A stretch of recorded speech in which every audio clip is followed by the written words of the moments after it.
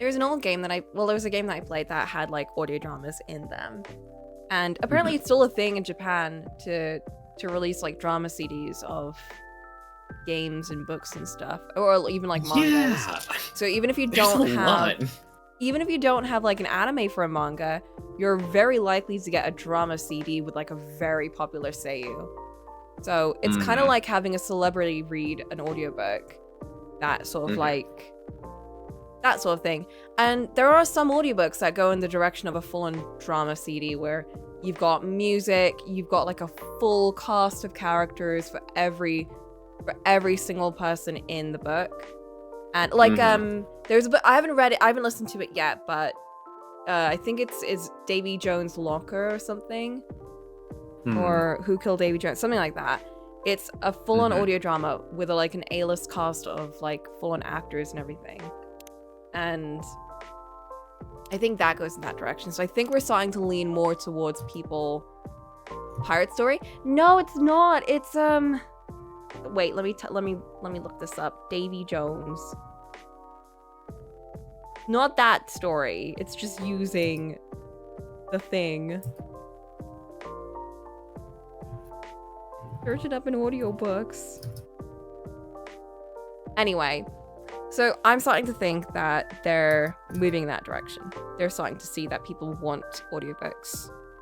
Because the fact that Spotify is putting audiobooks in its like repertoire, I feel like that's a sign. People want audiobooks. People want to listen to that shit.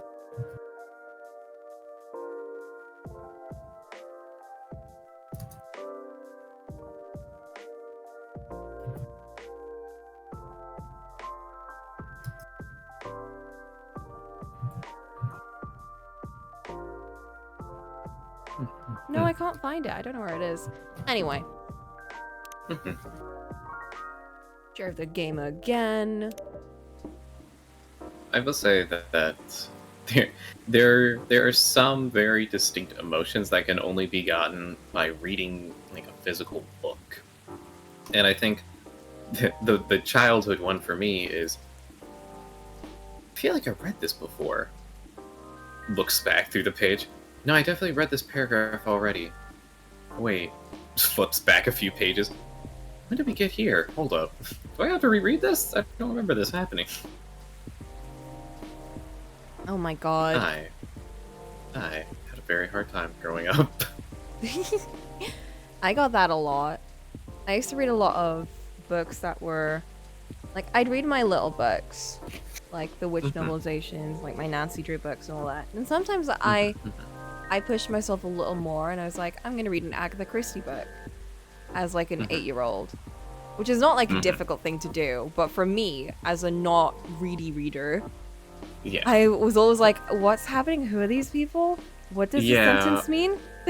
What does that word mean? There's a big thing that we like throwing around in the education sphere. I'm gonna say in America, because I'm not sure how it is in like Europe or whatever, but in America we like throwing around reading comprehension as we do like that a here big too. thing to like separate it. A lot of early school systems like to divide it between grade levels. So it's like, oh, I don't know, like Encyclopedia Brown, for example. That would be like a 3.5, which means like, oh, if you're in grade 3 or like you're grade 3 up, then you'll be like okay to read this and understand what's going on. And stuff like the things that like kids would swarm to, like the Harry Potter books and oh god, like Goosebumps and whatever, those would kind of range. Harry Potter usually fell on like 5, 6, kind of like in that kind of area, just because say what you will about how it's written, but there can be a lot going on that can go over a kid's head. So just like I feel like Agatha Christie and stuff like that, like those kind of books tend to lean towards kind of like middle school age reading requirements, because I remember reading them a lot in 5th grade onwards, I want to say. Oh gosh, what was what was it called? There was a mystery book I grew up with. I think it's because I had to read it so often that I kind of ended up liking it. Describe? It was, the concept was a old rich man passed away and invited a whole bunch of people that were either loosely tied into his life or were direct relatives. And the whole mystery was, I called you all here because I hid my will. And I know that all of you have a history with me, and I know that all of you just want my money or my property, and I'm willing to give it to you, but you have to find my will and write yourself in to get it. I had a directional motif. I think it's called the Westing Game? The Westing. The Westing Game? Is that what it's called? Yeah, it is called the Westing Game. It's a mystery book written by Ellen Raskin, published by in 1978. Oh my god. It's an old book. Yeah, the Westing Game was ranked There's number 9 among movie. all-time children's novels. Oh my god, there's a movie? The Westing Game, 1997. No. Oh my god, yeah! That's so fucking funny. Who's in this? Who the fuck is in this? Based on the Newbery Award-winning book. The Newbery Award? What even is that? Is it a game? She's playing chess with a compass on the chessboard. That's next level. Yeah. What does that mean? Yeah, it's like a game show mixed in with like a mystery. Oh, that's so super funny. Chess. There's even cards. Who plays chess with cards? This is next level. Mm-hmm. Super chess. Super chess. Anyways, yeah. The Westing Game was one I grew up with a lot, and I remember really liking it just because it was such a. In retrospect, it's such a simple fucking story, and just like even like the twist in the end and everything else for like, you know, younger baby me, I'm like, ooh, you told me don't make sense now. That's the fun part of a mystery, no matter how simple it is. In fact, even more so when a story is simple. When there's something really, when there's like a fun twist at the end, it's like, I never saw it coming because it's such a simple story and premise. You're like, you kind of lulled into a sense of, I get where this is going, and you're kind of like enjoying it. I mean, it's like Nancy Drew books. Like, they're pretty simple, but there's always like a little twist here and there, and I'm always like, oh, that's pretty neat. But like, you're not like, it's not like reading an Agatha Christie book where you're like, there's so many complicated connections and you're learning human psychology and whatever. Like in those kinds of childhood books, like Nancy Drew, Westing Game, like those kinds, there's always like, you know, you're just kind of, you get to pretend that you're like a little detective, and you, like, you're not treated like this is a big grand worldwide conspiracy. Like, it's a little mystery, but it's your little mystery, and you get to figure it out. And I don't know, I find that really comfy. It makes me kind of want to reread a lot of those books, to be honest. Like, no matter how many books I read nowadays and how many writing styles I end up loving or hating, I feel like I can never end up hating the writing styles that I grew up with. So, I guess I'm gonna make this the last little tangent before it inevitably spirals out of control whenever we start coffee talk. But, there's one thing when it's like, oh, the twist is fun because, you know, you're enjoying the ride and the journey and all that stuff, and like, then I'm reminded of when the twist is like, just random shit. Yeah. So I kind of brought it up. I mentioned like a sentence or something, but I saw a movie on an impulse, and it's called Boy Kills World. Oh, was that the ones that you said were like sort of okay movies but were fun? Yeah, it's okay. It's fun, but they try to put way too much emphasis on a plot that like we really don't need to. It's very clear what they want to do with it, but they have to lean into the plot to like keep people going. So it stars Bill Skarsgård, which is already one crazy fucking pull. But that is a name. Who the hell? Who the hell is this guy? if looks like someone I if the know. name isn't immediately recognizable, that's fine. Is he the clown from It? Yes, he's the evil clown from It. Oh my god! I saw his face and he's smiling. I was like, that looks so familiar. Mm-hmm. So, he's the lead actor called Boy, a kid with amnesia who was raised in the rainforest by a shaman. Now, I was ready to dismiss this movie after the first, 10 or so minutes. That's how, alright, I don't know if this is for me. It was. The shaman is played by Yayan Ruhian. Now, that name probably doesn't, ring any bells immediately, which is fine. That's okay. He was the final boss in The Raid Redemption, if you remember that movie. The movie where a bunch of Malaysian cops, try to siege a drug den?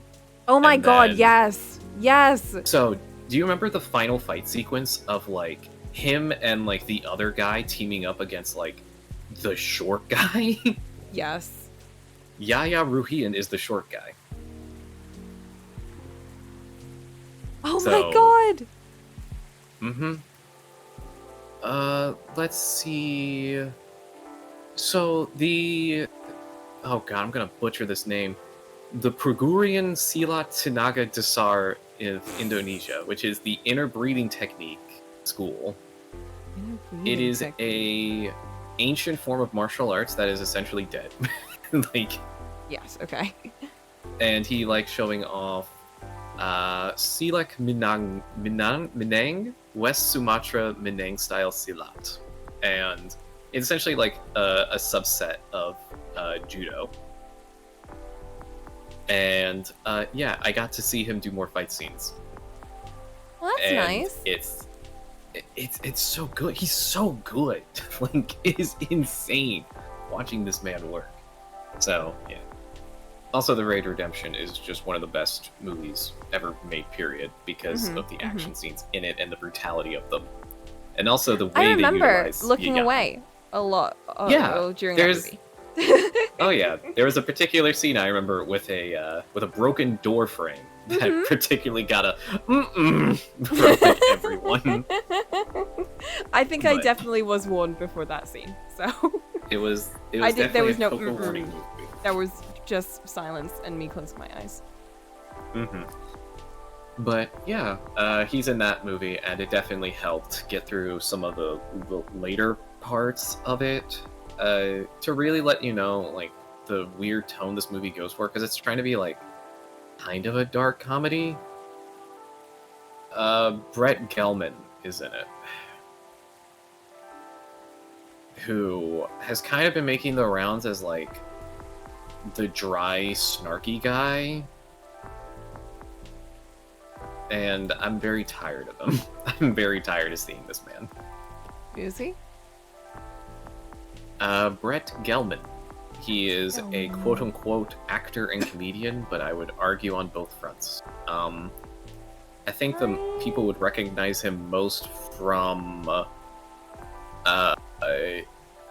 probably that one season of Stranger Things. Oh wait, no. Yeah, he's listed on the Stranger Things. Fleabag, which is a show that I feel like I need to watch, but I never have. And a couple of things that, again, I've never... And of course, who could forget his legendary role in Lyle Lyle Crocodile as Mr. Grumps?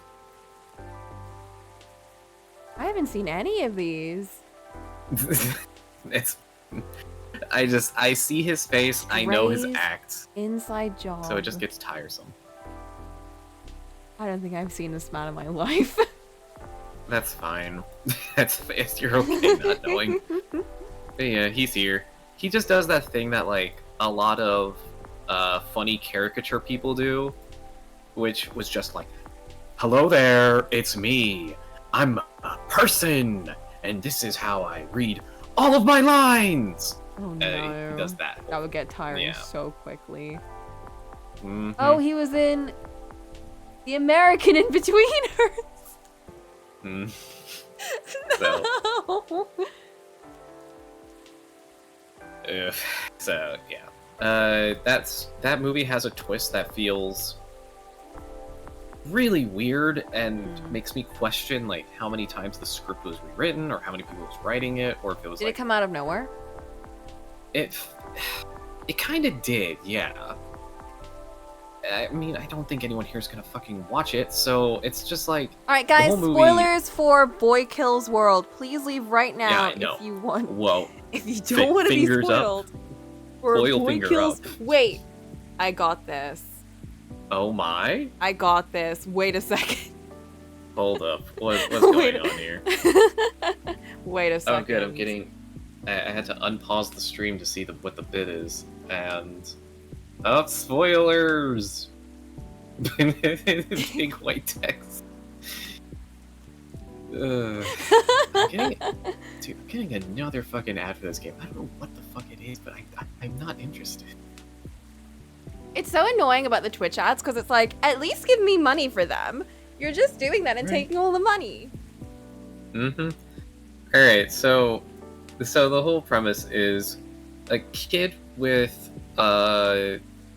remembers very distinctly that in his like small country, his small country, that a cruel regime rules everything, and in that cruel regime, the person in charge has this thing called the culling, in which she rounds up all of her political rivals, or people who speak out against her, or people she just has a grudge against, and she just kills them in front of everyone. And it's used in order to boost morale and keep everyone on the same wavelength. That's how it's pitched. Yeah.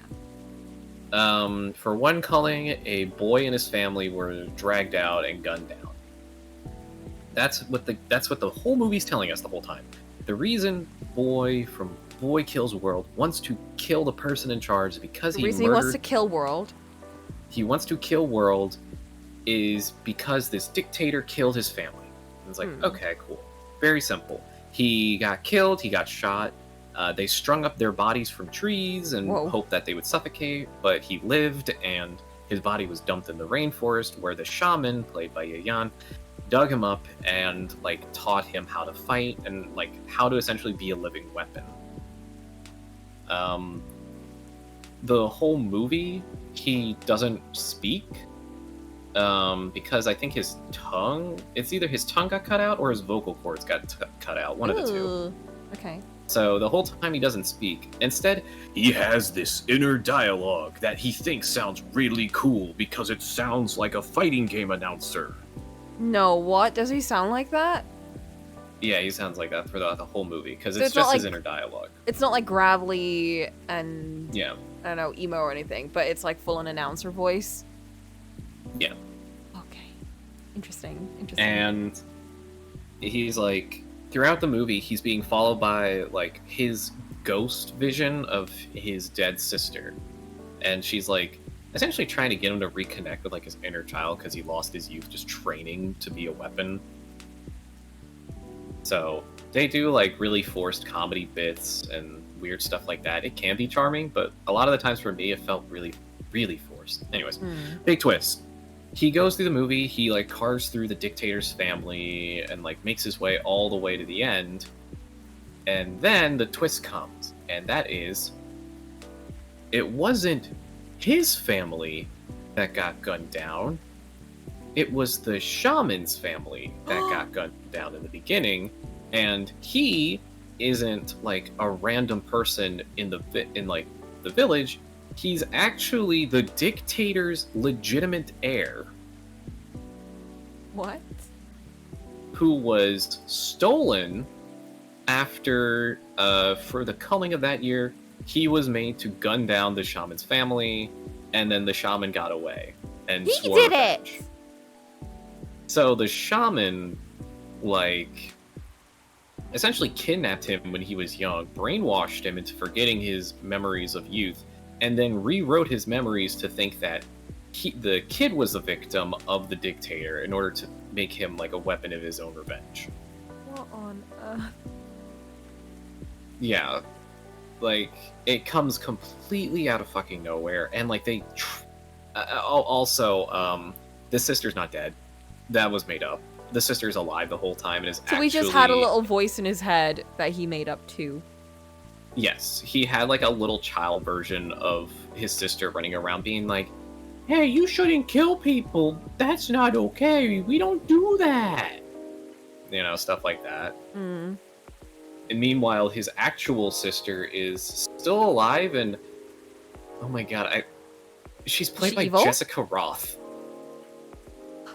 The sister is played by Jessica Roth, who, if that name doesn't immediately perk up your ears, that's the lead from Happy Death Day. No! Yes. Oh my god! So she plays the older version of the sister. And she, for some reason, her name isn't her actual name. Her name is like a pseudonym. It's June 27th, one word for some reason. And she has like a helmet that has a moving text crawl over it, over the visor, that like says words, even though she can speak just fine. March 7th. So it's like March 27th. That's her name? June 20. Sorry, June 27th. June 27th. I don't know why they never explain With it. the numbers, are the numbers like numerical Yes. in the name, or the okay? Yes. And it's all joined just together. June 27th. Oh, Hoya copied them. Is that a character? Wait, the character in Hoya was also called March 7th as her name? Oh man. Or is it just March? Person with the shrug. Just give him the name. Just give him the name. No way! Oh my god! That's very funny.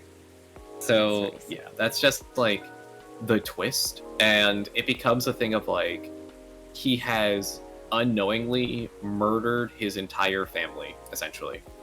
And the movie doesn't exactly paint any of them in a good light. It's like they're legitimate crazy people who are like psychotic and like murder people for fun. And like the dictator of the whole country has been secretly in a bunker this whole time because she's so scared of the shaman's revenge coming for her that like she doesn't even want to go out anymore. And so when she does come out, she like goes on like these really weird and like racist tirades and shit like that. Oh god. So it's just like, okay, that's nice. Yeah, no, the film feels very conflicted about what it wants to be and the stylistic choices it wants to do. It feels like it's trying to be so many things, but at home. Like, grocery store branded, like John Wick, you know? It's just really weird. It seems, yeah, it seems like they were going for, I guess, the equivalent of a female rage film. Like a revenge kind of thing, but like the John Wick version. But here's the funny thing. We already got that, and it came out, like, I want to say before John Wick. It's Hardcore Henry. It's discount Hardcore Henry. Hardcore Henry? But like, Hardcore Henry was the first person action movie. What on earth? Where, like, the entire film is from the protagonist's perspective of Henry. And Henry also can't talk. And the entire film is carried by one guy. No joke. One guy who acts for, like, 90% of the film because he's just a reoccurring, like, guide character. Like, his whole thing is he'll show up in a scene, start yelling at him in, like, a silly outfit and accent, and then get killed off in a brutal and violent way.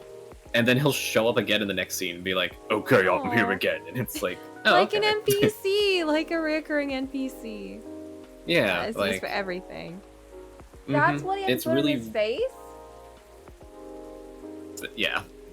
Oh my god, I can't imagine, like, running around like that. Mm-hmm. The film really took off in a staircase sequence that was advertised. So, the staircase sequence was advertised a lot on, I think, like, GoFundMe and Kickstarter and stuff like that. Like, hey guys, this is what we have so far, but we kind of wanted to go all the way with it and kind of give it a bit more budget. And then they did. And it's really contained, it's really short, and, you know, you can argue it kind of has a lot of the same issues of, like, oh, it has too much plot, or, oh, they keep, like, ragging on it, but the thing has vision, it knows what it wants to be, and it knows what it wants to do from, like, start to finish. Like, Boy Meets World feels confused about what it wants to be or do at any given time. Does it want to be like the 80s, 90s action film reference movie? Does it want to be like, oh, this is really cool, we're doing cool guy things? Or does it want to try to tell like an absurdist, violent story about like this random ass country, you know? It just feels a little directionless a lot of the times, but that's just what I got out of it. You could watch it and come out with a completely different interpretation of it, which is the beauty of film. So we all take something out of it. I don't think I've watched a movie recently that had me particularly upset, except for Saltburn. That's like the only one. That was like ages ago. That was like months ago. Yeah, but I feel like that was an upset over a very different reason rather than like. That one was just because movie could be better. Yeah, that was I got upset because they did that whole the twist thing where it's like, this is a really cool twist, and it's like, we knew this. That's not a twist. You've been telling us this the whole movie. But then they acted like it was a big twist and a big reveal, and he had his like little villain monologue, and it's like, why are you giving us a villain monologue? We know what you've been doing. You've been telling us the whole movie. And that just annoyed me so much. It was like, how stupid do you think we are? Like, literally, how stupid do you think? What was the point of this movie? What was the point of any of this? Like, I felt like it was a waste of time. It was that kind of movie where it's like, I hyped it up so much in my head, and I was like, this was a waste of time. Ah, man. But I think since then, honestly, I haven't watched that many movies. Yeah, it just leaves such a sour taste in my mouth when it's like, this movie was just visual fluff. And why did I watch this? Like, I'd rather watch a bad movie that's interesting. That had like some sort of vision in it. Like, even a Neil Breen film, I don't know what the fuck his movies are about, but I get something out of it at least. And I know what I'm going into. It's about Neil Breen being the smartest and most clever man to ever exist, who knows the most out of everyone else, and everyone else needs to wake up and see the things that he sees, because before it's too late. And also, he's fighting the government and getting all their secrets. He's getting all the national secrets. So, something I do, I haven't done this in a while, but I like to do a double features with a partner in which we watch what I call the original version of a film, and then we watch like a modern remake of it. We watched Ryan Gosling in Driver, followed by Baby Driver one time, and then we watched the original Ocean's 11, and then we watched the 2000-something remake with George Clooney afterwards. George Clooney. The one that I want to push for now, it's a little more cursed, but I really want to do it. Did you know they remade Roadhouse? When? This year. What? It stars Jake Gyllenhaal. And I really want to check it out because they spoiled something about it in the promotional material, and I think it's the funniest fucking thing on the planet. So, or does not have good reviews. Oh yeah, that's what I want to do. So yeah, actually. Oh, this looks. Fun fact. This looks silly. It looks so mid. I can't wait. But the original Ocean's 11. I don't remember if it was originally called Ocean's 11. Let me check real fast. Let me fact check myself live on stream. Ocean's 11. Yes, the original Ocean's 11 was a film in 1960, and it was for the time, what a lot of films become nowadays, which is an ensemble cast film, because it starred nothing but musicians. It starred Frank Sinatra, Dean Martin, Sammy Davis Jr., Peter Lawford, and Angie Dickinson. And because they couldn't help themselves, they had Sammy Davis Jr. sing an original song, which is Yo Eleven. It's an earworm. I will say though, they couldn't help themselves as well because they're like, hey, we got Dean Martin on set. Have him sing the Fallout song. And so he sings the Fallout song, and everyone clapped. Fallout song? Ain't left a kick in the head. He sings that song in its entirety like 3 times throughout the film. Huh. But yeah, it's a very funny one because you get to see a very particular moment in time for Hollywood, which was, okay, the music scene's not really popping off as much as it was before, but these people are household names, so that we have to transition them into a different medium so that they can continue to be profitable for whoever, like, essentially owns them, you know? Mm-hmm. So for the time, it was movies, it was TV, and yeah, it's a perfectly fine film, you know? Fair enough, fair enough. Yeah, it's a fun one, but it also is very, very long and very, very prattling. And the plot is essentially the same. It's a bunch of guys, and they decide to rob the Strip. Like, they've robbed 5 casinos in one night. Like a raid. So, yeah. So, it's very fun. And the only issue is that it's 2 hours and 7 minutes long, which is way too fucking long for nothing happening for a lot of it. Yeah, that's the kind of thing. That's the kind of thing you need a slower paced kind of. I don't know. I feel like I can deal with that with a drama kind of film, but not with like an action. Like if it were an action film, I would be out after the first 30 minutes, let alone the first 2 hours. A lot of the film is Frank Sinatra walks into a room and talks to someone, and he'll just be like, "You there? Tell me what's going on here." And they'll be like, "Everything looks good, sir. But wait, there's something different this time." And they're like, "Oh, no." And then they crossfade to like a different scene of 2 people talking, and it's just like that over and over until they actually start doing the heist itself, which is pretty fun in the execution, especially for the time.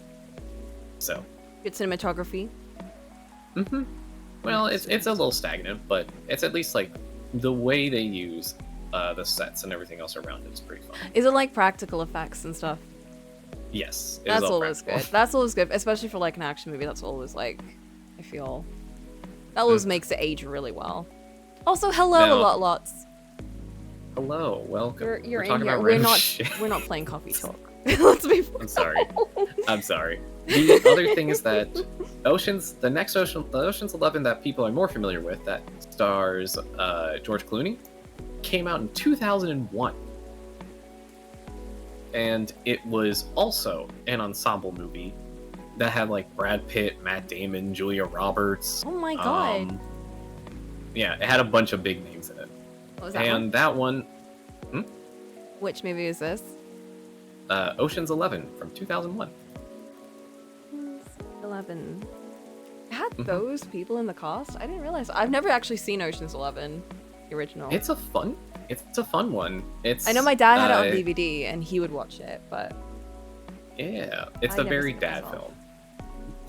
It is, yeah. It's very fun, though. I would highly recommend it because it has a lot of very memorable sequences in it. Ugh. And then on Plane Once, I watched the all women version of Ocean's 11. I think it was called Ocean's 8. Ocean's 8? Also, thanks for sticking around. They made an all-women's version. They called it Ocean's 8. How many of these are there? There's a remake. There's the all-women's version. There's Ocean's 13, Ocean's 12. Yes. Oh my god. Why do they have so many? Yeah, because they made money. Like, that's kind of it. It's like, they're not sequels, though, are they? Some of them are. Yeah, Ocean's 11 from 2001 going into Ocean's 12, then Ocean's 13. Those are all sequels. And then Ocean's 8 happens after all of them, breaking the sequencing ties, and also just kind of shrugs and goes, "Oh yeah, we're also just kind of doing our own thing now." Anne Hathaway was in it. Helena Bonham Carter. Rihanna? Yeah, they were all in it. Oh my god. They got Sandra Bullock, which I feel is a staple in all of those types of movies. It's true. They're also, man. I just remember Mindy it just being very, Mindy very calling. Oh, Mhm. Mindy. James Corden. Okay. Never mind. Points. James Corden, Pa. I love James Corden. Shut No up! one Don't ever even. We do not acknowledge says- him Mm-hmm. in the movie. It I is. would have done it for It Sandra has been a Bullock. hot But... minute. It has been a hot minute since like I had a movie I was actually looking forward to watching. Hmm. So, I don't know. I think the only thing I'm really looking forward to is Deadpool and Wolverine, but that's just because I want to see Hugh Jackman again as Wolverine. So Wolverine is... Is it a prequel? For what? What? Because we... Like the okay. movie? Okay, listen. Yeah. So... Okay, I'm listening. So we had the X-Men movies. There was a Wolverine prequel movie, wasn't there? Where he had yes. his before he got metalified. I remember it because Yes. it really creeped me out that he had the bone hands, and I hated that. Oh, yeah. So the Wolverine is kind of like a sequel to after. It's kind of indiscriminate where it's placed on the timeline, but it's a one-off story about Wolverine essentially giving up his immortality, because like that's the big thing with Wolverine is that the fucker can't die. Or he had Logan too, right? Yes, and Logan is like the end of the line Wolverine movie, where like it's old man Logan. So is this before that, or is Logan just standalone and not involved in any of this? Logan is standalone, but it uses like everything familiar from the universe so that it's more digestible. So it has like Sir Patrick Stewart as Professor Xavier, for example. Yeah, and Hugh Jackman. Stuff like that. And Hugh Jackman playing the titular Logan. And, you know, minor spoilers for Logan, the main antagonistic force is a clone of Logan. So it's literally young Wolverine hunting down old Wolverine. Yeah. And it has X-23, which is the small child that also went through the same thing that Wolverine went through. And it's fun. Anyways, yeah. Did this take place before that? Yeah. It takes place before Logan. It takes place after, like, all the canonical X-Men stuff, because it's, like, older Wolverine who's, like, done with everything. It's Looper. I don't know. Looper? I'm looking fun with it. Looper is a film in which Bruce Willis gets hunted down by Matt Damon? Wait, okay. Is Looper. I think I'm getting the name. I think I got the name Bruce right. Willis. Matt Damon is... No. Joseph Not Matt Gordon-Levitt. Damon. Okay. It's Joseph Gordon-Levitt. Joseph Gordon-Levitt, the other guy that was being recycled. Dude, I'm sorry. No, to be fair, I saw like a brief glimpse of him on the cover, and he did look like Matt Damon for a second. Mm-hmm. Yeah, Looper Emily was Blunt during a is in time this where dude, I don't know why. There was like a phase in Hollywood where if you were a unoffensive white man, you had to be pushed as an action protagonist. You were Bruce Willis. Poor Bruce Willis, man. I'll take you anytime, punk. That's a reference for anyone who knows that one. Wow. Bruce Willis has infamously been a stretch of direct-to-DVD films and like really shitty low-budget films. Vin Diesel. But that's mainly because of his. Yeah, he also like sold his likeness to like a Russian ad company to use for AI-generated commercials and stuff like that. Oh no. He's doing a lot of stuff to kind of end up quote-unquote tarnishing his legacy, but that's just because his mental state is degrading super quick, so he wants to rake in as much money as possible so his family's going to be okay. Oh. Yeah. Anyways, yeah.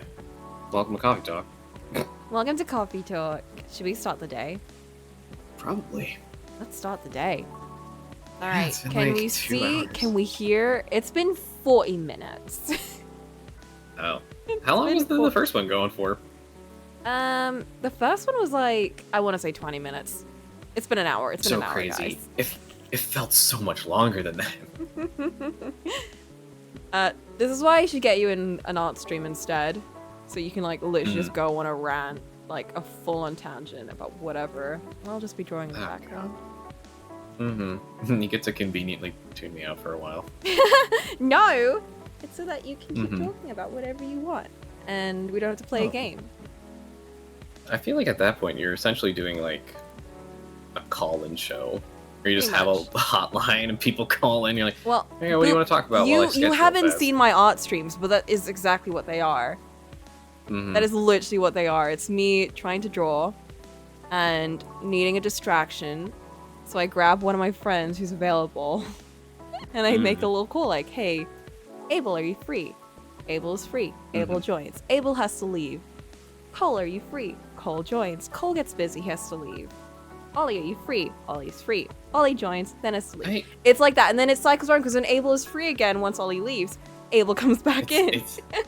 It's like one of those old Christmas variety shows where it's just like they're sitting on a set and they're like, oh, there's the doorbell. Let's go see who it is. And they open it and they go, oh my gosh, it's James Corden. No! Why would you make me clap to that? Ew!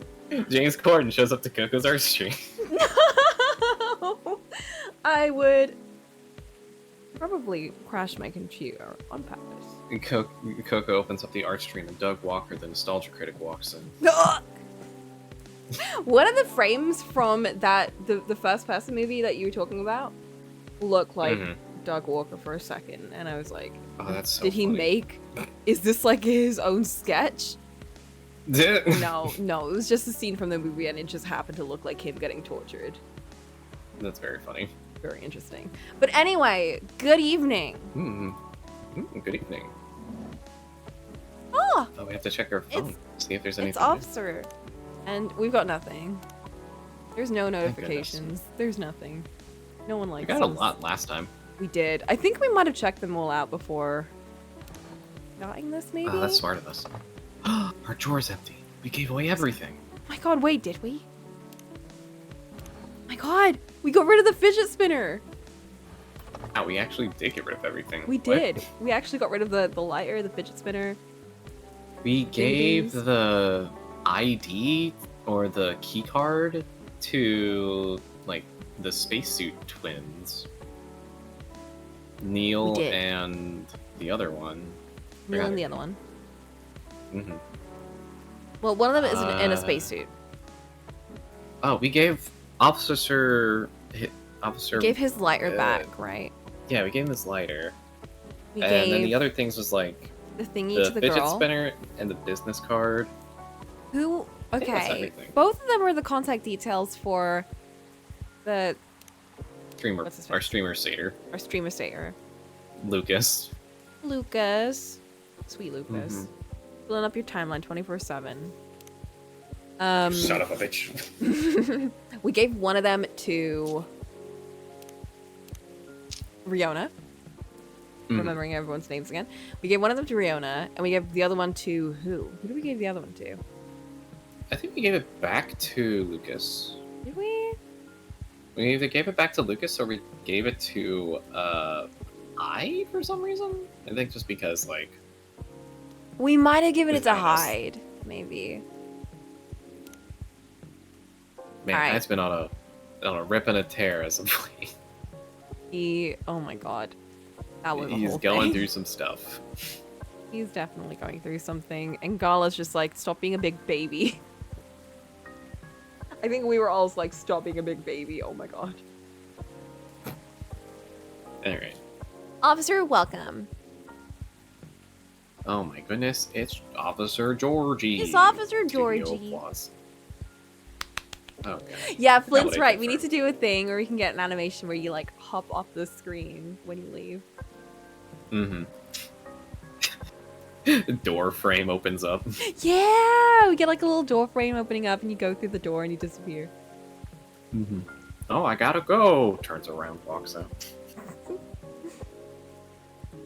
Hey, Kupo. What I did for Jorji. Feels like a more smoky southern thing. Something like that, yeah. But also kind of like a dad.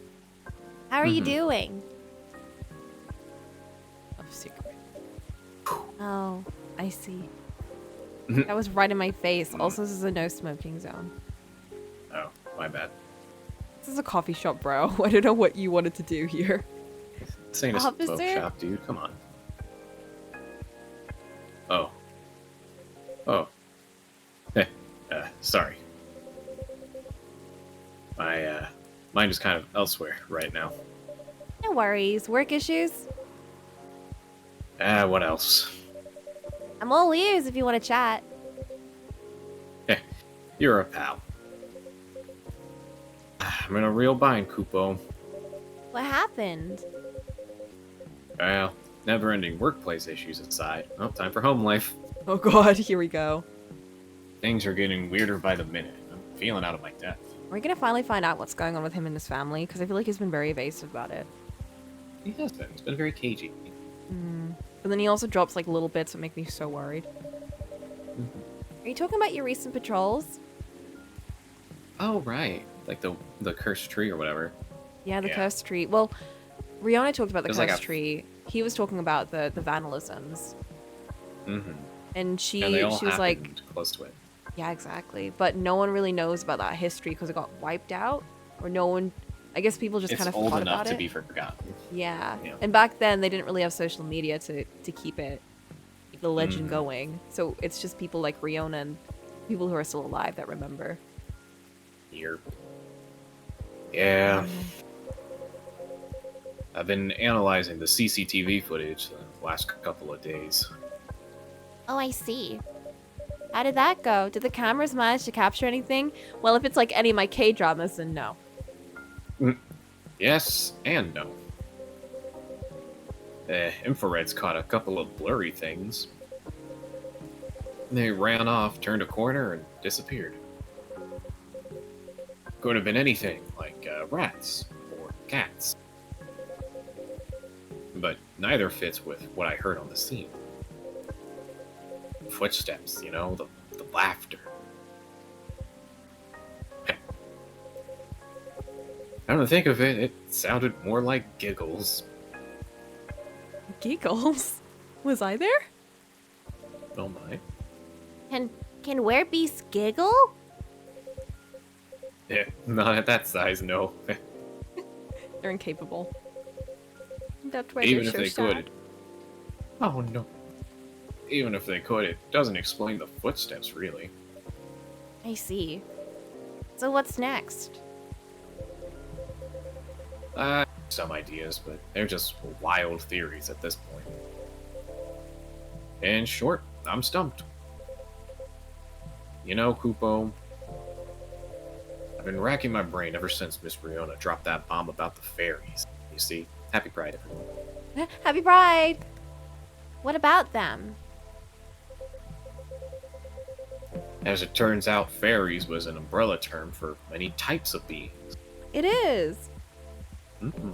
It can mean, like, pixies, and it can mean fae folk, but fairies people always think are the ones that, like, fly around with little wings that look like pixies.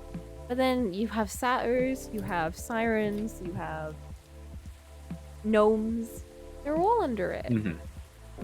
The red caps. I guess Red caps so, are yeah. definitely not what you would consider a fairy, but they're pretty crazy. Anything that didn't fit the known physical rules at the time was to be referred to as such. Oh, Does that mean banshees were part of the fairy folk? Heh, probably. I feel like they would be, because a lot of fae... Well, because you got different cultures that came up with fae folk lore and stuff. But then a lot of it came from Ireland, didn't it? A majority of them came from Ireland or around that area, yeah. Yeah, Lot because of you got like a Celtic, lot of a lot Norse of fairies, Scottish. Celtic. You got Mhm. Irish folklore that have to do with fae. Like they all kind of mix together a bit, and I think when I know because a lot of it does Arthurian come. legend. I blame that too.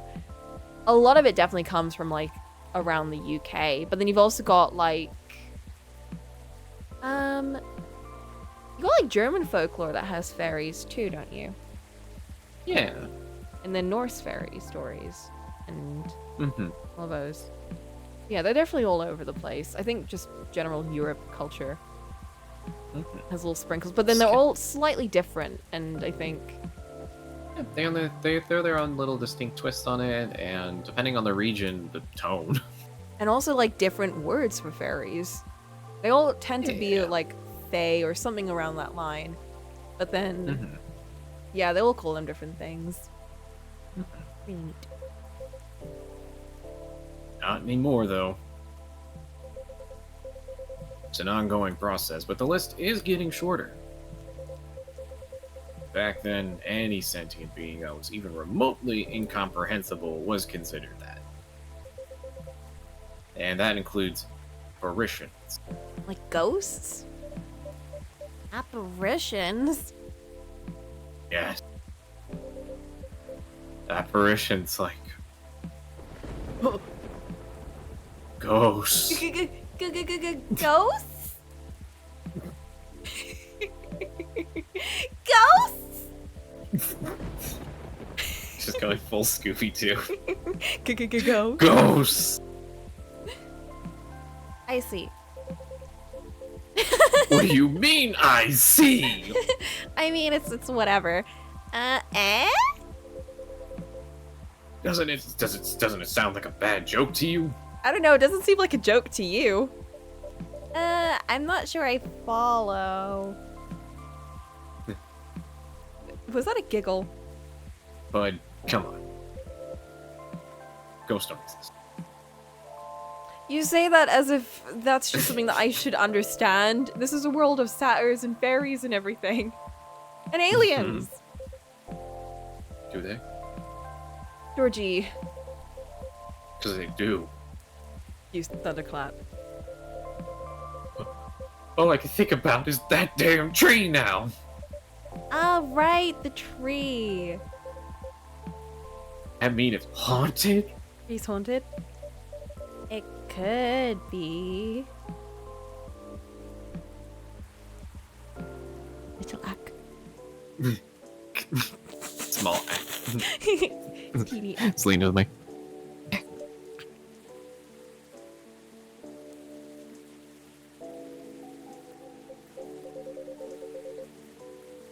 Don't get how you could be so calm about this.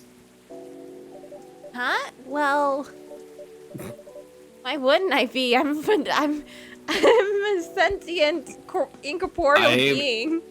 I am a normal human. I am a human like you, and I'm calm about this because, like all humans, I believe in things that are human and real and not ghosts. Mm-hmm. Check the notifications. We got one.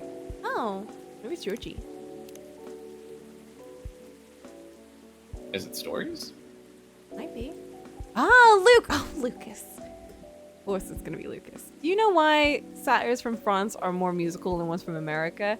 Because they have French horns! Oh my god. Perish. Hashtag sorry, not sorry. I'm not liking that. Damn. Oh no, What if they're that scroll- Kupo didn't like that. They're scrolling desperately. They're comparing the likes. Oh, I didn't like this one. I didn't like this one. I gotta see them. I gotta see them right now. He's gonna Explain show why up. you didn't like this post.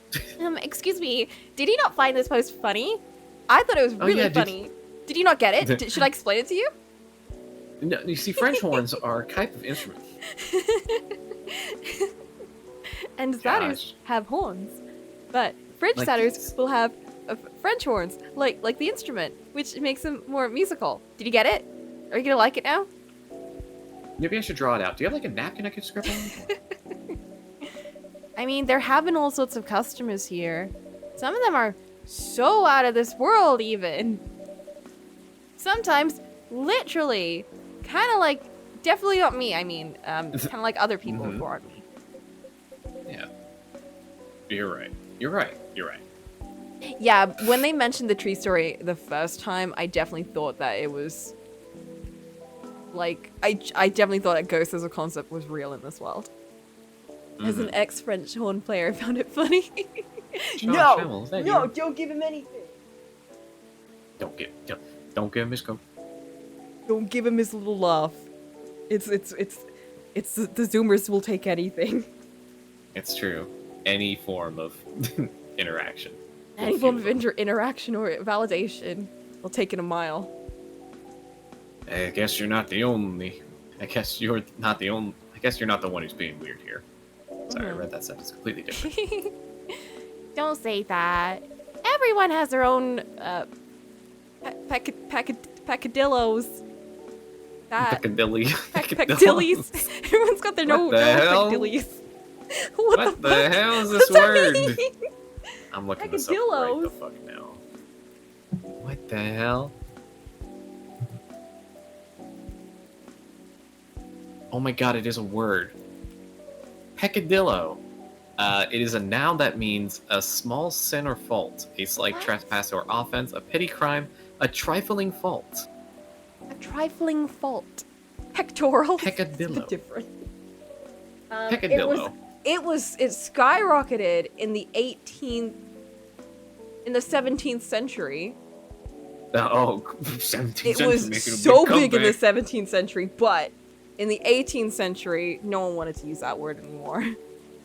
I wonder why. But in 2019, it's starting to gain more traction. People are using it more. People like their peccadillos.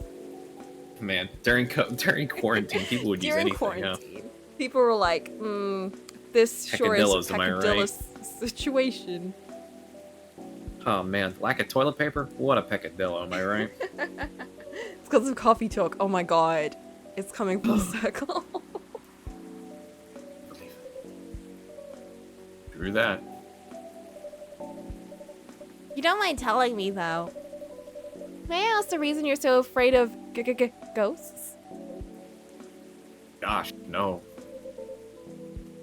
That's a long story. There's it's just you and me in here. I'm gonna be here all night. Like, I got nothing better to do. Mm-hmm. That's something I'm ready to talk about anyway. You watch Goosebumps. That's what the story is. One late Saturday night after, or maybe a Friday night after school, put on my Goosebumpy episodes. And they said we're going to a place called Earth. We're going to a place called Earth. No, that would make him hate aliens, not ghosts. Oh, that's true. I think there was an episode that was just a bunch of people went into a house and everyone they try to bully their friend into that sounds like right for Goosebumps. They got him trapped in the house. And then after the after the whole episode, it was revealed that their friend was a ghost the whole time or something, and he got them the whole time. I feel like I remember that, but it's been so long. There was definitely an episode. It's been a while. I'm sure. Mm-hmm. Off topic, but this guy's popular. Boop, what is your opinion on big, soft, frosted sugar cookies? Partner really likes them. I can do without them though most of the time. I'd rather get the cream cheese frosted brownies from the grocery store rather than the big soft frosted sugar cookies. Yeah, cream cheese frosted brownies. That's not something we get here. Frosted brownies. Yeah. Oh, interesting. Yeah, I'm not a frosting fan. I don't like anything sweet. So I'm very much I'm very anti-fun. No, I like sweet things, but in very small quantities. If you go to the movies, if you were to attend a cinematic masterpiece such as the Despicable Me 4 coming out this summer. Yes, of course. I'll be the first one there. What would you get? Would you get a box? Would you sneak in a box of candy? I would sneak in a sweet and salty popcorn.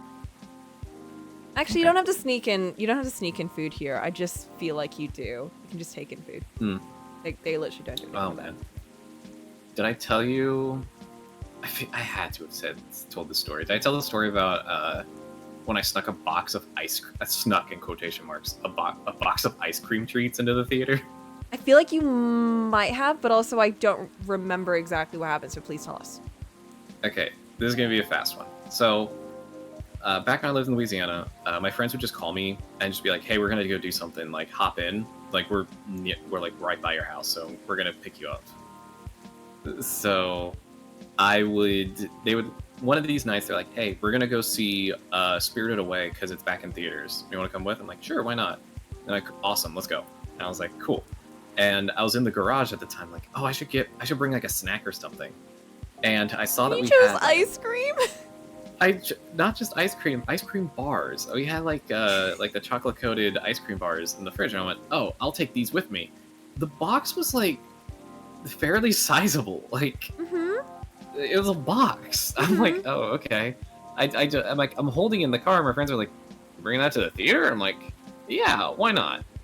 And then we get to the theater, and it hits me. I'm like, "Oh, they don't allow outside food. Well, I guess I should probably try to sneak this in." I don't have like a sweater on. I don't have like any form of baggy clothing. I'm wearing like PJs. So I have this box of ice cream treats, and I put it under my shirt, but it's just me. It's a box with a large square indentation on my thing. So I was like, okay, how am I gonna do this? And I'm like, I know. I'll rotate it as I'm walking, so it's out of their view, and it'll look completely normal. So no. we buy the tickets, and I'm like this fucking freak with two arms underneath their shirt, like pushing this box around. And I think like the people manning the doors, people taking the tickets, they just felt so embarrassed for me that they just pretended not to see it, or they just didn't bring it up. And I'm like, yes, we will enjoy the movie, haha. And then the movie, but foodless, because we do not eat. Of course, we do not eat. That's why my belly is so big, because I already ate before coming in. Of course, I had a full succulent Chinese meal. And I ate the box too. That's why it looks like this.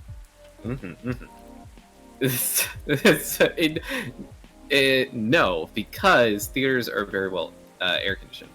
So it's why I wear jeans to the theater, because if I'm at a place that has AC on for too long, my legs get cold. So I wear jeans when I go out to the theater. They call him cold leg boop. So yeah, that's how I snuck in ice cream treats to the theater. Snuck in, quote unquote. Oh my god. I've noticed the theaters have gotten a lot better quality recently. The one that I go to, like, you don't have to pay extra for it. It's the cheapest one that you can get, but they have recliner seats and everything, and it's like super fancy. And I'm like, is this what theaters are like nowadays? Is this just what life is like? Yes, they are. I remember dingy ass, horrible theater seats, and I hate it.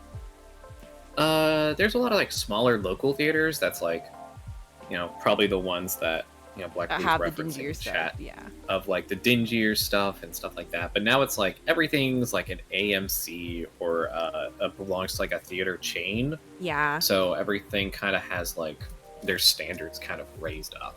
True. I think the fanciest one I've ever been in was the Movie Tavern.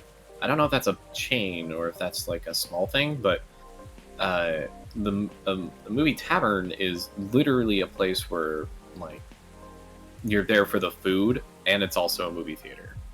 So, so it's like, hey, you're watching a movie starting. You can literally just place an order and be like, yeah, I want some sliders and like a large beer, and then they'll just give it out to you. And like a live show. Yeah, and to accommodate for that, it's like you're in a huge fucking chair with a big ass tray that like can fold in and outwards. Oh my god. So I guess I think the premiere shows, like the little small indie kind of premiere thingies where you sort of like preview movies right before they come out. I know that those places are really fancy. Like those are super fancy theater stuff. Because my sister went to, I think it was the Call Me By Your Name one. And she was telling me about it, and she was like, yeah, it was like they were serving really nice food. It was like really small, but like the seats were incredible. Like Again, it was like, I think So 20 like a people film festival max kind of thing? kind of thing. Yeah. Ah, It was in London interesting. somewhere, but I don't remember. And Oh, London. don't think that, no, the theaters in London are not amazing. Because I remember the ones I went to as a kid were horrible. Again, nowadays they're all nice. Nowadays they're lovely. I don't know what's happened, but I guess they have to try and coax people out. Yeah, they have to really sell you or justify the almost $20 to, get a movie ticket these days.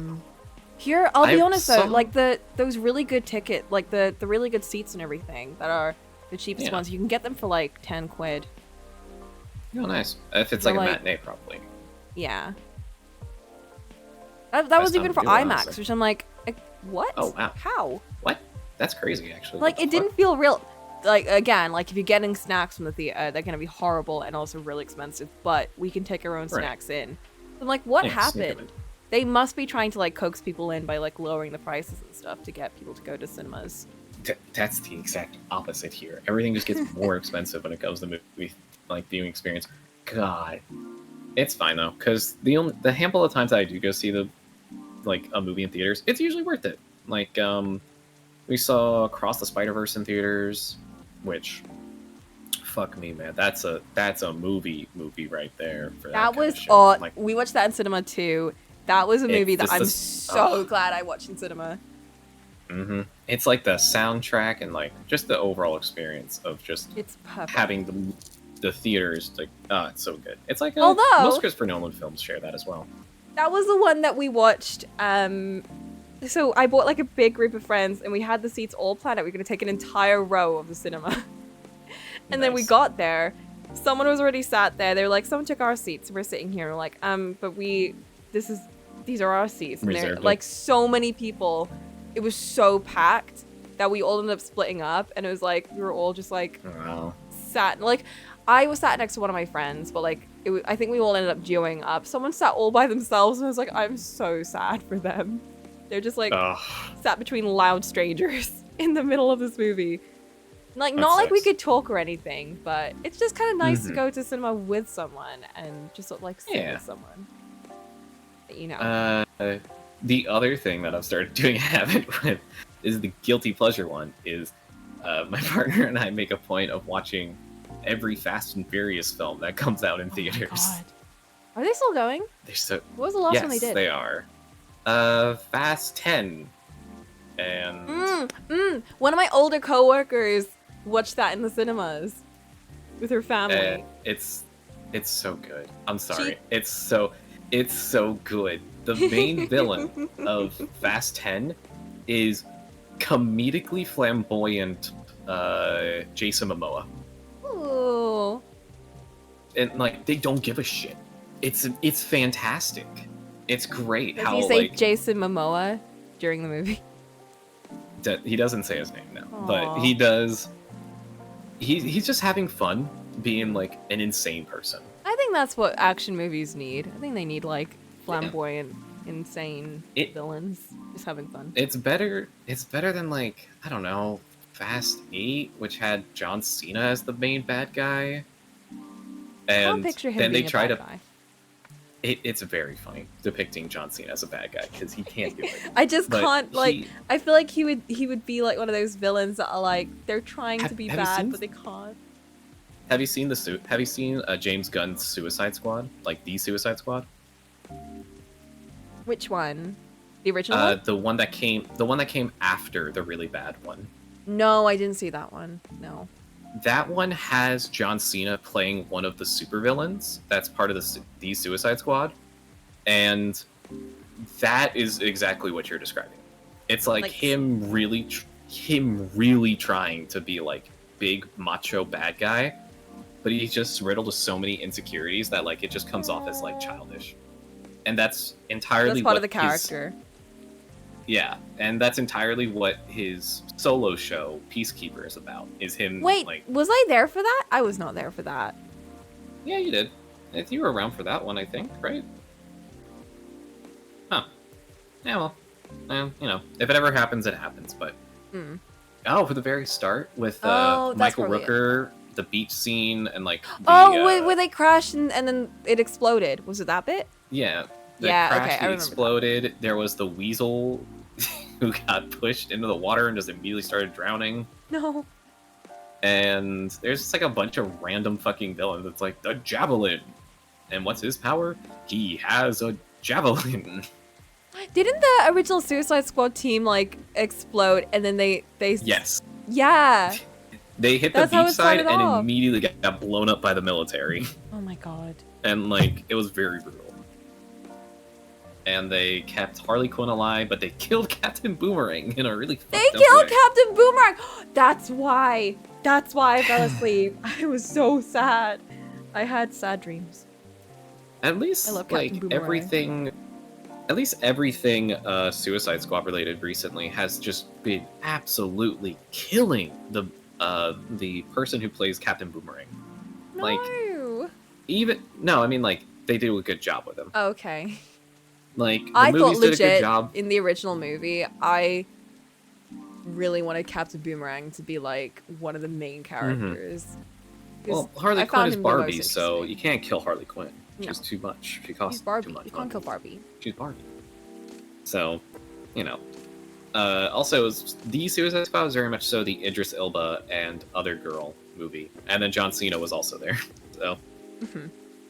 Oh, and also King Shark. I forget who played King Shark. Was that one Bruce Willis? It was some big Bruce actor. Willis wasn't it? Who did John Cena play again? You said it was like a John silly Cena villain. played, Peacekeeper, who is just like, he's just another like hyper patriot like bad guy. But like the way he depicts him is so like awkward and like forced macho a lot of the times. Like one of the first scenes a he's in typical is with, soldier type energy.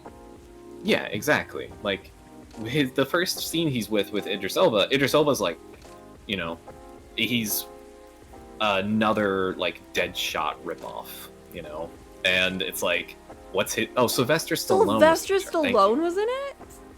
Yeah, but it's just for a comedic character who just says like a word every so often to a scene. So literally, the big King Shark line is that, then. He just points in a direction, just goes, "Bird," and they're like, "Yeah, that's a bird. Good job, buddy." And like he'll just be like, "Hungry," and then they're just like, "Oh, okay. What do you want to eat?" And then he'll start tearing apart a body, and they're like, "Oh, right, you're a shark." Huh. Okay. But yeah, one of the first scenes is like a back and forth between like Amanda Waller and picking up all the new members of the Suicide Squad. And when she picks up Idris Elba, they also pick up John Cena. And everything that Idris Elba says, John Cena tries to one-up him. So he's just like, Idris Elba's like, "Can you kill a man in like 120 meters?" And he's like, "I could do it in 119. And he's like, "Okay. I once killed a man with like, you know, with half a bullet because my gun misfired." And he's like, "Well, that's funny because I just killed him with a gun. I didn't even need to use the bullet." And it's like stuff like that. It's very fun, like back and forth, silly banter. That's like, okay, this is a James Gunn movie. Everyone's just like big children. Well, I'm glad that it was better than whatever the fuck happened in the first movie. I think all of the ones that they made after were probably infinitely better. Much better. Yeah. It's a weird mixture of they do better and then other times they do not do better. Really, they can't do worse, though. Well, Wonder Woman got worse. Oh, are we talking about like DC movies in general? DC movies in general, yeah. Like, the Suicide Squad was definitely like oh, that's fun. Honestly, okay, no, that's a bit of a lie. It's a mixed bag kind of deal, because I kind of enjoyed Aquaman for what that was worth. Wasn't Aquaman supposed to be silly, though? Or was that a different one? Yes. That was a different... Aquaman Wait, am I 1. thinking about The Flash? No, The Flash is just bad. No, It's okay. forced. I'm thinking It's about forced something. studio stuff. There was one DC movie that was like really silly, wasn't it? Yes. Not The Flash. Forget The Flash. Honestly, here's my suggestion, and it's gonna come out of fucking left field. Blue Beetle. That's gonna be the one I suggest. Shazam! It was Shazam. That was what I was thinking of. Mm-hmm. Shazam's also pretty fun. That's just because Shazam's whole character is it's a kid who has the power to turn into like a superpowered adult. Mm-hmm. So they have this scene where like he goes into a store and buys like beer. Oh. And then they try the beer and then they immediately start spitting out. They're like, this is so gross! Like, do adults drink this? Like, being adults sucks. So, yeah, my random suggestion, if you want like a chill superhero kind of film that kind of has like a interesting central theme, Blue Beetle, because it is about a Latinx family. It could just be about like a kid with a symbiotic relationship to an alien like piece of technology, and it kind of is, but it's more about like the family. Oh, and, I like that. That's That's my favorite type of superhero movie. Mm-hmm. And I mean, it's kind of like the book I was telling about, and we're going all the way back to the book talk. Like the book I was telling you about, like I really want a superhero movie. Not that there hasn't been those. There's definitely been movies out there like that. But I want a superhero movie that has characters with superpowers, and they are relevant. Like, it's not just superpowers are there, but also we're focusing on a drama. I want it to kind of be like a nice mix between, this is really primarily about the relationship between these characters and how the superpowers end up either enhancing the relationship or being a detriment to it, but not because of the powers, but because it just kind of highlights their personalities. How it affects the family. Exactly. The family it highlights dynamic. how they abuse it or how they use it in whatever way that they do. Mm-hmm. Yeah, it's like my romance books. Like, I can't read a full romance book. I just can't do it. But I do love romance in my books. So I need it to be like a sprinkle of this. I need a sprinkle of superhero and superpowers. But it's I need it to mostly be focused mostly on drama. Everything. And relationships and everything else, yeah. And mystery. We can throw in mystery too. I love mystery. But yeah. I think Blue Beetle kind of does that. Yeah, it's a lot of nice. Like The Incredibles. I want something more like The Incredibles. Yeah, The Incredibles is a fun one. The Incredibles 2 is a bit mixed for me, but it's still pretty solid. Yeah. Yeah.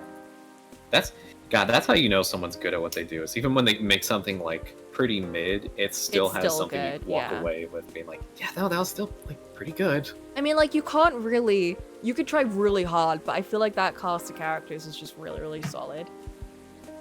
That you'd have to really, really fuck up to make it terrible. No, wait, it's really easy to fuck something up pretty bad. Oh no. Gestures at the legacies of everything. Look at everything involving Star Wars. Smile. Uh-oh. And on that note, let's not talk about biscuits anymore, because that seems to get us back into movie talk. Oh, you're true. And we'll talk to Jorji. Jorji's not ready to talk about his ghost story, by the way. That's true. That's understandable. Not Nancy Drew, but I always think of it when I hear that show. Wait, what? The what Incredibles. Show? The Incredibles? Mm-hmm. Oh! My brain jumped to The Avengers. Because that was an old British spy show. No, it was a TV show. It was a TV show? It was a TV show, yeah. I remember watching the original one with the guy with the top hat and the girl, but then she ends up leaving the show, and you can't actually access a lot of that. So my dad had it on like these really old cassette tapes, but apparently a lot of them are lost to time because a lot of them burned up, like the original ones burned up, so you can't really find them easily. It's so sad, yeah.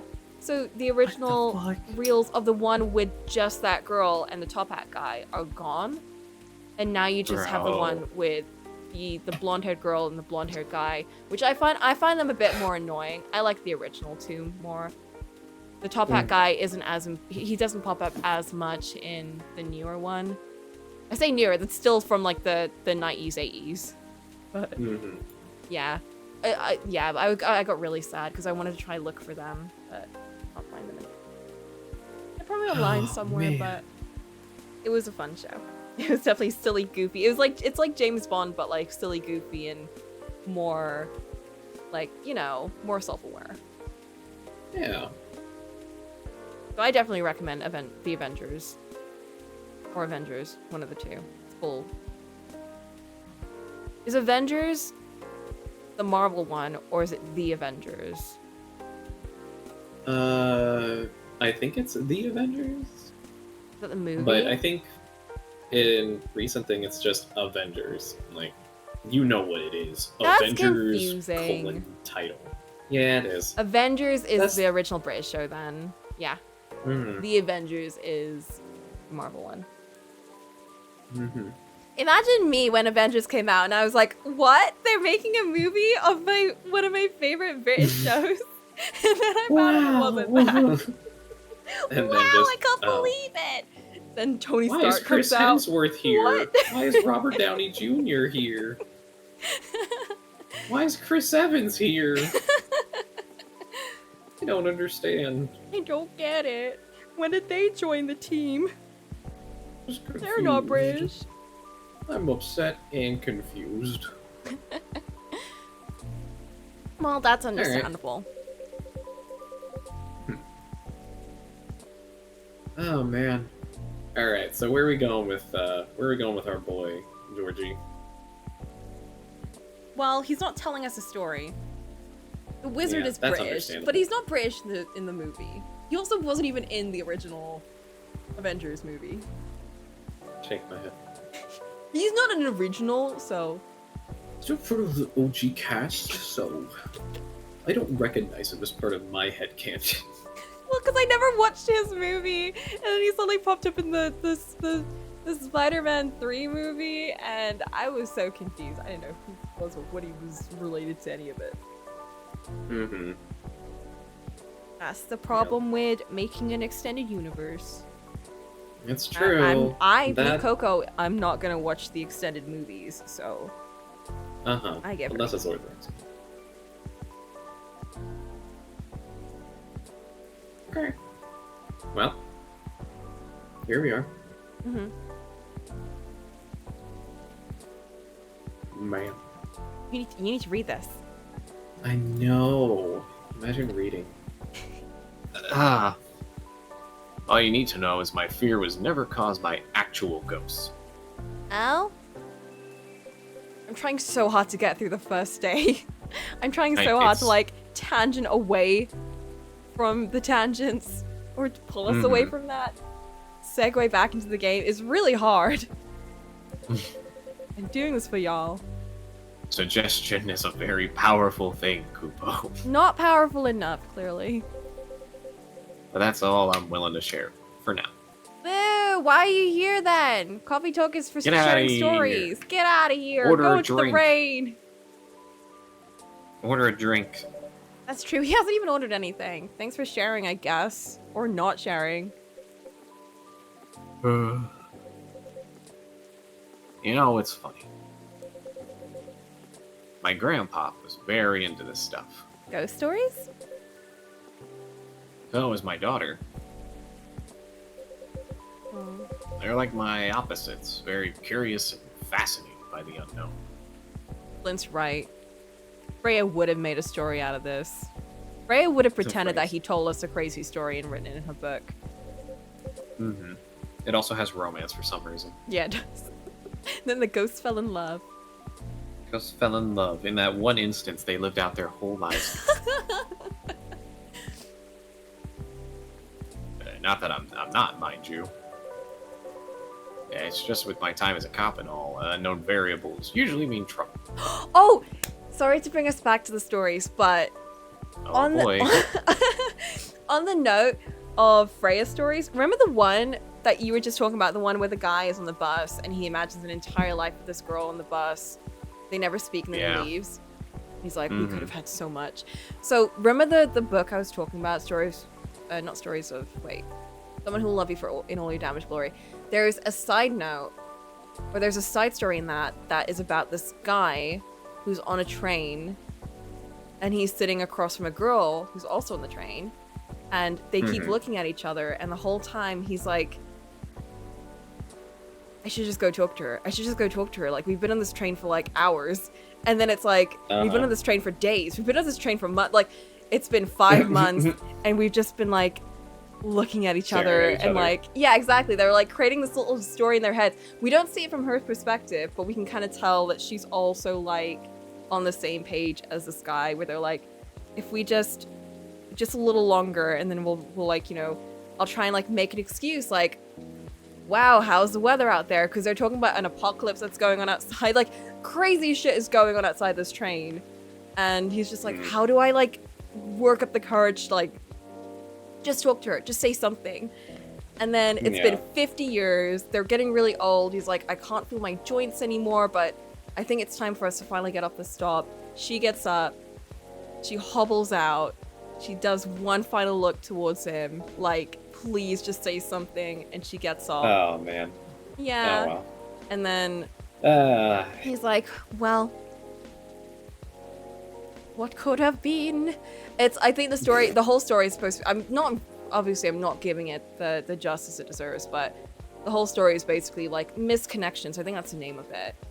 Where it's like, you could have this entire life with someone. Like, it doesn't even have to be romantic. You could have like this whole friendship with someone.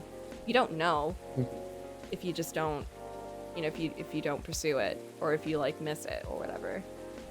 And it's just kind of funny how like all these crazy things are happening. They haven't eaten in years. Like they were talking about how they rummage through the back seats to find candy and stuff and things to like sustain them while they're on the train. And but they couldn't work up the courage to just say hi. And I thought that's a really interesting story. Like it's basically the Freya story, but written well. Not written by Freya. Actually done well. Oh, Freya. You said this was Maybe a movie? Freya No, will it's an come in. audiobook. Maybe Freya will come in at the end of the game.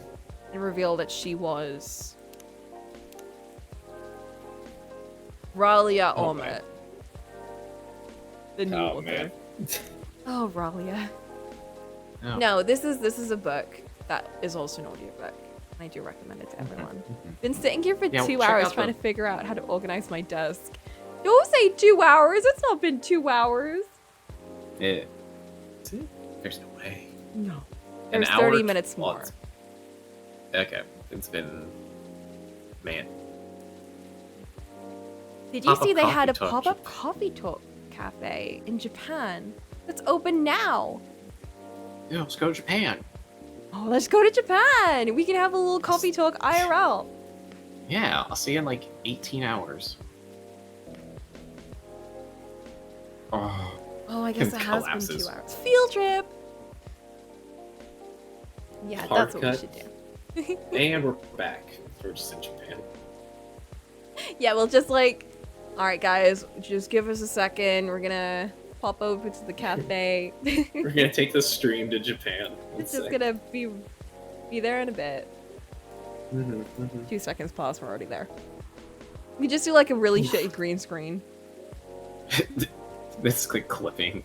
Just Clip us in the same room, and the background in like we don't even have a green screen, so you just have to like use a really bad technology of like cutting around you.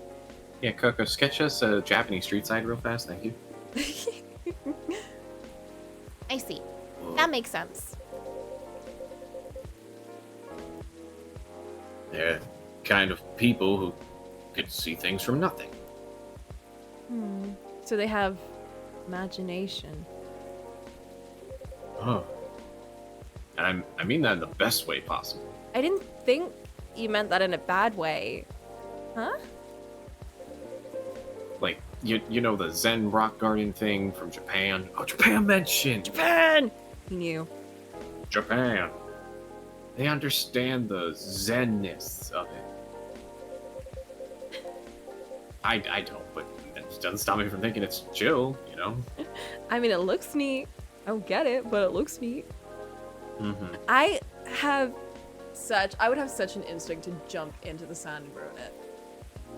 This is why I can't be in a Zen garden. Like, I would just ruin it. You just I would chase just the like, finger through it. I would try and build a sandcastle on it. Is this what we're supposed to be doing, guys? What? I'm sorry, I'm having fun. What's going on here? I'm having fun. Why are you guys drawing lines in the sand? Picking over sandcastles. Laurel moment. I think he almost got it. Yeah. But I'm sure he and my daughter could talk about it for hours. Too bad he passed away before she was born. Aww. I'm sorry to hear that. Ah, don't be. What? Okay. Oh. Weird thing to say. Someone like wishing condolences. On that note, yeah. Anyway, he is a very cagey guy. That's not right there. Building sandcastles in a Zen garden.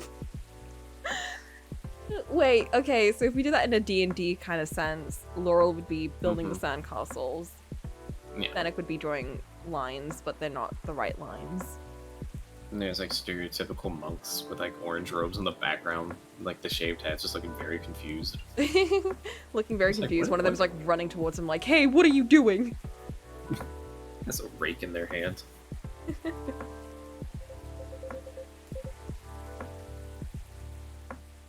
Gupo, you've seen my lighter, right? I'd say I'm pretty... Did we not give that back to you? Oh, no, we did. We did. He took it back. Okay.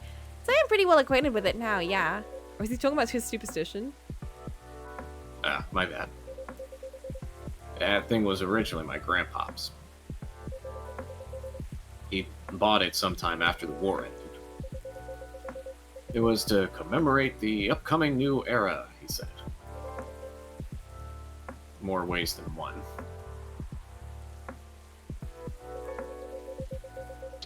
He got honorably discharged due to a severe leg injury he'd never been able to recover from. Ah. At the time, he was living right across the street from the former town hall. For obvious reasons, he couldn't walk far. Though it was a good location for him with all the veteran support nearby and all. Right. Now, about that street. You see, my grandpa liked to chat. Like you. Never liked being alone, that guy. Plus, he pretty much hated his bleak room. So sometimes he'd go and hang out with the street vendors in front of his place. There were all kinds of beings there, along with their pets from all walks of life. That's why he had a lot of stories about the craziest things.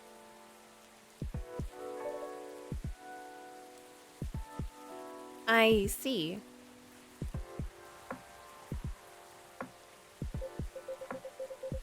You see, the street name just came to my mind last night. Can you take a guess what it is? You mean... Bourne Street. Uh-huh. It wasn't Bourne called Street. that before. That's why the whole thing didn't click for me straight away. But I went through his files and it checks out. Does that mean the vendors he was talking about... The traveling people? Bingo. Mm-hmm. And you know what? He bought the lighter there. It all comes full circle! Oh no! Wow, what a coincidence! Are you sure it's only a coincidence? What do you mean? Come on. Ain't no way they're just coincidences, Kupo. Everything is lining up too perfectly, if you ask me. What? Uh-oh. Mm, Jorji. think about what's happened so far. It was my team that found out about the vandalism, before they dumped the whole case on me. Then my car was hit, out of everyone's. Oh no. Right. Then my luck started tanking. The broken mug, the fan, the black cat. Black cat. Tons of weird stuff happening in the past week alone, you see. Right. Coco's having none of this. Then one thing led to another. My team was chosen to lead the investigation.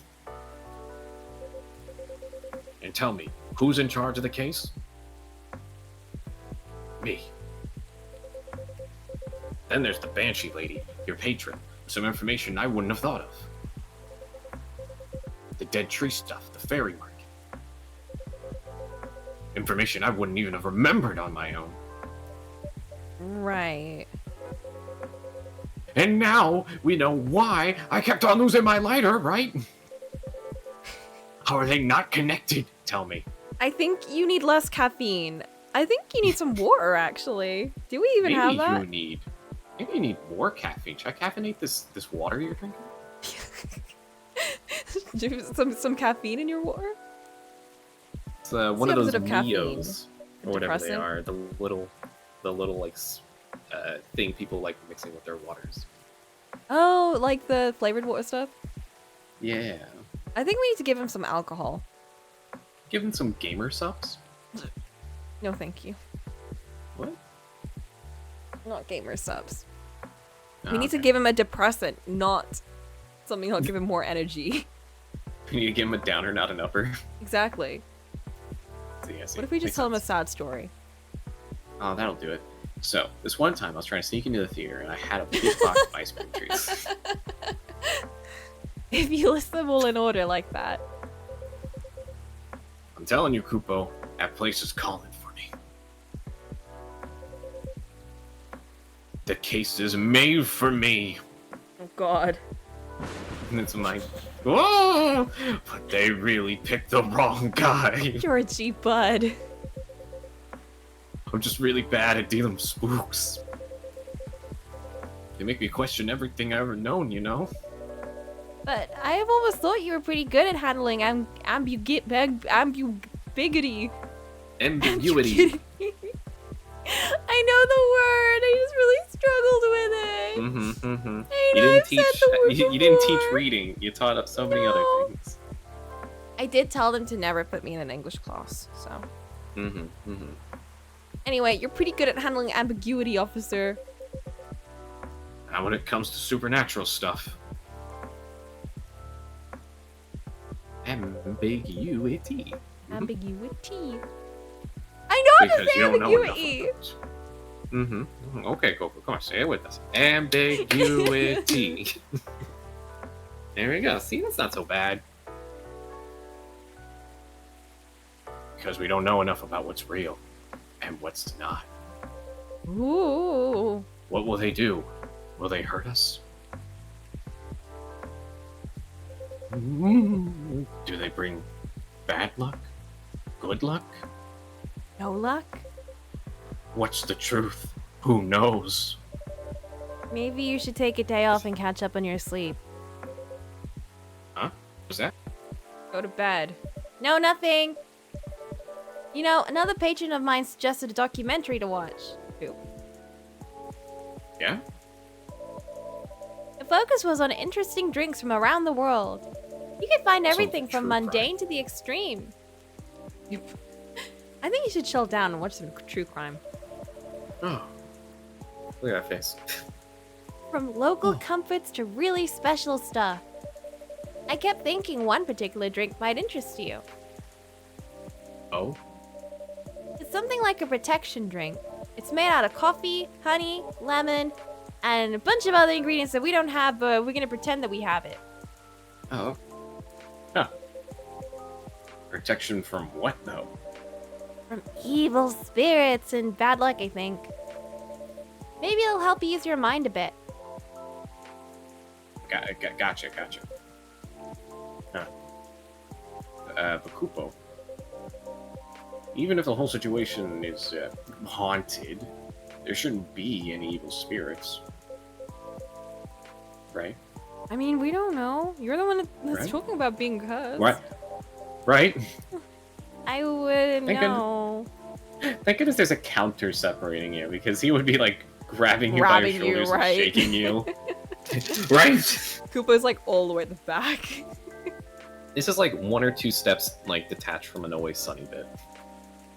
It also is. But I might need your lighter. This is like a Mac moment about the religious undertones of his lighter. Mm-hmm. What for? Well, the drink needs to be lit up. Oh my! I just think your lighter might give it the extra magic boost it needs. Are we doing this right now? I guess we Compared are. to just using a regular flame, I mean. What are you gonna make me anyway? Nah, I trust you. It was coffee... What? And lemon? Coffee, honey, lemon. Coffee, honey, lemon. Okay. Which is like honey lemon tea, but honey lemon coffee? Gross. I guess now that we mentioned it, it might be a drink. Yes. There. We have his lighter again. Ooh. It exudes an interesting feel. Coffee Back in the flambe. door. Welcome home. Back where you belong. Okay. Okay, then make me this magical drink you've learned, Kupo. A drink for the fairies. Coffee, lemon. Oh, honey, lemon. Coffee, honey, lemon. Honey, lemon. Alright, let's see. Coffee, honey, lemon. Coffee, honey, lemon. Oh my god, what? It's on Yo! This drink is quite literally lit. This is crazy. I love You this. can have your lighter back, I guess. Yeah, again, it exudes an interesting feel. Proceed. Oh my god, they animated it and everything. Do you think he'll be animated when we give it to him? Let's find out. Oh, No! wow. Oh well. The drink does light up, huh? But how? Don't you have to put something on top of it to light on fire? probably like light some kind of oil or something. Hmm. Or the drink is flammable. So you just quite literally the- light the surface of it. The honey and lemon make it flammable. Yeah, that must be it. Don't mix honey That's and lemon, definitely folks. it. It'll explode. This is special just for you. Don't tell anyone. I don't have a fire license. Roger that. Here you go. Oof! Be careful. Dang, Kupo. This really is something else. How does he drink it? Does he have to like poof it out? I guess so. You have to either blow the flames out, or like you have to get the liquid in first before you can put the flame out. It's weird. He just There's has some a things straw. like, have you seen flaming shots before? Yeah. Yeah, I'm imagining it's something like that where you just have to like down it. This is really Ah. something else.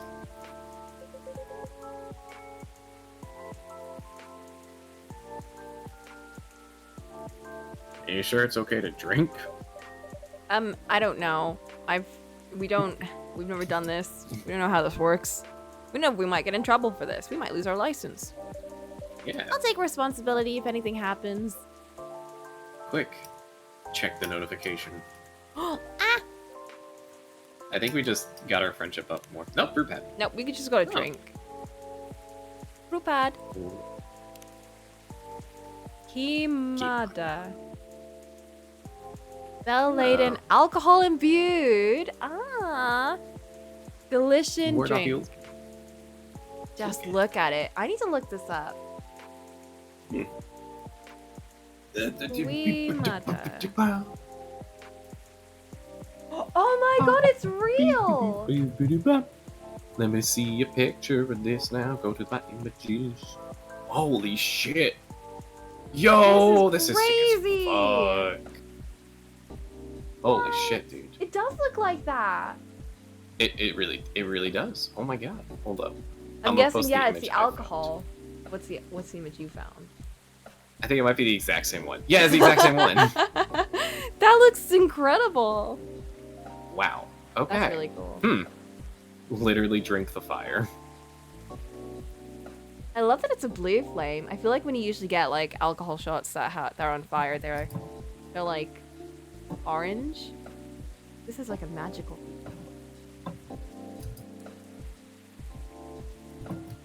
Wow, that's really neat that they put that in the game. Fun. Yeah, They did their blue flame research. means it's fully oxidized. Oxidized? It's not like it's got enough oxygen, so it's like really, really hot. Ah, I see. Yeah. Okay. It's there's a name for it. It's a complete combustion. That's what it's called. All right. The more you know.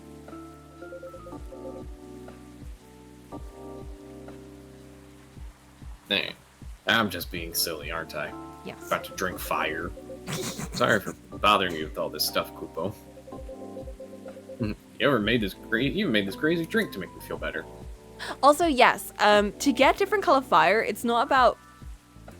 It is kind of what you use, but it's the gases that you combust it with, or that cause a combustion, and cause the color to change. It's like how they make neon signs and everything, like the gases... You can use different gases to make different colors.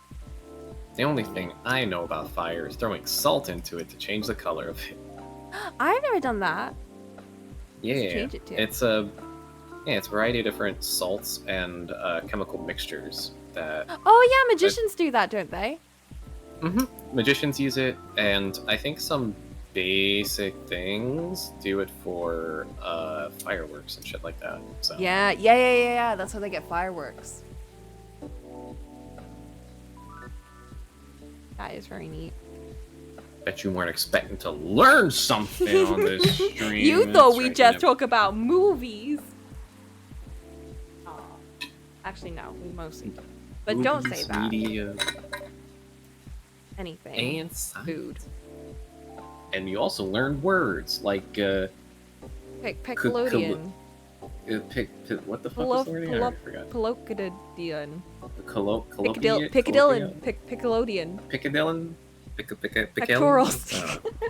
Pectorals. You're learning about working out. Very edgy. We're learning to get out there and go for a run. Stop watching us right now and do some push-ups. Make them gains. Right. Well, I'm always happy to help however I can. Next. Man, I wonder who's gonna walk through the door right now. At least with crooks, you can actually deal directly with them, you know? But not with ghosts. Not the case with ghoul apparitions.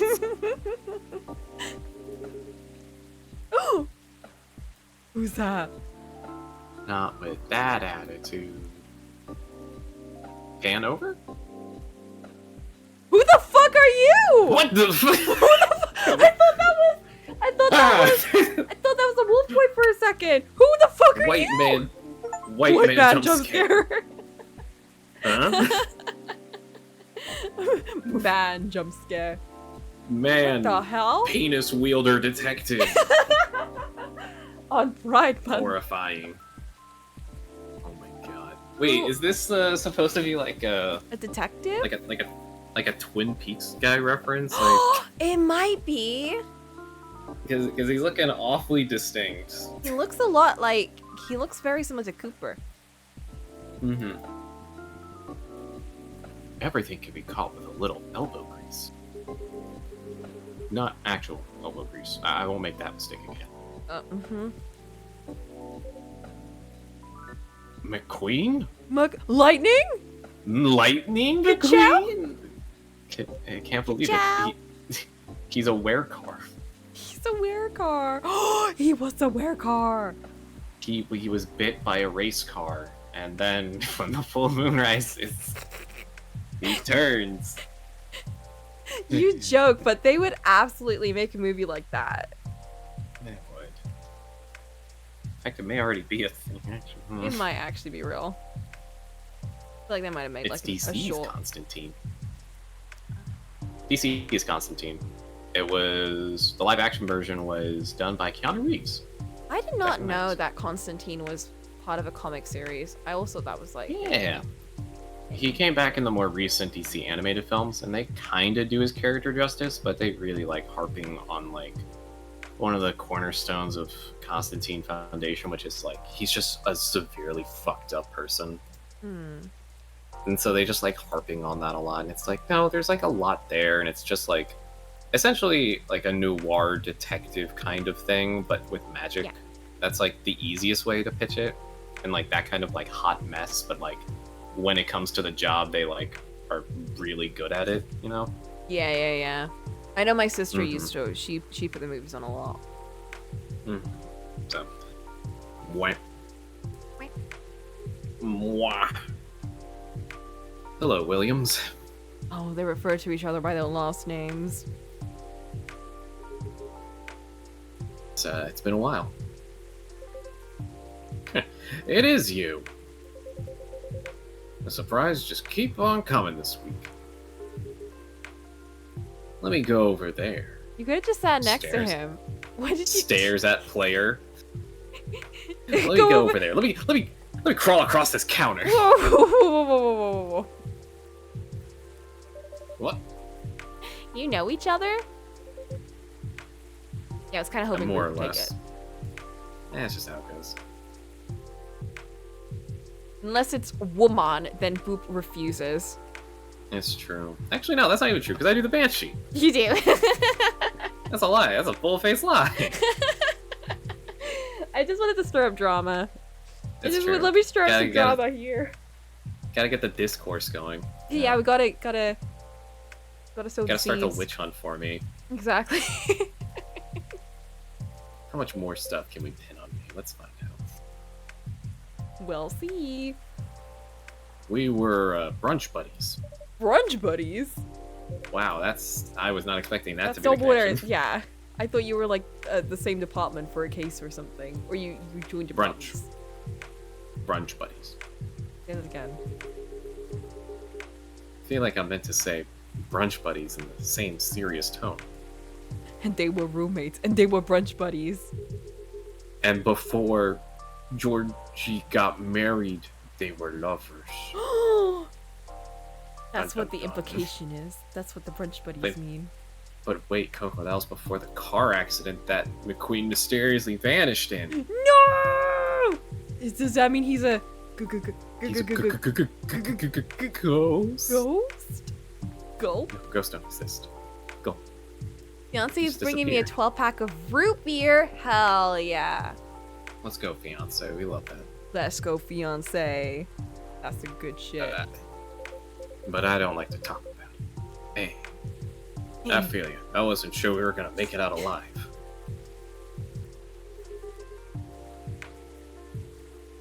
We truly were the lucky ones. What? Have you ever survived brunch? I You love ever brunch, go out personally. to brunch? I did quite recently. Went to my Mm-hmm. favorite cafe. Well, that was the How- brunch that got How really busy was it? very busy. Actually, it was like really hard That's- to talk to anyone because it was so loud. That's the big thing. Is Mm-hmm. outside of like weekends and events, brunch is consistently the most busy day for a restaurant. It always is, yeah. It's always that time period, and always the same time of week. It's usually either on the weekends Yeah. or on Sunday. Yep. Yeah, on the weekend or on Sunday, which is part of the weekend. Yeah, or like specifically Sundays, like worse than Saturday.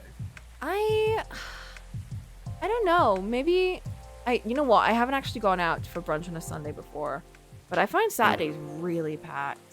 You could always work it. Oh my god, no, thank you. That's what I did for a while. Oh my god. That sounds horrifying. Oh, On it the was. Sundays, the week start. What? Yes.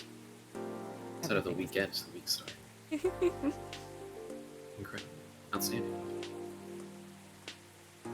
Also, yeah, These I like two- to think these two do that thing where they take out bits of the food that they like and then the other one doesn't like. That's why they were brunch Mhm. buddies. Like, Mhm. McQueen would take out the egg yolk and Jorji would have the egg whites. Oh my God, Did any of that's you guys awful. do that? I never like egg whites. I'm a yolk person. But I'll have the egg I- whites if I have to. I just eat the whole egg with the shell. I With just the pop whole thing shell? in my mouth, and I just pop the whole thing in my Very mouth. I start crunchy. chewing. Doesn't even cook it. Just has it. Very slimy. Yeah, of course. I But mean, it's they're fine already because ready it's to got go. the shell. Yeah. You have to learn how to de-shell it.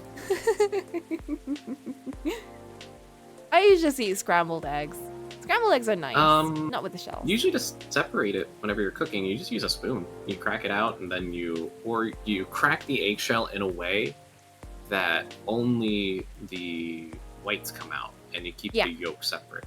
You can do this thing where, yeah, if you have two half of the eggs, you can just keep pouring them over each other, and then at some point, the egg yolk will be separated from the egg whites.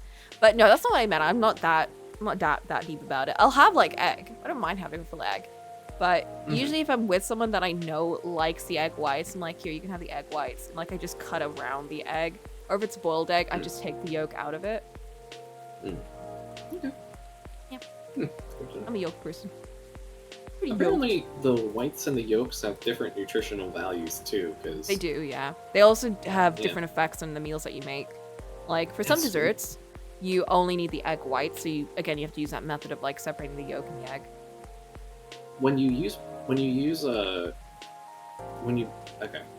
Whenever you bread a meat to like deep fry it, do you use just the yolk or do you use the whole egg for that? I use just the yolk, I think. And then I use just the yolk, and then I usually fry the whites after. Huh. Okay. Go with the burger. Because my partner's been hounding me to learn how to make chicken tatsu. So I'm hesitant to enter the world of deep frying, despite my southern origins. It's not that bad. I do it without using that much oil by just using a very shallow pan, or not a shallow pan. I use very like small pans, so like the oil is just covering a little bit. Like it doesn't even fully cover it. But the thing that you need to keep in mind with deep frying, especially when it comes to like chicken or something, there's going to be very little flavor in it. So really put down as many spices as you can in the breading when you're making it. Oh, okay. Because it changes everything. No, Okay. and on the meat too. Like rub it around, marinate it, but then don't just put it on the meat, like also put it in the breading. Because it does change it. Otherwise it's going to taste so flat. Like even with panko, panko is very plain. So if you mix, not in the panko, but if you mix spices in the flour before you put it in the panko, changes everything. That's a little top tip. Baking was mentioned. Oh no. I'm doing like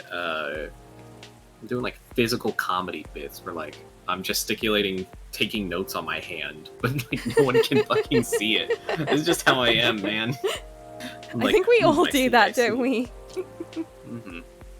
Maybe, It's dude. like- Sometimes I'll just say a behavior, and then everyone will look at me like I'm a fucking freak, and I'm like, oh, cool, no one else does that? Awesome. Takes Thumbs up. notes. Yeah, I do that too. I think I'm so used to like talking to people like not in person and having to like describe actions instead of like doing the actions. And sometimes I'm just like wipe sprout and I'm like, wait a minute, why did I say that and also do it at the same time? That's so silly. Wipe sprout. You're reminding your body how to respond to thought. As soon as the thought enters your brain. Whew. Wipes the brow. I do it for emphasis sometimes, just to like, like the extra tee. Yeah, that's true. I think you can get away with it for sure. Play it off. Just play it off. Just be like, You're one step away from narrating your actions, and then another step away from doing a full-on monologue. oh my god, no. I used to really annoy my friends in school by doing that thing where you like narrate everything that happens. Ugh. I would do that to really piss them off. They'd be like, stop it. Stop doing that. And then they yelled at me for doing this. They're like, no! They rapped on your knuckles with a ruler. That's something a teacher does. Not. That's true. Everyone else does it too for some reason. You're at the grocery store. The other at student checkout, pulls out a and then cane. The cashier. Oh my god. Anyway, I'll just take both of your words for it. Good. Because I don't like to talk about it. It's okay. So what brings you up here, detective? Surely it's not the coffee. What? Fuck you. We make Fuck great drinks. you! We literally made Get the the most fuck- insane drink for you just now. What do you mean it's not Get the down. coffee? Door's right there, officer. Door's right Get there. out. Into the rain. Leave. Into the cold. After we provided this beautiful safe haven for you. You know what? You can go to the bank if you want coffee. Why don't you just go to the bank and have some coffee there, huh? Get the cheap plastic cup coffee from the dispenser. Can't pick anything, can't add sugar, can't add milk. Mhm. You Hit have the that straw. then. No more for me, thanks. If it's not for the coffee, then whatever. Mm-hmm. Secret police reasons. Oh, I hope it's not for the aliens.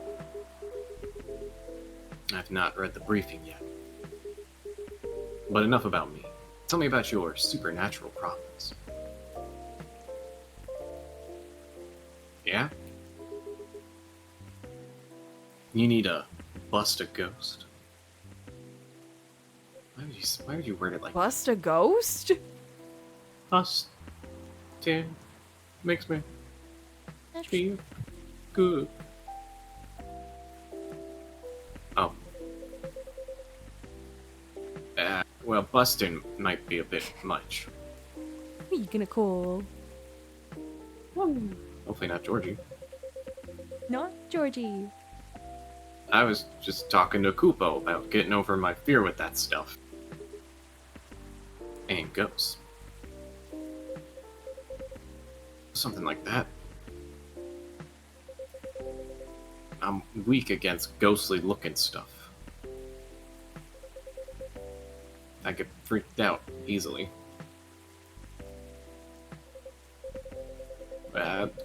For example, I admit I got a little spooked by what happened on Bourne Street the other day. Oh, I remember that. The apparition beaters. That's horrible. I don't like that. Apparition beers. You gotta beat your apparitions sometimes. You just gotta beat them down. Yeah. Yeah. That's how you get over your demons. I know very well that unchecked fear leads to prejudice. That's why it's a no-no in my book. It even pains me to admit that out loud. Sometimes the toughest case to crack is ourselves. Other times, it's ghosts. Yeah? Mm-hmm. This is some dialogue, alright. How do you do it, detective? Your cases, man. I'd probably have lost all my hair by now if I were you. How do we I know try that? not to- You're not wearing... We can't see under there. You might be bald. Does he have yellow eyes or are they brown eyes? Him? McQueen. Brown. Huh, okay. Yeah. I try not to think about it all that much. And when I do think about it, I think, who else would do it? Nobody. So, me with the dishes. Yeah, that makes sense. That's why I'm glad we have a dishwasher. Not that I use it, but then I can be like, if I don't wash the dishes, my sister will use the dishwasher. Mm-hmm. Must be nice. That girl ain't washing dishes with her hands. You know, once you get over the dead part, they're just like you and me. That smile. Look. I remember this one case. We were investigating a haunted apartment. This lady, her husband had recently passed away, but wasn't moving on. You get my drift. Real deadbeat. Couldn't take a hint. Anyway, we had to go in and exorcise the place, right? But the husband, he caught wind, and he's retreated into the basement. I won't get into the technicalities of it. Uh-huh. I feel like they're kind of needed, but sure, keep going. Nah, not important. But it's harder to get a ghost out of a basement or an attic. It's all about angles, really. I mean, I get it. They used to be his home. All his stuff is still there. It's hard, I get that. And what if this is kind of like what they do in Dead Like Me, you know, that TV show. Mm-hmm. You have to go around and like reap the ghosts. Get to move on. You know what, that Blackwood brings up a very interesting question. Wasn't Jorji just saying that ghosts don't exist? And now this guy shows up and he's like, let me tell you about my ghost job. Yeah, but he's not specialized in ghost stealing, right? Okay. He just knows of ghosts. Mm. But the fact that I he see. knows of ghosts, I feel like it should be more common knowledge that ghosts exist. If, like, detectives have jobs where they have to deal with ghosts. I don't know. I don't know. Maybe Jorji is just very... He's in denial. He's just in a lot of denial. Maybe he's just racist. What or do you mean? e-racist. Like... Or maybe he's just He e-racist. just doesn't acknowledge. Mm-hmm. Jorji's Those got aren't real issues. kind of thing. Mhm. He's very cagey.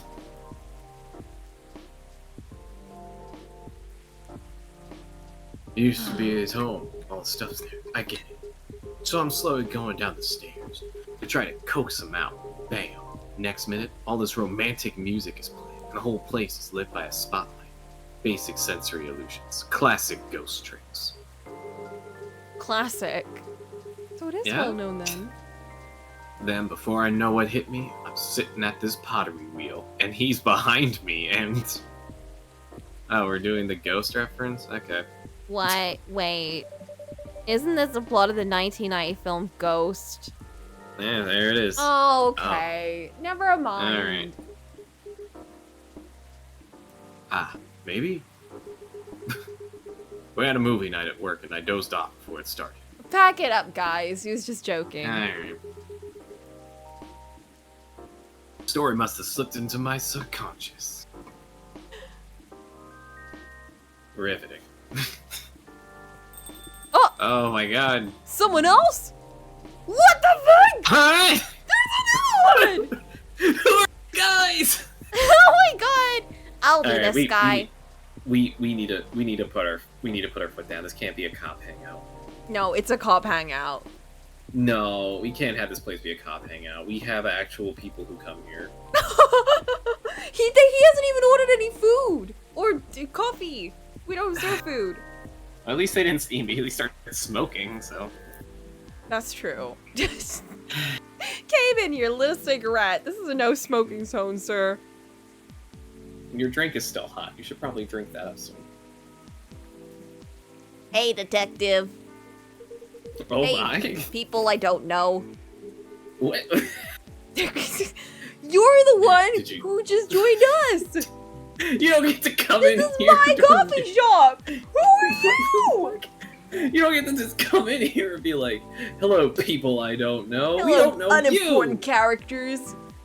Hello, NPCs." Oh my god. You know, one of my Did you- kids actually, Oh, not no. anymore, but he refers to people that he doesn't like as NPCs. Oh my god. when they're like boring or like he finds them uninteresting, he's like, they're just NPCs. I'm like, shut, don't say that about an entire table full of my kids. gosh. There was. It's like, I just don't want to there- sit next to them. They're NPCs. I'm like, please stop. Oh my god, kid.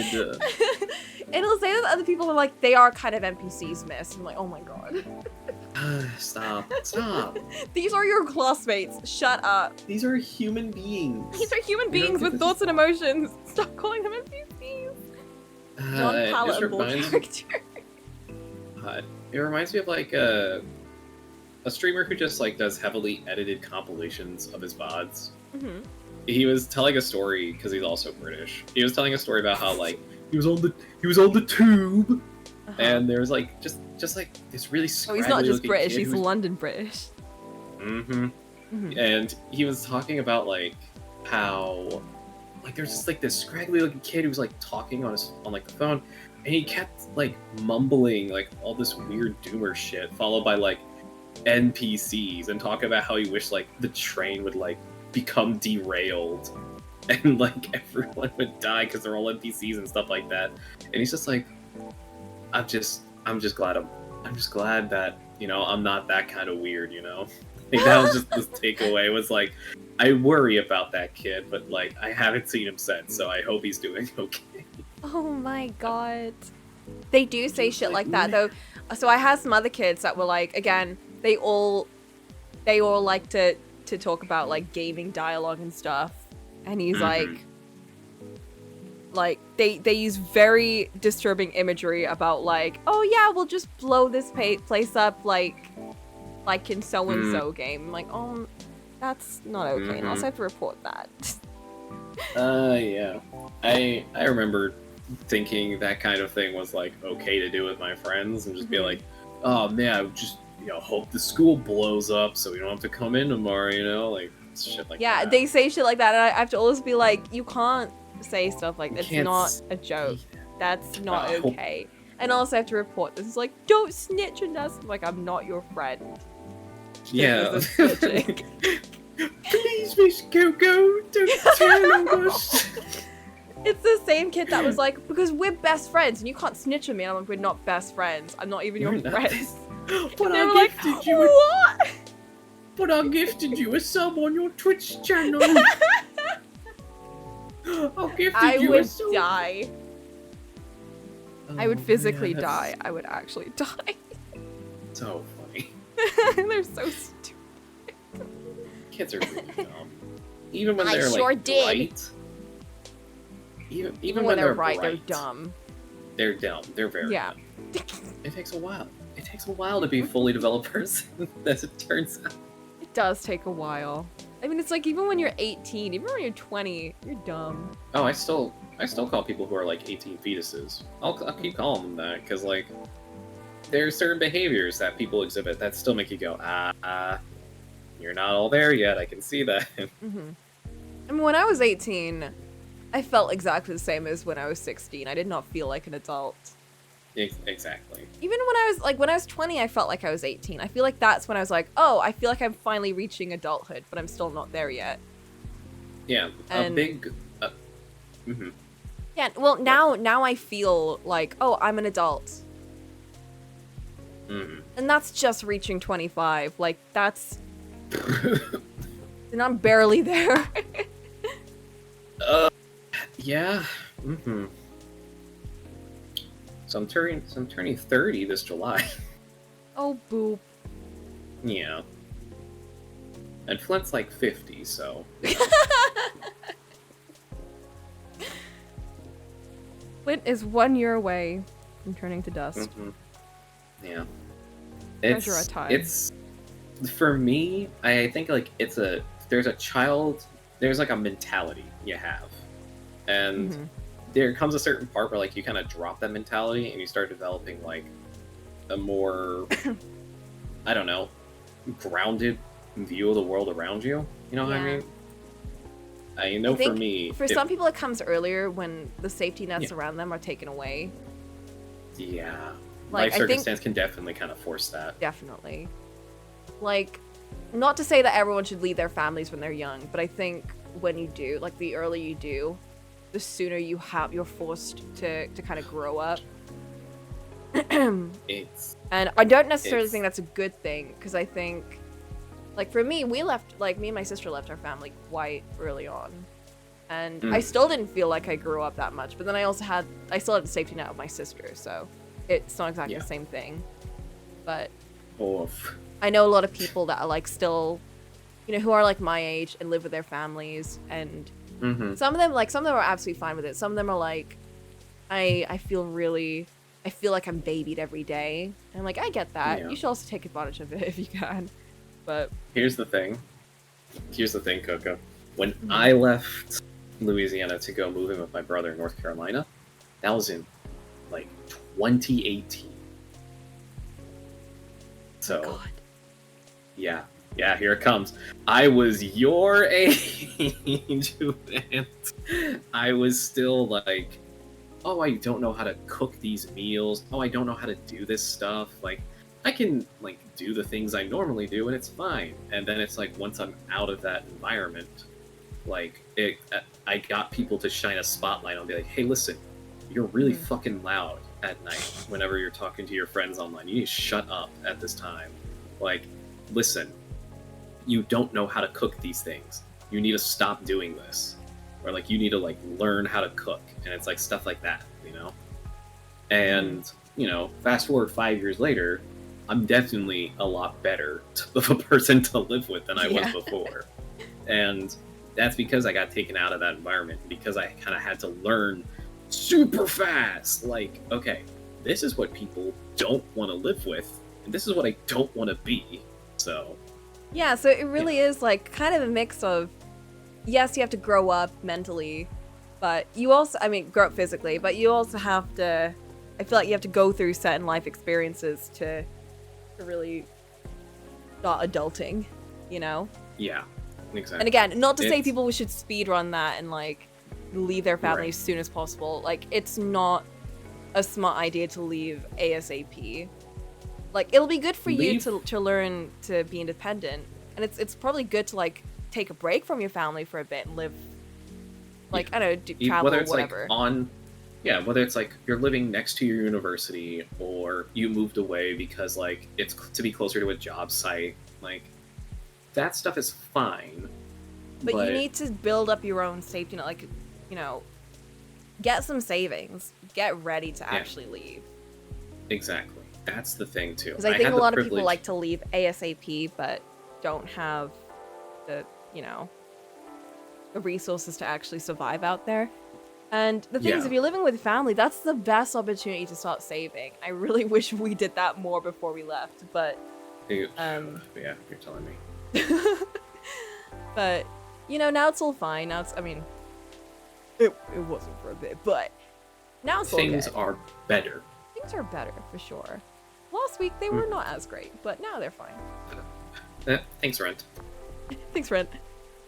Mm-hmm. Oh, they also increased my rent. Oh, fantastic. Love well, that. they're gonna do that on September. At the very least, by then, I will... You'll be ready? I'll be ready. But yeah, they increased it by a bit.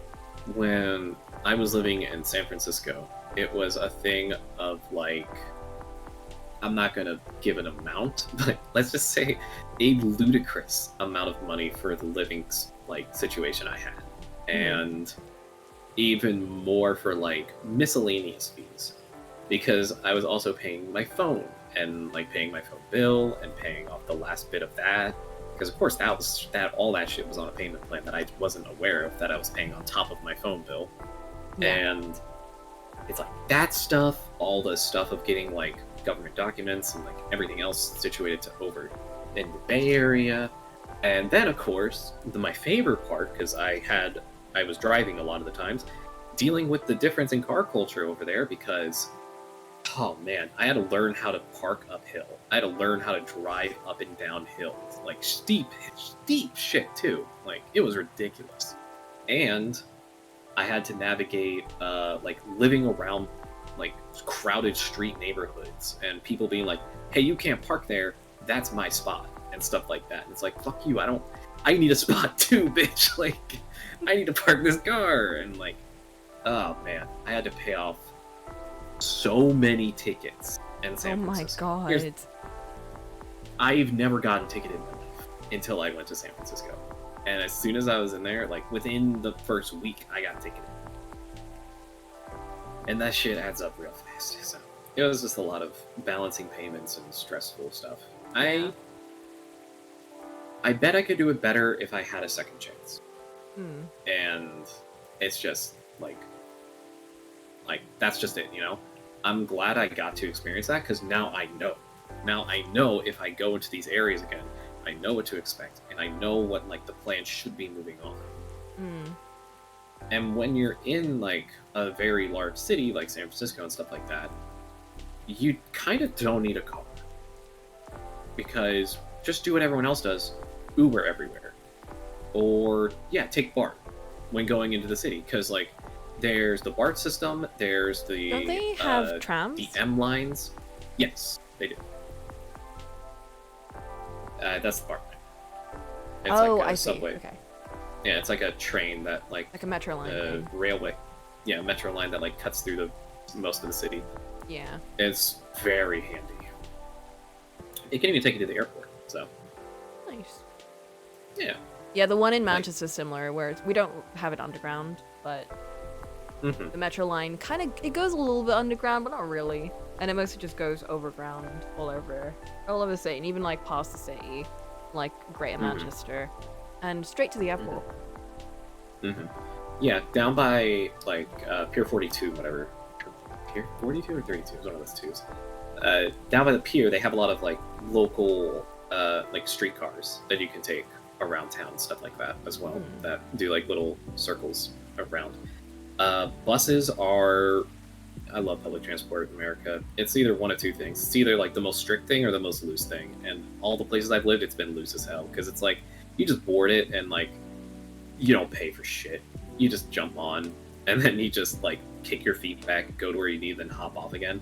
Obviously, you can pay for a card. You can pay to get through, but people are just gonna jump the lines and just like not pay anyways. So why bother enforcing it? So, oh man. Anyways, oh, Wow, indeed.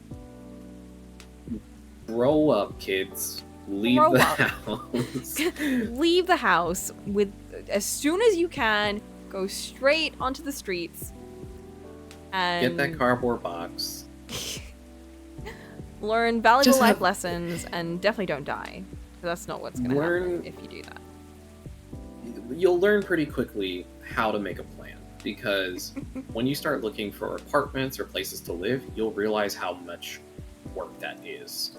And then you'll be like, oh shit, like I should have gotten a jump on this months ago. You know? It's a lot of pre-prep and it's a lot of like hard work. And sometimes you're going to be tempted by like the seemingly shady deal online that's like, oh, that's a good price, it's in a good area, and I mean it could work, and then you get in contact with them and then you immediately get like bad vibes. But that's also something you have to learn from living in shady places, is when you're getting like pitched a shady deal, or when you're like, this person's gonna fucking kill me if I stay here.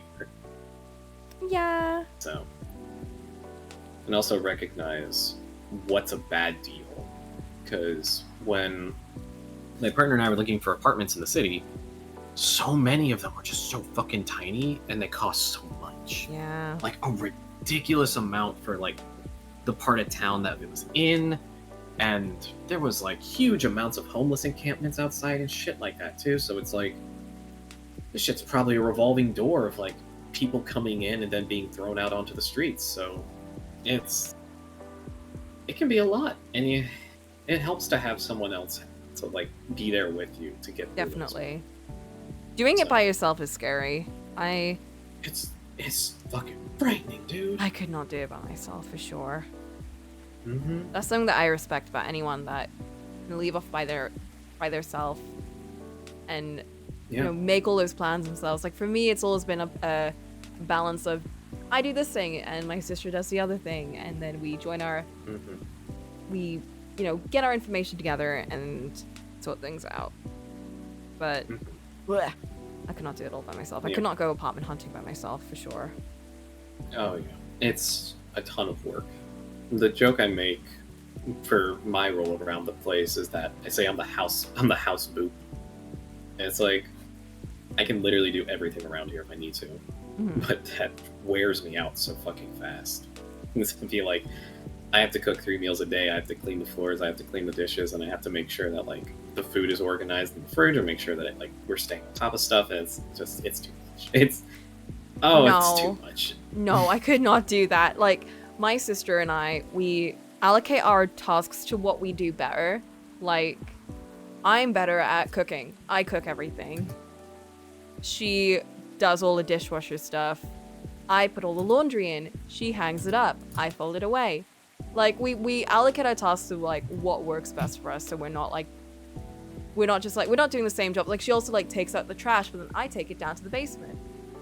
Because I don't want to deal with switching trash bags and everything. I don't want to deal with that, but I'm fine taking it down and taking it, doing that little bit. But she doesn't want to do that bit, but she's fine doing the other bit. And it's like, it's what works. And in the end, we're not doing every single chore by herself. Yeah. My mentality on it is like, yeah, just do it. Like that's a mentality for so much like miscellaneous tasks around the house. Is like, just fucking do it. Like the second you make you bring it up or you make a big deal about it, that's when it's like, it becomes so much more than it is. Like, oh, trash is getting full. I'll just take the trash out. Bam, done. You know, like, oh, what time is it? Oh, I should probably check the mail. I wonder if we got mail. Like, boom, done. No, it's honestly Like- not that big of a deal to be like, yeah, this is out of place. I didn't do that, but I'm just gonna fix it. It's like when I make a mess of the kitchen when I finish cooking, and sometimes I forget to like put stuff away. My sister's always like, you didn't put that away, but I'm gonna put it in the fridge. But she'll tell me, she'll be like, you didn't put that away. And then she'll do it herself. She'll do it herself. She'll come into my room. She'll be like, you left that outside, by the way. I'll be like, oh no. And then I'll do it again. She's like, you did it again. And then she'll put it away.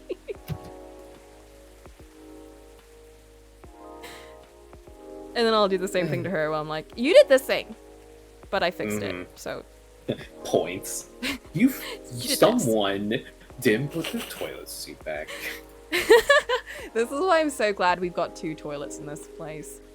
It is like, Man, that must be a this godsend. apartment might be tiny, but we've got 2 toilets. She's got one connected to her room. I've got like the general big one. Oh, okay. Yeah. So mine is actually Oh, better, that's nice. but Oof. she's got I hers do know connected that. to hers. The other thing about sharing a bathroom space, counter space management. God, no. I got like a bunch of these things that you suction to the wall to like... That's just for my own bathroom that I don't share with anyone. That there's no counter space. I've got a giant ass mirror and a tiny ass sink. Like, You don't even the share way- with guests staying over? They have to go use your sister's bathroom? no, okay, fine. Guess use my one because mine is the family one, one. I guess. Yeah.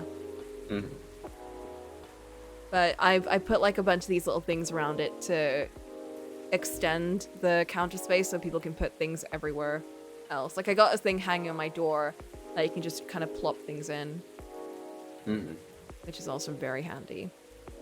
And then my house is, you didn't put the toilet seat up. That's another thing I'm glad that I live with another girl. I don't have to deal with that. Dude, I'm a saying now. I never choose to pee standing up if I can avoid it. I will always sit down. It's so much easier. It just feels so This is stressful easier. to do.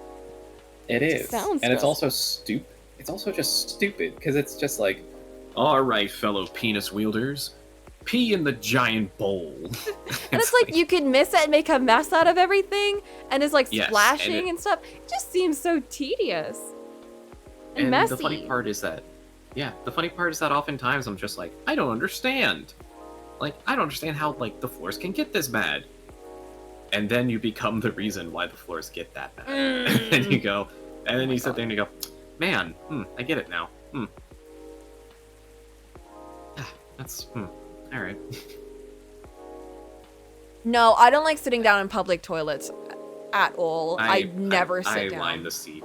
I line the seat with toilet paper every I time I squat. sit down. Every time I do it. I squat on the Damn. toilet when I'm outside. Damn. That's powerful. Because it's too much. Like, if I gotta pee, I gotta pee. I'm not gonna spend the time lining the seat, but I'm not touching that seat, so I squat. You should just get the pee funnel. Pee? The what? Yeah, the pee funnel. It's just a literal funnel that's made of like silicone that you just hold it up so that you can pee standing up or like squatting.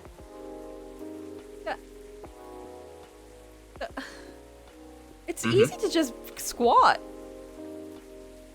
You know, it can help during camping and stuff as well. I guess that makes sense. But I mean, yeah, I guess. Well, I mean, like if I'm squatting on like the ground, that would be a lot messier than if I was squatting on a toilet. Because toilets they are the funnel. Yeah, But squatting on the ground, that would get all over everything. it's true. Oh yeah. That makes sense for camping. But not really for, like, especially because it would get messy and then I'd have to take it out. I'd have to take my pee funnel out to the toilet, to the sink, and wash it down in front of everyone. I don't think I would ever do that. I'm not bold enough for that. Alexa, like an 8-year-old man, so I'm not squatting. It's not super squatting, you're just like hovering over the toilet. It's not that bad. It's not that bad. You know what? These are all things that you just learn to do. It's the same thing as like why I line the seats with toilet paper before sitting down.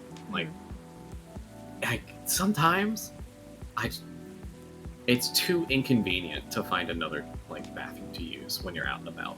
If it's just like, fuck me, like, all right, you guys have a bathroom?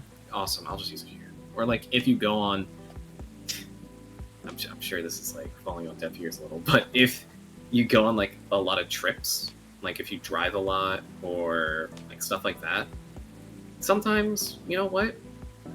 You're tired.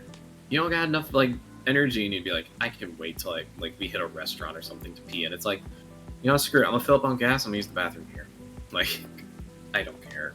I'm just gonna do it. Like, I can always clean off my shoes or whatever, like afterwards if it's that bad. Like, fuck, man. I've used bushes before. You just get tired. Yeah. I'm not gonna say I haven't. I've done that. There was this one time, where was it? We were picking up my partner's mom from the airport, and they have an issue with their bladder, so they have to pee a lot. So we spend a lot of time pulling over so they can pee on the side of the road. And there's this one time where we stopped at like a Skechers factory, you know?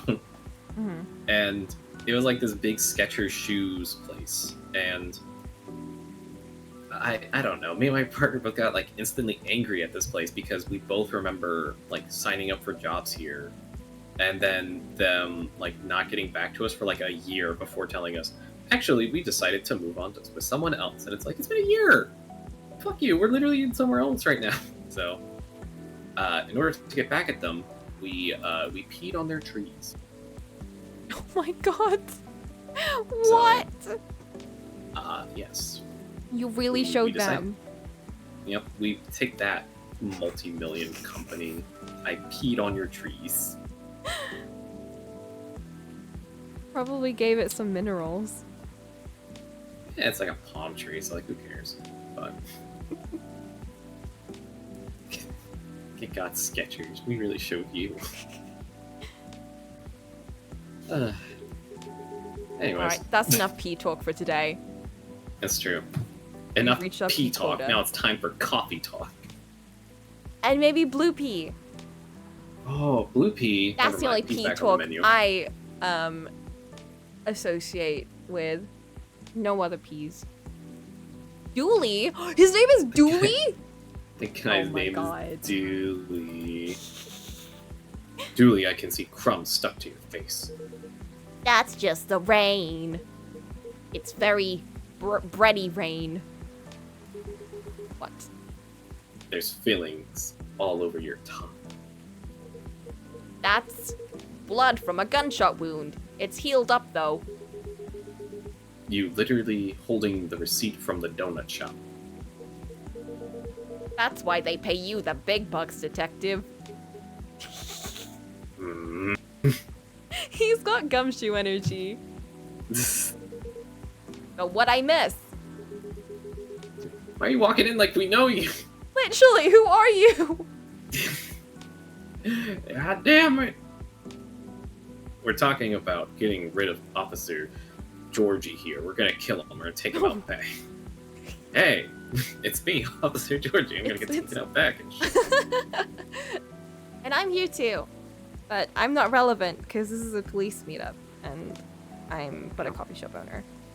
And we could be having the Siren, we could be having Riona and Lucas and the cat girl and the game devs in here, but instead we're having a bunch of policemen who aren't ordering anything and are draining me dry. These are all my seats, guys, and you are taking them all up. You guys want blue pea? You guys want blue pea? Because I can give you some blue pea. This is a threat. Like the first coffee talk when it came out, it actually inspired you to make your own overnight cafe. Wait, what? Is that in the works? Are you making that now? Sounds like a conception plan more than anything. Like, this sounds like a nice place to have. Which I think everyone has kind of had a thought about at this point, especially around here in the server. It's like it'd be nice if running we a had cafe. this. Mm-hmm. I think especially cafe bakery. I think we all want that. Running a little bakery in a little town. I mean, it's like the guy that played Stardew and was like, what if I just become a farmer? He quit his job and he became a farmer. And he's living the good life. He's actually really happy. So. Props to them. I don't think I could do that much manual labor. I think it's intense, but I think it's probably for him. Yeah, good. I'm glad that resonates with people. It's like how, you know, Dodger and Sam? Mm-hmm. She's like, The sheep drama. they're getting like a mini farm kind of thing, like a farmhouse kind of thing. And they've already got chickens and stuff. And they're like raising Yeah, they got chickens, they got geese, they got sheep. Yeah. All kinds of stuff. They're living the whole occasionally life. get updates.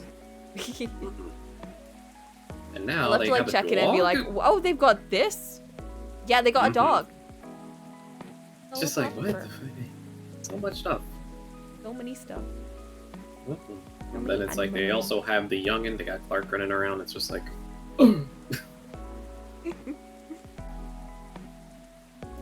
time moves on. Even your content creators are making families.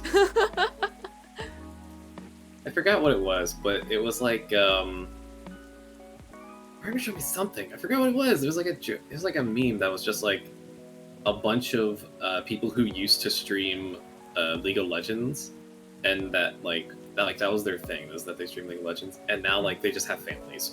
They're all It's parents. just like They've it's all just got like families.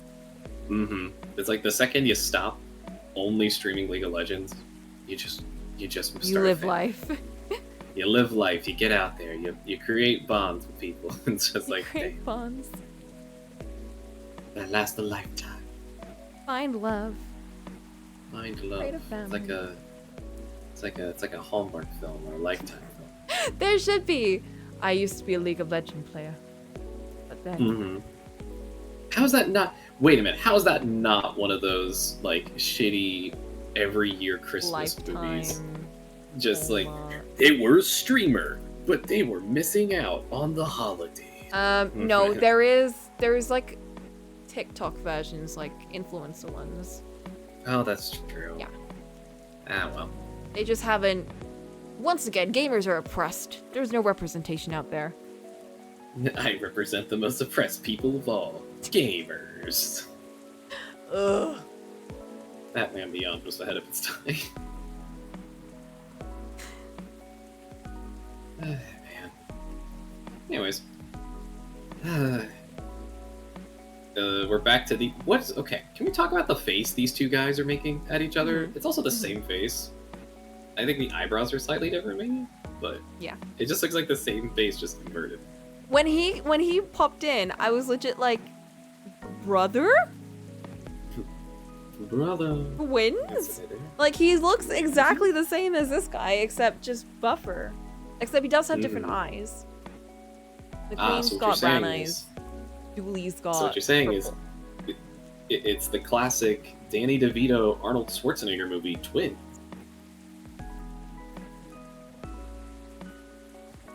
What? You didn't notice that movie existed. The whole concept is that Danny Oh my DeVito god. and Arnold Schwarzenegger were twins separated at birth. And now they meet up again. Oh, there's a little image of them reuniting 40 years later. That's so cute. Look at that. They're so old. Oh my god. Oh yeah, they're old now. Oh my god. Oh man. I They need keep to be doing forgetting for that Danny Catapult DeVito is right so there. old, because in Always Sunny, which is still running and just had a new season, he doesn't look that old. But when I think about how he looked at the start of the show, like, he really was so much younger. I don't know, it's weird. He's just this scraggly creature now. Yeah. And he's technically given up on acting, but he's like, but he's still gonna do Always Sunny. That's Yeah. not, he's like, that's not part of the retirement, that's different. There, Arnold is perfect. DeVito got the leftover genes. Oh Hilarious. my god! What? the So it's movie's like the solid, justification. it's like the Metal Gear thing, he's got the recessive genes. Mm-hmm. Oh my god. So. Oh, man. Junior? Oh. They were in two Okay. movies together? Do we need to talk about Junior? Do we have to? Like, we don't have to, right? We're Oh, good. that image. That cover. We're good. We're good, right? We're not gonna open this can of worms. Okay, good. I don't want to say it because that would cause the other creatures to come out of the fucking floorboards. Let's close the creature cage for now. Let's leave them in there. They're happier that way. Yeah. Don't open They're- Pandora's creature box. Yeah, there it is. Someone's gonna post it. No! How did you have that? It's okay. Oh, right, it's that's just an emoji. It's just woman. We're fine. It's okay. No, it's not the other. none of them. I don't want any of it. You know, I'm surprised Coco doesn't have an emote for that. That's No, because I don't want it. Huh, that's weird. Oh, right. Here's something random for, I guess Flint. Just for Flint. Just for Flint. Here you go. Guess which channel this is from.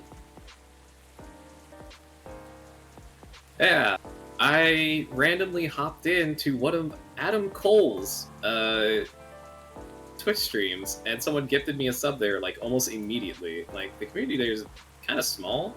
It's like a few hundred people, but like they're very nice. It's really crazy there. So yeah, and that's just like one of the things, man. Yeah, he was Hollow Knighting it up. He just plays a lot of stuff. It's very funny.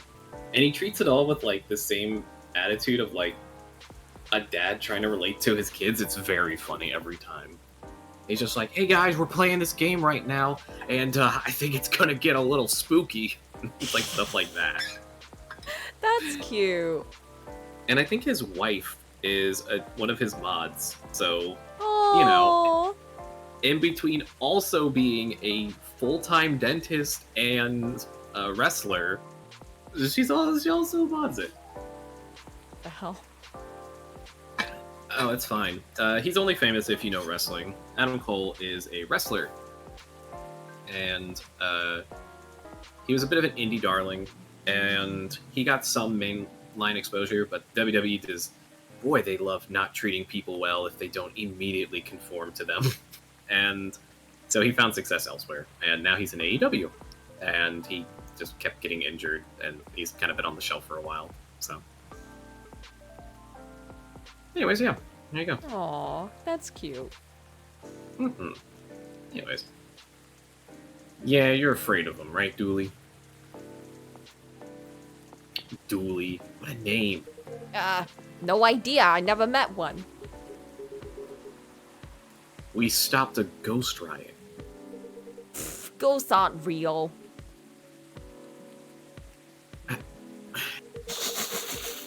Don't need to be scared of them. Easy. There you go, I guess. Stopped a ghost riot. They stopped a ghost riot. Where is that game? Yeah, what's up? I feel like some of the things that they bring up, I want more info. Mm-hmm. Sorry, that wasn't much help. Nah. What you said, that they're just like us. Jorji is racist. That's a good thing to be reminded of. Exactly. They used to be alive, just like us. They used to be alive. Yeah, they're ghosts. As long as they don't try to eat, possess, violently murder you, you should be fine. Why would you say this? Very reassuring. Just talk to them. Feel their culture. Listen to their issues. Inspector Wales. Oh, I Mhm. didn't notice that was a. I didn't see the open brackets. It was a So- parentheses. yeah, I didn't Uh, see. I saw that was Wales. No whales. Wales. That's a weird word. And he's just full of new words. Treat them like any other person. Yeah, I don't know what it is about like cops versus detectives. Detectives always feel more normal, and cops always feel very like authoritative and well, It has to be the uniform, right? it's gotta be the The detec- uniform. The detectives only really do it when they have to flash the badge. You Yeah, know? they Like- usually wear like everyday people clothes, probably to blend in. Mm-hmm. This scene's always the same. It's like they start a fight in the house, or like people are yelling and screaming, or like they walk up to like a crime scene or like something where like there's already something cordoned off, and they're just like, Yeah. "Hey, you can't be here!" And they go flash the badge, and they're like, "I work for the PD," And then they just like slip on by, you know? Private investigators. Oh, that's Yeah, probably it. PIs are very different. But they Private- media makes them look the same. Yeah. People are kind of dumb. See what's on the inside. Which should be easy since you can see through them. That's not I what thought that. you did. I thought you didn't believe in ghosts. It's best not to overthink anything he says. I certainly don't. We know. Ah, well, thanks for the advice. Never mind. Now we know who's really dating at this table. Mmm. I think it'll help. I feel like these guys were brunch buddies. Is that what we're calling it these days? That's the code. Those two, they look like they're a couple of brunch buddies. It does feel like it's got that implication. Mhm. Jorji's the old flame, Dooley's the current flame. Oh Damn. God. That's probably it. And he works with ghosts because he's trying to find the ghost of his dead wife. Now, Dooley, I think we should read that case briefing and find out why we're here. I already did. Oh? Turns out, we were meant to arrest the person driving that taxi. Instead of... Instead of taking it all the way to Seattle. Yeah. They're not from here? Oh my god. Why? The driver was a chupacabra. Ah! Ay! I can't believe this. I need to pee now. I'm going to go pee after that one. Anger pee. Should we just do a little damn. break? I don't think Let's this just day's gonna end. Let's do a little. Let's just take a quick pee break. 5-10 minutes. I think we all need one after that. That's true. That one caused me physical pain. All right, everyone. Avert your mind to what we just experienced. Stretch. Yep. Get some water. Get some snacks. Just recover. Pee time. Pee time.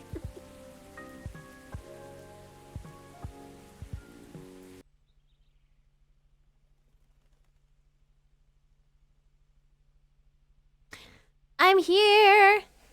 Ah, hello. Hello. I made myself a bacon butty. Oh, So Hmm. that's what we were doing. very good, very good.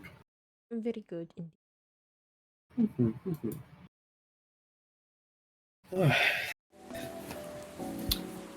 So I brought it up briefly after I got back, but I have a potential tangent. Oh yeah? Because It's a tangent. yeah, my third or fourth favorite thing to do whenever I'm like just talking to people and like I don't have to like dedicate my attention span to anything, I like having like some videos on in the background. One of my favorites is watching fighting game content. And a recent addition to the Mortal Kombat roster is Homelander. So Yep, I saw that. I gotta ask Coco, out of all things superhero related, why the boys?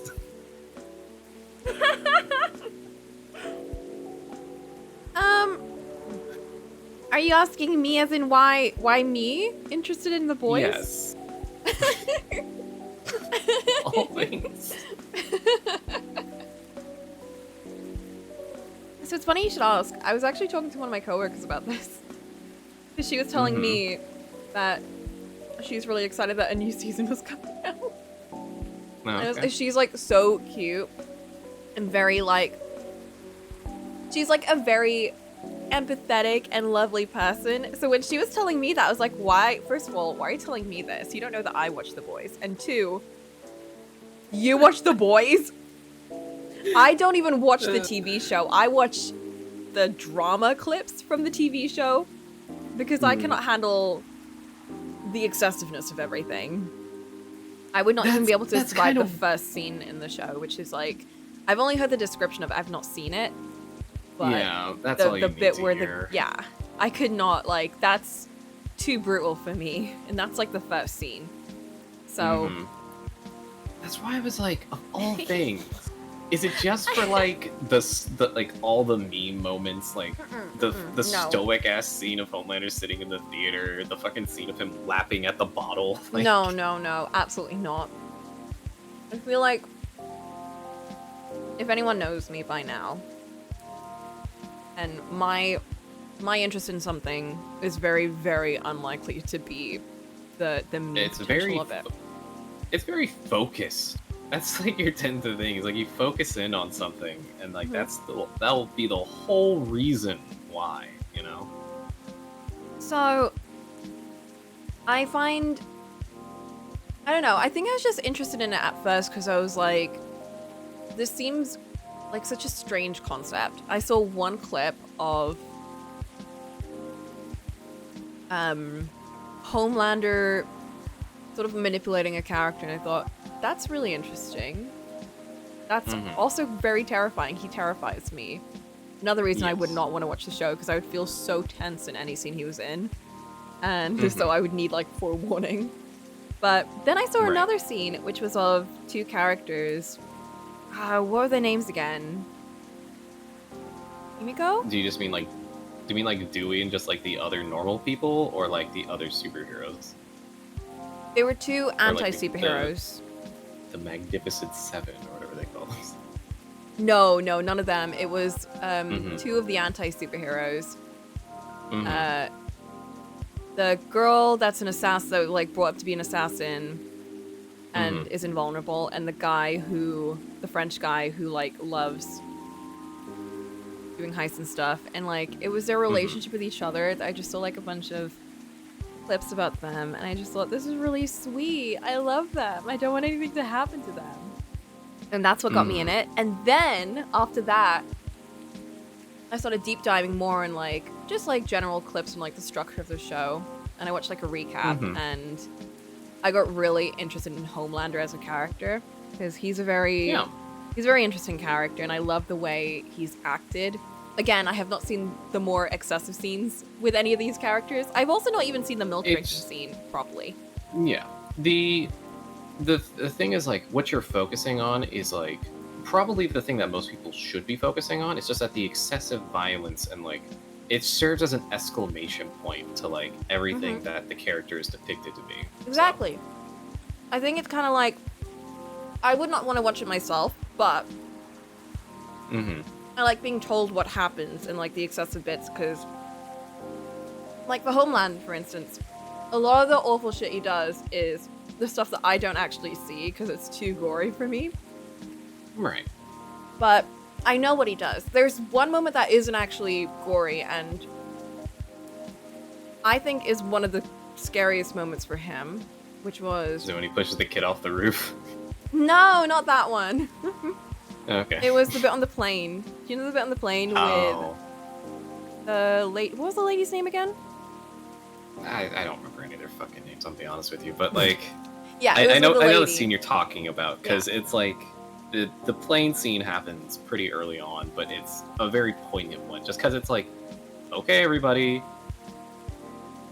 Please listen. Like, he You're not goes going in, to? he stops... No, because he goes in, he stops the hijacking from happening in the plane, kills the the people hijacking, who are right. hijacking. Everyone's like, Mhm. yay, Homeland! And Homeland was like, it's for you guys, Zola's for you guys. And, like, he's lapping up the praise, everything's going great. They go to the pilot seat, realize that when he killed one of the people, he also killed one of the pilots. Pilot. Yep. And also ruined the console so they can't Controls. fly the plane. And Marvelous Lady, I'm gonna call her Marvelous Lady because I think it was something like that. She's Yeah. like, well, the plane's gonna crash and there's nothing we can do, so what do we do? Like, you have to lift the plane. And he's like, honey, I can't lift the plane. I can't physically do that. That's not how that works. And she's like, well, we have to do something. Let's, like, take everyone down, like, one by one or, like, anything. And he's like, let's go.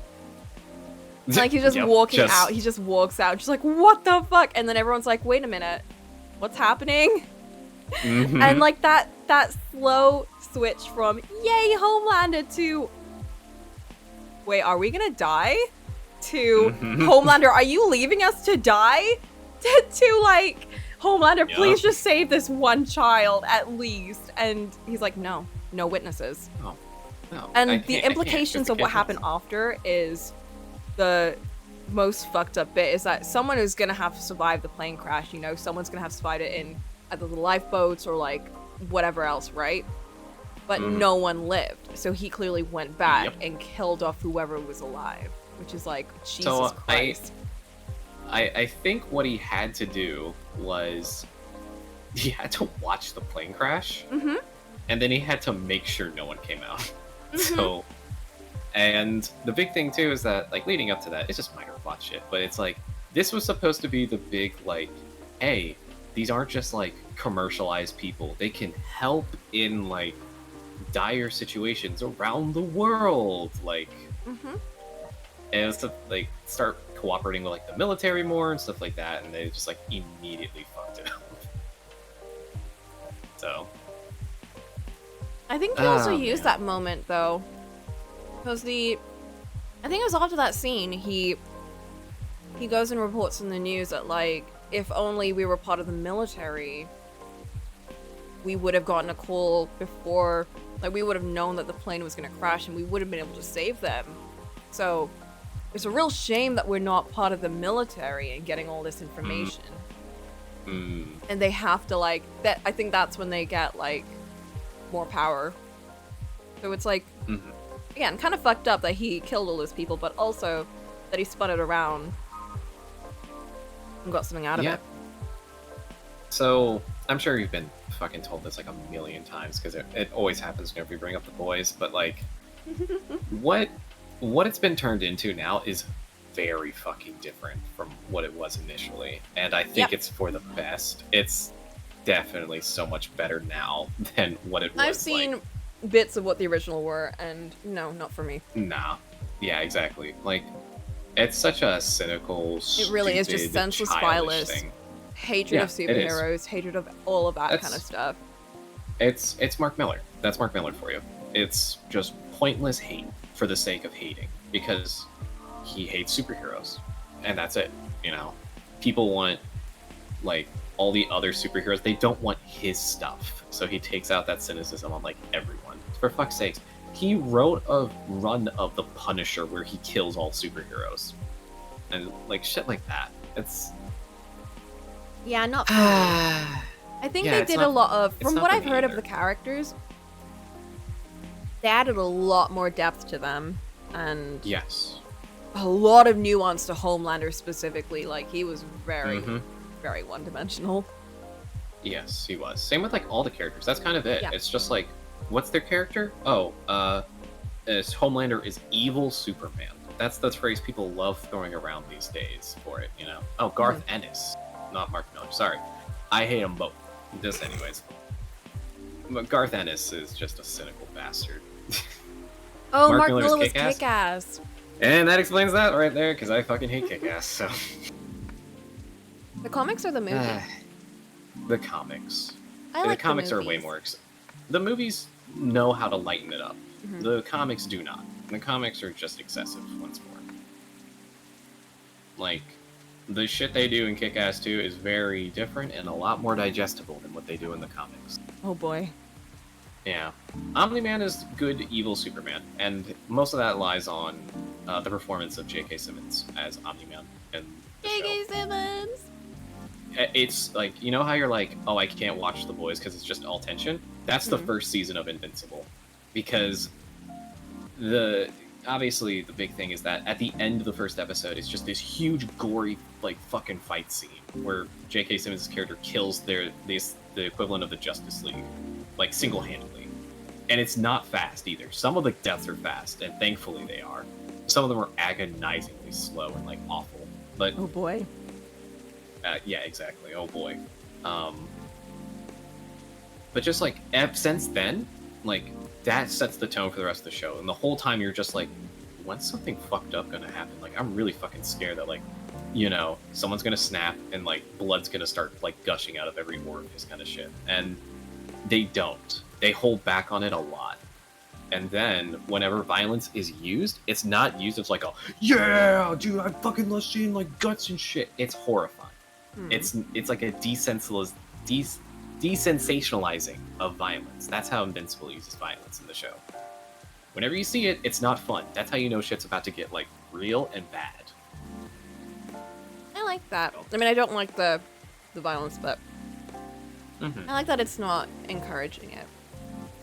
Yeah. I like when violence is And- used in a way where it's not pretty, and it's not something to build power. It's something to like, I don't know, it really shows someone something bad is happening.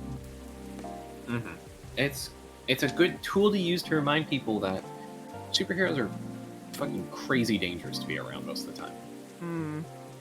And I think that a lot more of the kind of like flawed depictions of them show that very well.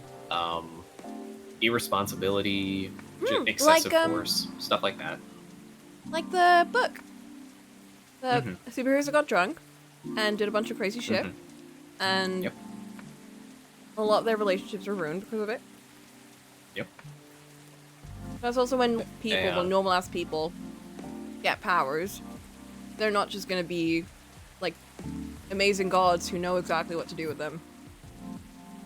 They're gonna fuck around, and then they're gonna like mess up something, or they're gonna try to be very, very careful and try to be as reserved as possible with them. But the thing with the reserve storyline is that there's always a moment, right when they let their guard down, that something happens because of that, and then it causes a very quick like spiral. So yeah. Yeah, that's why I'm interested in The Boys. Okay. I like the drama. That's probably the best. That's the best way to consume it, honestly, is just to get like general plot bits and stuff like that. Yeah, I watched this guy who recaps it, and because it's on YouTube, he literally has to cut out the gore and Yes. anything excessive because he'll get in trouble. So like he'll go through every step of like the episodes and then just cut out all the gory bits, but he'll just tell you what happens. And I'm like, this is the best way for me to consume this. So, I watch a lot of commentary on superhero media because it's very relevant in today's modern climate, but it's also interesting reflecting back on like other stuff and like comic runs and stuff like that, just to see like, does this apply to this day? And man, the cut from The Boys is just like, this is not for anyone. It's one of those kind of things. Like, this is not for anyone. So I'm glad that like so much of the shit in there is just not in the shows. And anything in the shows, it's like very loosely based off of. It's very or changed. they take like, yes, especially you know the impending finale where Yeah, they in can't the do that anymore. In the initial run, it was just the military comes in and just kills everyone. And it's like, oh, why was Homelander insane? Because one of the guys literally assumed his form, did a bunch of fucked up shit, then took pictures of it, and then showed it to him and said, "You did this shit. Do you remember doing that shit?" And that's why he went crazy. I thought he was being mind controlled. Nope, he wasn't.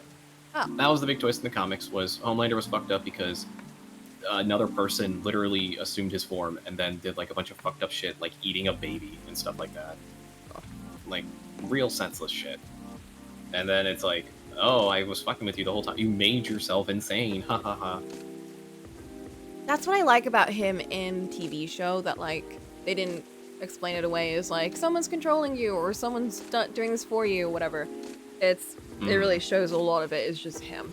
They can't like explain it away like, oh no, he's not he's a good boy deep down. It's all him, and then later on they show that it's his upbringing especially as well. It is, yeah, but I feel like, again, I don't know the full cut, so I might have missed anything else, but I feel like it's white supremacy Nazi shit. Yeah. That's like the cusp of it, really. So. But yeah, I think they don't excuse it. Yeah. From the way that I see it, like it seems like it's not, like it really is just him. Like he had whatever upbringing and, you know, the experimentations, like being raised in a lab, blah blah blah. But yeah, in the end, it is really him. You know, I appreciate. But it's also a thing of like, there's only one Homelander, and the only thing that really came close was Soldier Boy. So. Soldier Boy. It's just a very like comic thing. I know. I wish I knew the reasoning for half the reasons why I consume media sometimes, but I saw that Gen X was out, which is like a spin-off of The Boys, and it focuses on like kids and like teenagers with superpowers now, because the big thing about The Boys was at some point they decided to put their foot down and go, now you can give you can give your own genes superpowers, so your kids can have superpowers. Oh, the X thingy, right? Yeah. So it's a consequence of that, of like now you have like all these teenagers and influencers with superpowers and shit like that. And talking about like exploring what that would look like in the form of like a higher education setting, like an academy. And I have to say, as someone who's not used to seeing him in these kind of roles, oh my god, I'm gonna fuck his name. I'm gonna be so mad at myself if I mess this up, so let me make sure. Oh yeah, Soldier Boy is Dean Winchester. Natural dude. This one? Nope, that's not it either. Alright, fine, we're just gonna type out the whole question. Clancy Brown. Clancy Brown is an actor in the first episode of Gen X as like a big superhero professor / guidance figure. Looks familiar. He was Mr. Krabs. He was the detective in Detroit Become Human. Oh my god, he is! That's why his face is familiar! And he plays like one of those like pretentious professor types, you know? Like the main character literally like gets rejected from like the big superhero program that's like, oh, if you stick with this, well, you know, one day you might get a seat on the 7, you know, like that kind of shit. And she gets rejected, and so she's like talking to him in his office, like, listen, I think there was a mistake, like blah blah blah, like I'm qualified, I can do it, you gotta give me a chance, like to like doing really, that you don't want to be there, like doing that whole trope of like, give me a chance, I can show you. And then he like puts a hand on her shoulder, gives her like the biggest, warmest smile, and then just goes, well, there are plenty of other departments that are also just as prestigious as this one. Like, immediately, like suddenly, like all that warmth just fucking disappeared. Like as soon as he said a line, that was like, no, you know, like it really It's just such a goes to show realistic that. way of like rejecting someone in like an academic setting too. Mm-hmm. You can definitely pursue this some other form in another type of module. Not this one. Here's the thing too I can say about these kind of shows. Every actor in it kills it. There's not like a bad performance from anyone. But like, fuck me. A lot of the subject matter, the way they handle a lot of stuff, it's just not for me. And that really sucks, because I got through the entirety of Gen X, but I would not... I don't know. It's one of those things you have on kind of in the background if you're hanging out with people, you know? It's not something that, like, I don't think you should actively give attention to, because you're just gonna kind of get, like, sad and depressed. Fair enough. So, I don't know. That's my kind of thing about it. I like probably the would way it was too, I going. think. You know what? I like the way... Oh, let's hear it. Okay, I'm really excited about season... Is it season 4 or season 5? Season 4? I don't fucking know. I think it's season 4. Whatever. Anyway, I'm really excited because... So, Homelander. Yes. He gets all of his gratification and everything from pleasing the public and being loved in return and whatever, right?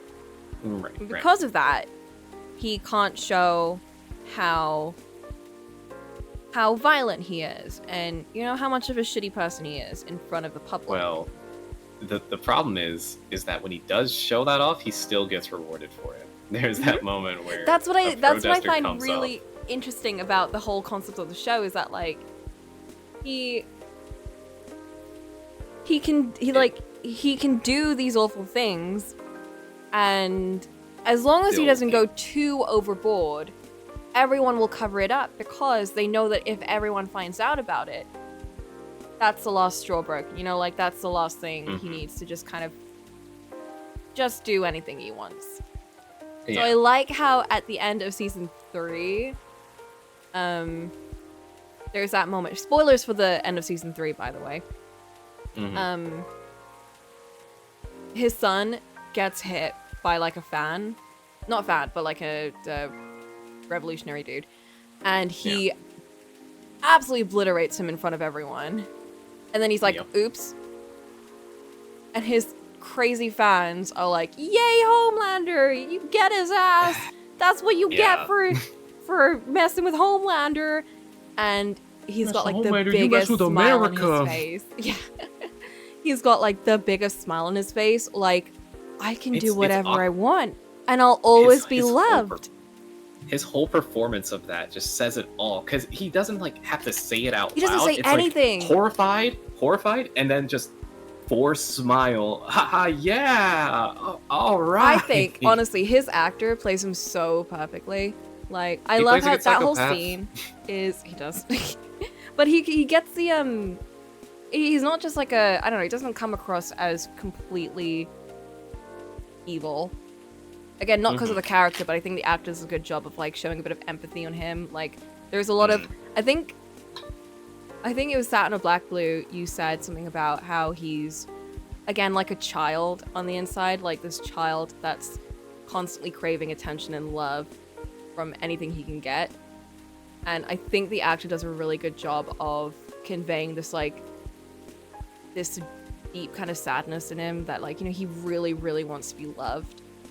And there's that mirror moment where he's like conversing with himself, and he's like, "Oh my god, what do I do?" And like the mirror self is like, "You do what you want, like you do what you need to do."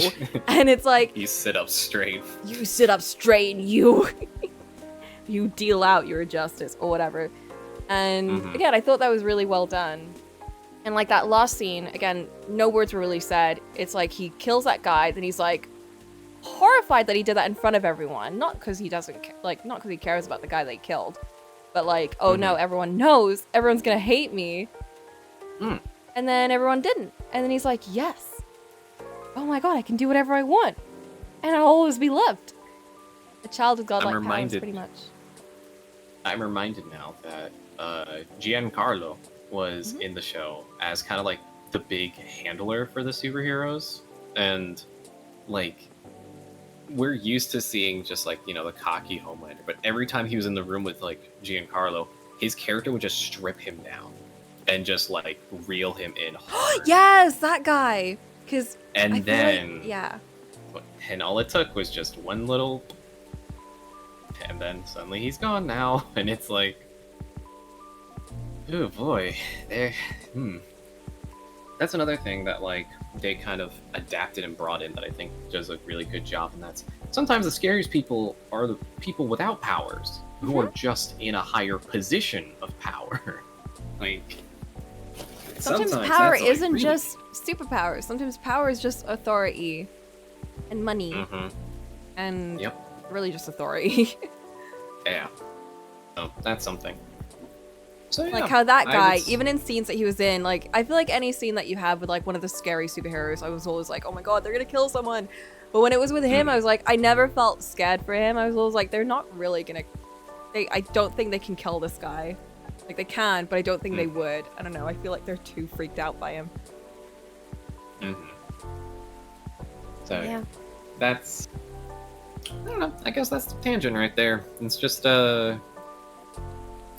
it's talking about the boys and Homelander and Gen X. So But yeah, that's why I like it, and that's why I'm kind of excited to see what happens. Because now that the leash is off, I'm so curious where they're gonna go. Because literally, he can do whatever he wants. What's that gonna they're lead probably to? gonna bring it. They're probably gonna bring it up in season 4. So I'll talk I about the reckon, end yeah. of Gen X as well. So at the end of Gen X, it's only gonna get one season at this rate. I don't think it's gonna get another. But well, the way it ended, oh boy. With the way it ended, there essentially was like, gosh, how do I word it? I guess like a riot. There was like a riot on campus, and people started dying as a result. And well, they started suppressing the rioters, and everything got underhand. Everything was well handled, and everything was done. And the episode ends with Homelander arriving on the scene. And it's a very like, oh, these kids are fucking done for. Oh no. Because like these are like the top prospects of the academy. Homelander just sits down, he just eyes up the main girl, Black, and he's just like, "So what kind of animal are you?" It's just like, what? He's like, "Are you the kind of animal to kill their own kind and eat them?" And she's like, I what? Because like her whole image of Homelander is just now being destroyed with this one conversation.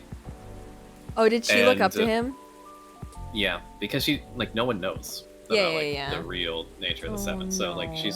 she's like, I don't. You're here to help us, right? And he's like, yeah, I am here to help. I'm here to stop these people from being terrorized by people like you. And she's like, wait, what? And like immediately her whole like posse just gets fucking annihilated by Homelander. Like he doesn't kill anyone as it turns out, but holy shit does it get close in some Oh my places. god. And yeah, no, I think she does take the heat beams like right to the chest, so it's okay though. It's just, they all wake up and they're in a secret underground facility that is experimenting on suits. Because that's the main thing, is that on campus, underground, there's like a place called the Forest, where they essentially hide kids and experiment on them for various purposes, whether that's like learning how people with volatile powers from Gen X, or like X gene or whatever, the injection stuff, how that affects their like overall biological compounds and stuff like that. Blah blah blah. A lot of blah blah blah stuff. The big thing is, while experimenting, they accidentally created a virus. And the virus can kill people with superpowers. And they realized that this strain can be very perfected to a fine point to only kill people with superpowers. And the person in charge of the Invincibles? Yes. And the series ends with the last handful of people who know about the forest being taken away by Homelander and like locked in like some weird whitewashed area. They kept them alive? And they're alive, all of them. That's what the part that surprised me. I'm like, what the fuck? They're alive? Yeah, okay, sure, whatever. But it ends with like the main guy who's in charge of like the anti-soups, like, whatever his name is, the British guy, French guy, whatever. The scruffy guy who's always saying fuck, whatever. He shows up at the forest, which is the facility, and he looks around and he starts putting the pieces together that there's a virus now out there that is being weaponized to kill superheroes. So, I guess on top of like the temporary superpower pills they take, now there's like a definite ending to how this can go of like full on like airborne virus release kind of shit, like pandemic level stuff. So, I have a feeling we're probably going to address that. And if we don't, I think that's going to come up in season 4 for sure. Mm-hmm. So, there you go. Oh. Honestly, the reason I watched Gen X was because at the end of the first episode, they had like the coming up this season, and then they showed like a bunch of like highlights from the season. One of them was a puppet like fight scene where like a dude was like tearing apart other puppets, and I'm like, oh, that's fun. Is that like someone's like power? And, like, is that okay? I'm interested in seeing that. No, it's a guy. He's crazy, and that's what happens. Is like he retreats to his happy place, which was like a Sesame Street-esque thing. And whenever he does like a fight scene, it turns to like a puppet fight scene, and then whenever it's done, it like cuts back to the real world, and then he's like covered in gore and viscera, and he's like, oh no, it happened again. So I was a little disappointed by that. Oh. Oh well. Yeah. It's something to look forward to. Yeah. So there you go. Let's see if we can get stay. Let's see. Let's ignore that, Julie. Groan. I already did that. Okay. Let's get out of here, Dooley. Good luck, officer. Thanks, McQueen. A lot. You too, Officer Dooley. Bye, guy. Good luck with your rat problem or whatever. What? Bye, coffee wizard. What? Take care. Huh? What the fuck? That's how he addresses us. Coffee wizard. Does he know? Does he That know? was... YouTube thumbnail? Does he know? Does he know? Oh, that was quite something. Why would I... Well, what do you know, Kupo? To get Jorji over his fear of ghosts. That's why they were here. I think he still... Yeah, I think they didn't buy any coffee. Or tea, or blue pea, or anything. Came in here, saw Jorji. The other guy saw the other guy, I think. And then he just left. Mm-hmm.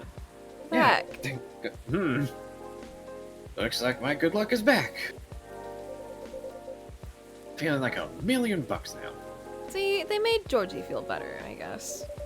I'm very glad you do. Yeah. I guess. Thanks anyway, Kupo. I didn't do anything except made the most amazing coffee ever. But I guess I didn't do anything. Are you gonna be okay? Okay enough to start thinking about what to do next. Also, I'm sorry, this kind of bothers me. I don't really get it. Wouldn't smoking a cigarette kind of ruin the taste of the coffee? It would, absolutely. 100%. Because I know I can't drink stuff while smoking a cigar, because that's like, it gets all over, so. Because, yeah, your entire tongue is going to be covered in, like, tar and smoke and stuff. It will ruin the taste of that. However nice that coffee might have been, it's not going to taste like that. Weird. You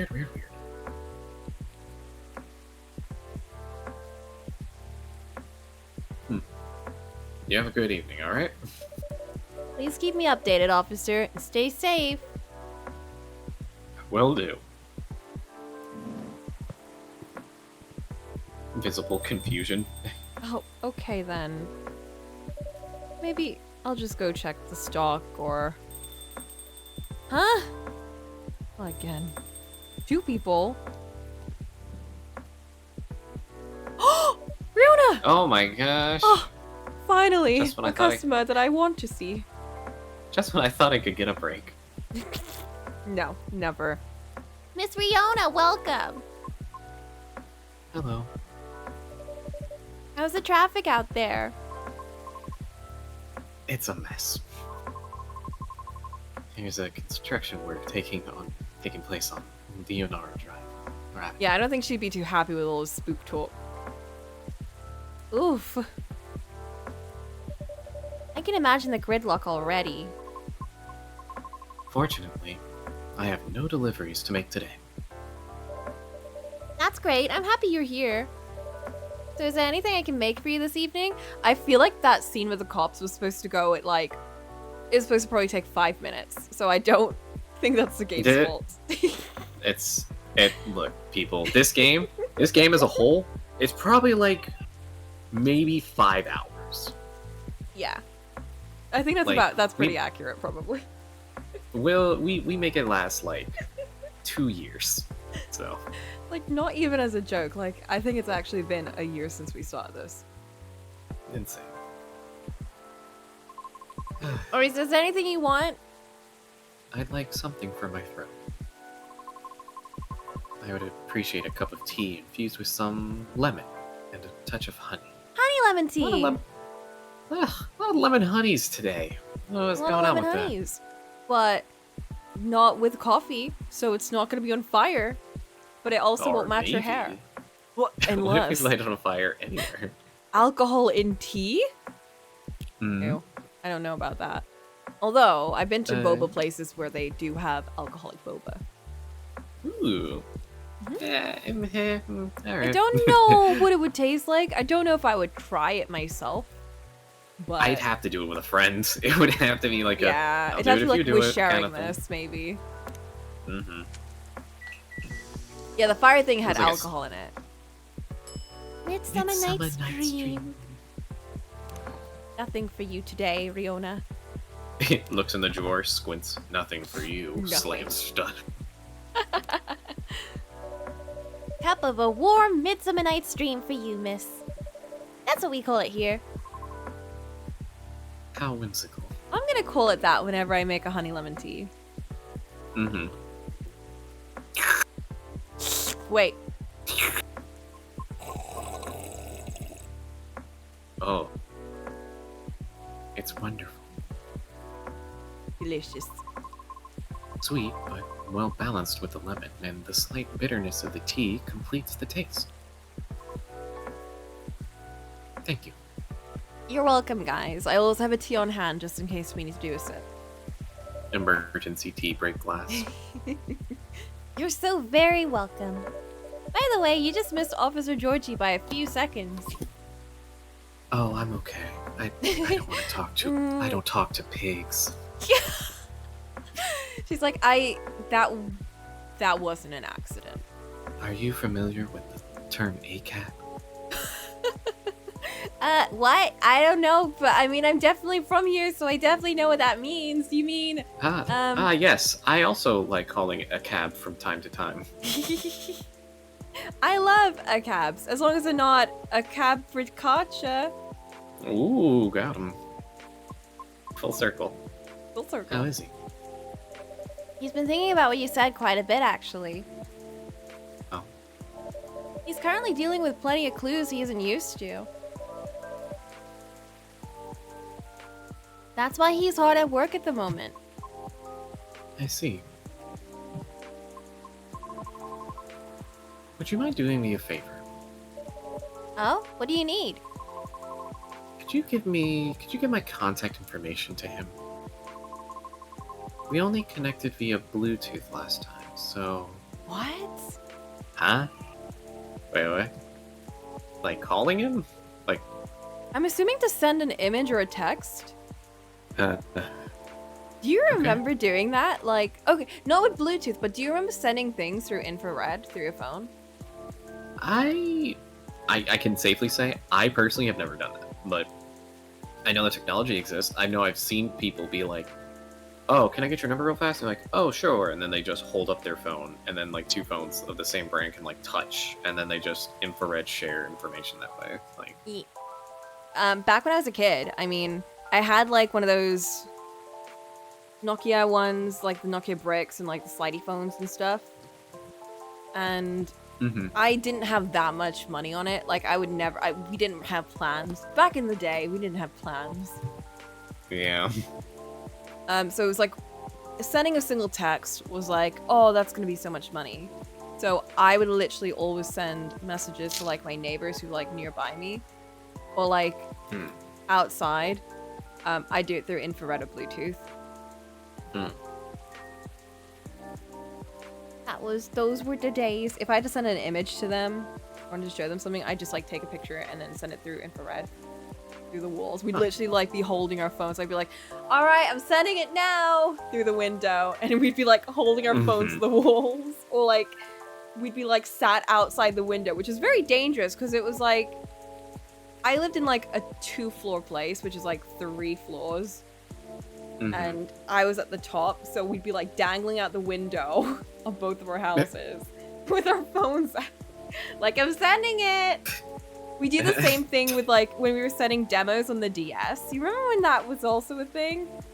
And I'd be like dangling out the window, holding my DS out. Like, I'm getting it! Just another second, it's still sending!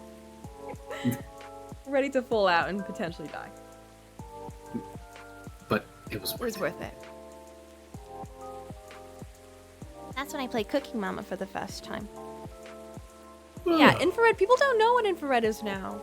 The only time they learn about it is when they're learning about, like, fire. Microwaves. I mean, I guess that makes Not sense. microwaves. No. Toasters. Grills. But no one knows. Are you They were connected to using your? phones. Are you connected to your microwave's toaster? Wi-Fi? Is your microwave connected to the Wi-Fi? Is your fridge? Your fridge. Is your oven? Well, if I had a smart house, maybe. Is your kettle connected to the Wi-Fi? Some people's. Your smart kettle. And you use an app to start boiling water. Oh my god. I think Selene has like a crazy cat like that. No, I don't think fire is fire infrared? No. Hot stuff. Hot stuff. Oh?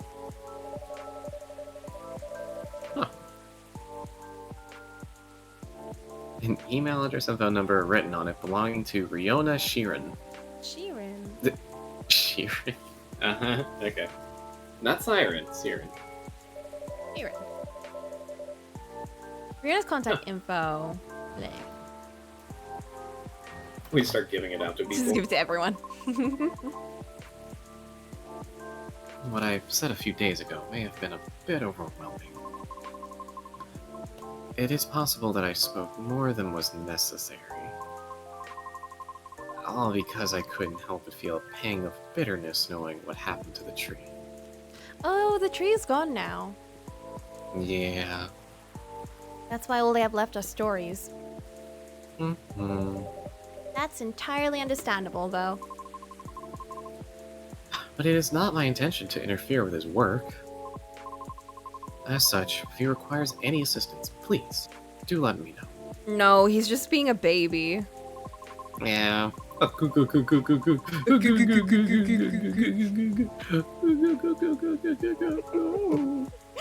just still hear him outside. He's still chittering and chattering like his teeth. It's the least I could do, as I realized there would be plenty of difficulty obtaining information. No? Oh, okay. Thought you was expecting someone to come in. I mean, because Officer Jorji is a human. And we semi-physical beings have our own way of sharing information as such. I get what you meant. Okay. He's so sad. I just do not wish to incriminate anything or anyone. We get it. It's fine, I get it. Or maybe I don't, dude. Ugh. I'm glad. Someone else coming in? Oh. Uh, I'd say you've already helped him out a lot in more ways than one. Hmm? Sorry, did you say something? Did you see a ghost? Is there a ghost sat next to her? Oh, I was zoning out a little. No. Talking to the ghost next to me. What? Anyway, I'll pass this off to him. Okay, thank you. You're welcome. Bad traffic aside, how are you? Ah, I'm... Is she scared of the thunder? To be honest, I've had a lot on my mind as of late. And I don't know how to express it without sounding pathetic. You know, I'm all ears. Because unlike some people, you actually buy my drinks. And you don't smoke.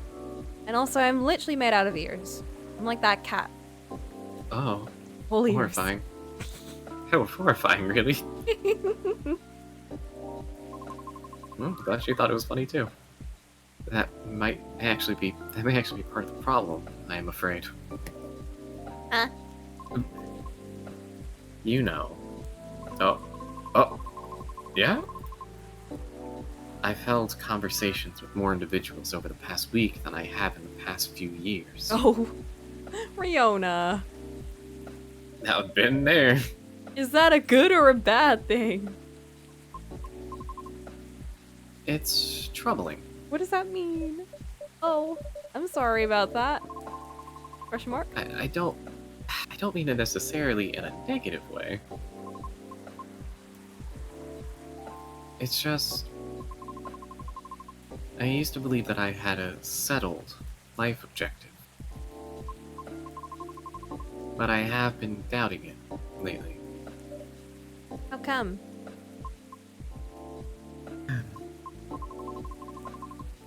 I finally heard back from Miss Rachel yesterday. Oh, any good news? No. Our fields are admittedly quite different, so I was not expecting much. Hmm. However, she provided me with some contacts who may be of assistance.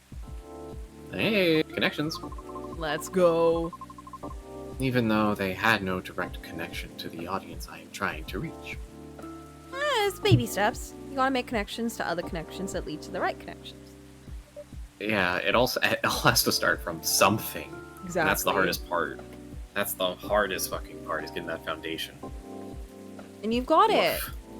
Mm-hmm. You fucking did it! You literally talked to an industry professional and you got contacts from their contacts! This is huge. It is. I see.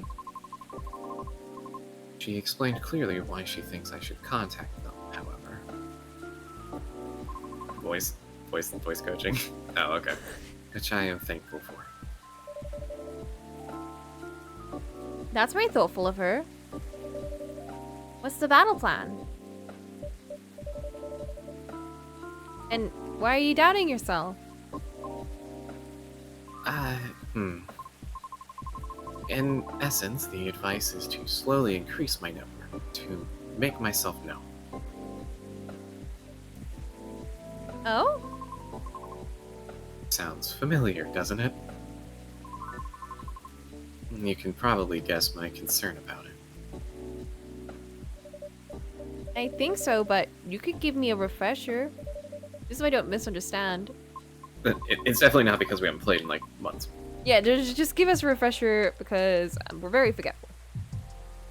I feel like that would be a shortcut, so to speak. Right. She did, however, remind me of an important and humbling fact. What would that be? Well... Oh, but it's not guaranteed you'll get anything out of it, don't you think? unless you're really, really sure the so-called shortcut is 100% gonna work. Because you'll have to do way more than just making a few calls and waiting for callbacks, you know? Is she trying to imitate Lucas? I Or think. her? Okay. Oh, No. okay, of her.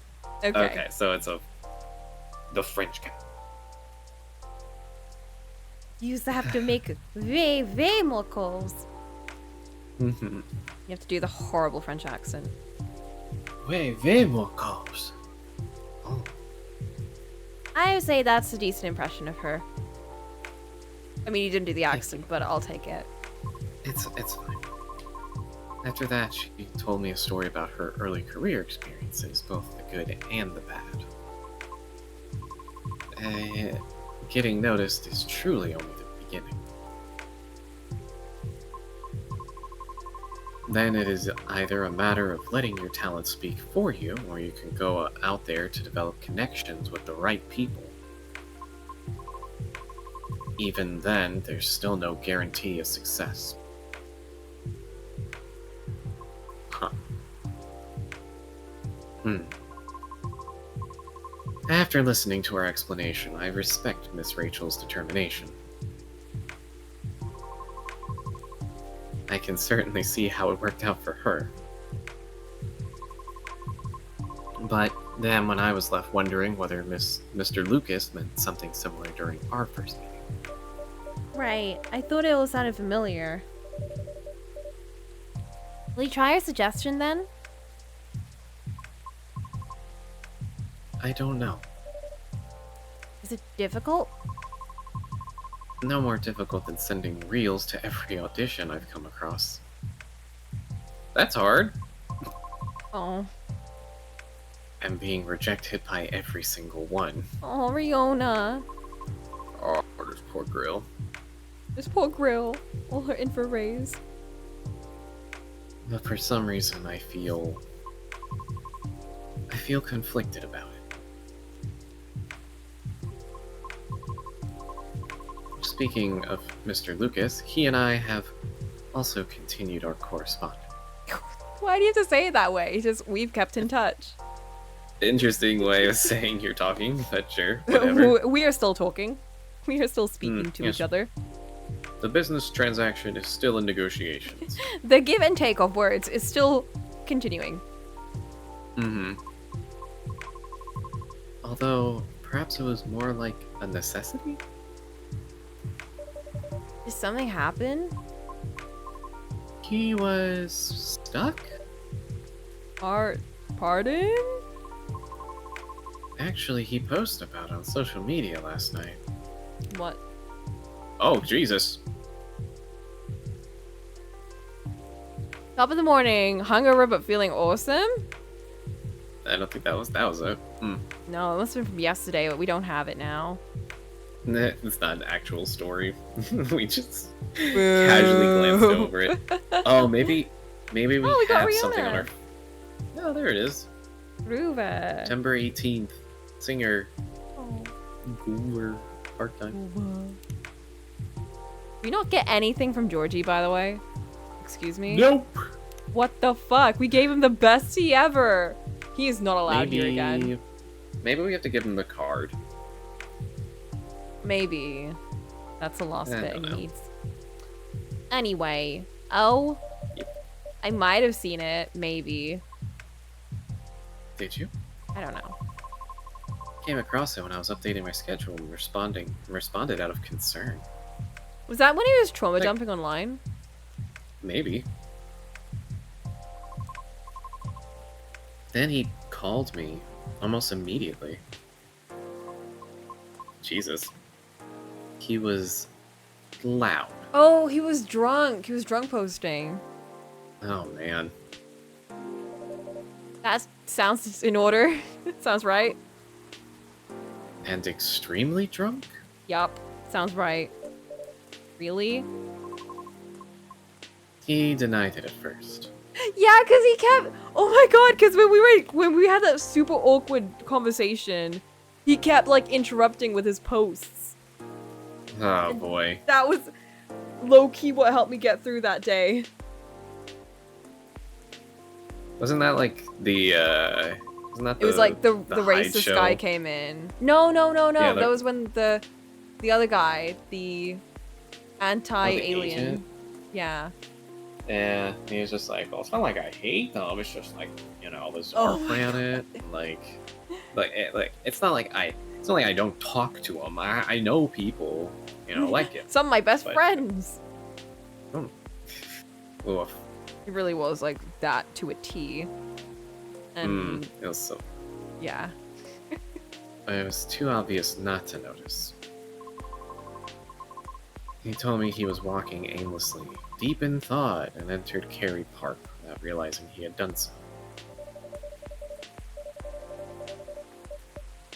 Must have been some deep thinking he was doing, because I think it rained pretty hard last night. Well, I wouldn't know. The bus to and from there is certainly not operating after 10 p.m. Which is why I sent a message informing him of the fact, and he seemed to be unaware of it. Right. So he called me to ask if there was any other mode of public transit nearby. Wouldn't it have been easier to just call a cab? He told me he wanted to know the city better. Oh my god, that sounds like him. At midnight, Why not? while it's raining. Why not? After all, you operate your business after dark yourself. And we're indoors. And it's Mm-hmm. not raining indoors. What if we opened up a cafe because we have sleeping issues? What if? Maybe that is our deal. Maybe we're just nocturnal. We have sunlight sensitivity. Touche. We're a vampire. Like Oh Hyde. my. Crazy. We've apparently been around that long, so. Even longer, maybe. Ah! Mhm. Whoopsies. Wow! Perhaps he did just want to go home. Oh, And before I it might closes the door. Be mistaken, but I thought he didn't like drinking. Partying? But he said he didn't like doing that because it felt like he was forcing himself to be more interesting by drinking. Yeah. Which is definitely not a good reason to drink, for sure. It's true.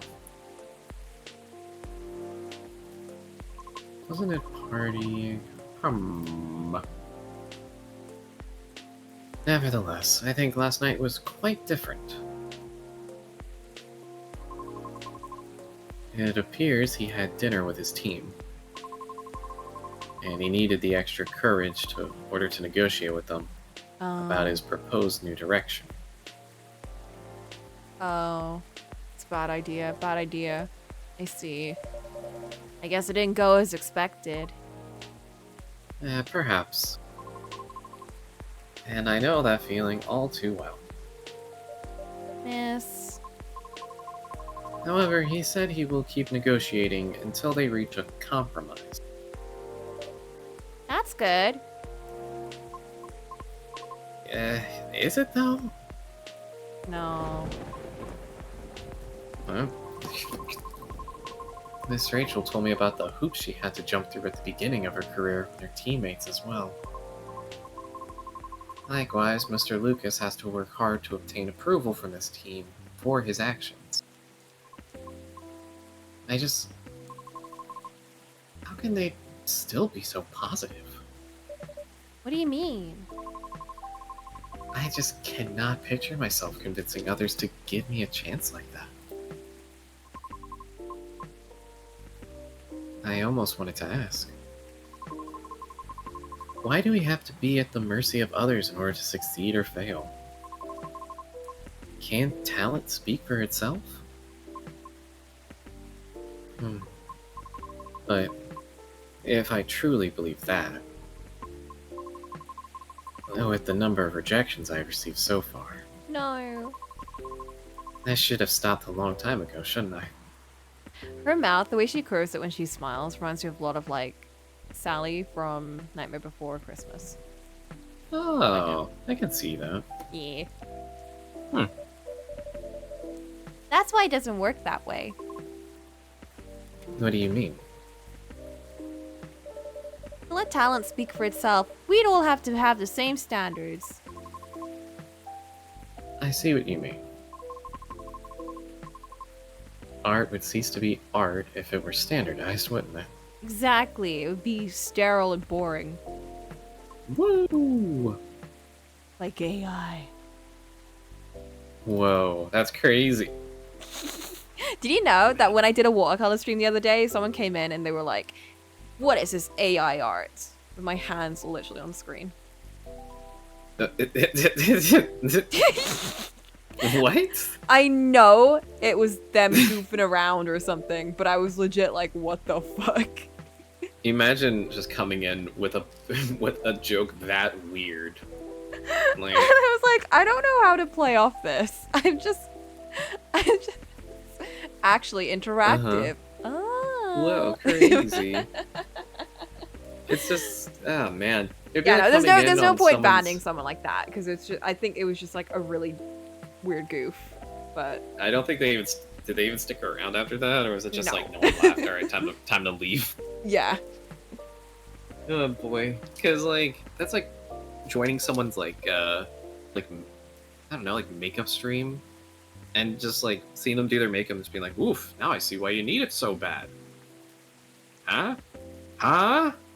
And like no one is like everyone's there to get tips and stuff and they're just like ha ha ha ha, ha look at that and everyone's like what?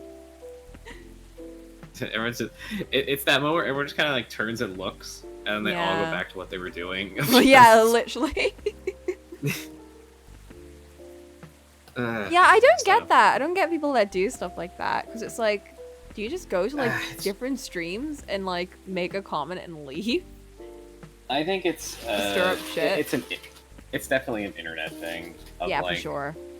The anonymity of just being able to jump into someone's stream, type out something, just because you're either going through something or you want attention real bad, and that's the only way you know how to reliably get it. And then just be like, haha, streamer smelly, and then leave. Like hope someone notices or acknowledges it. Hmm. It doesn't make sense. It still doesn't make Sometimes it sense. is annoying with like you forget that there are other people here. Because Yeah. for them, it really is just like I type response and I get response back. At that point, you Mhm. might as well I- just go interact with AI. Yeah, it's like I want that interaction from the person I am watching, which Hmm. is kind of crazy if you're hopping into like a big streamer's chat and you just do that. If you go to Yeah, a it's like smaller you're one, very unlikely to get a response in that case. mm-hmm. And if it's a smaller streamer, like sure, there's a higher chance, but like there's an equal amount of chance that it's like I don't know, me when I stream, I don't fucking look at the chat. The only reason I do is so I can see what Flint says. So it's like whatever, you know. And then I'll see someone be like, "Hey, do you like do this?" And I go, "Oh no, sorry." There was one that was really funny, and that was like a while back when I was streaming like Shadows of War, I think.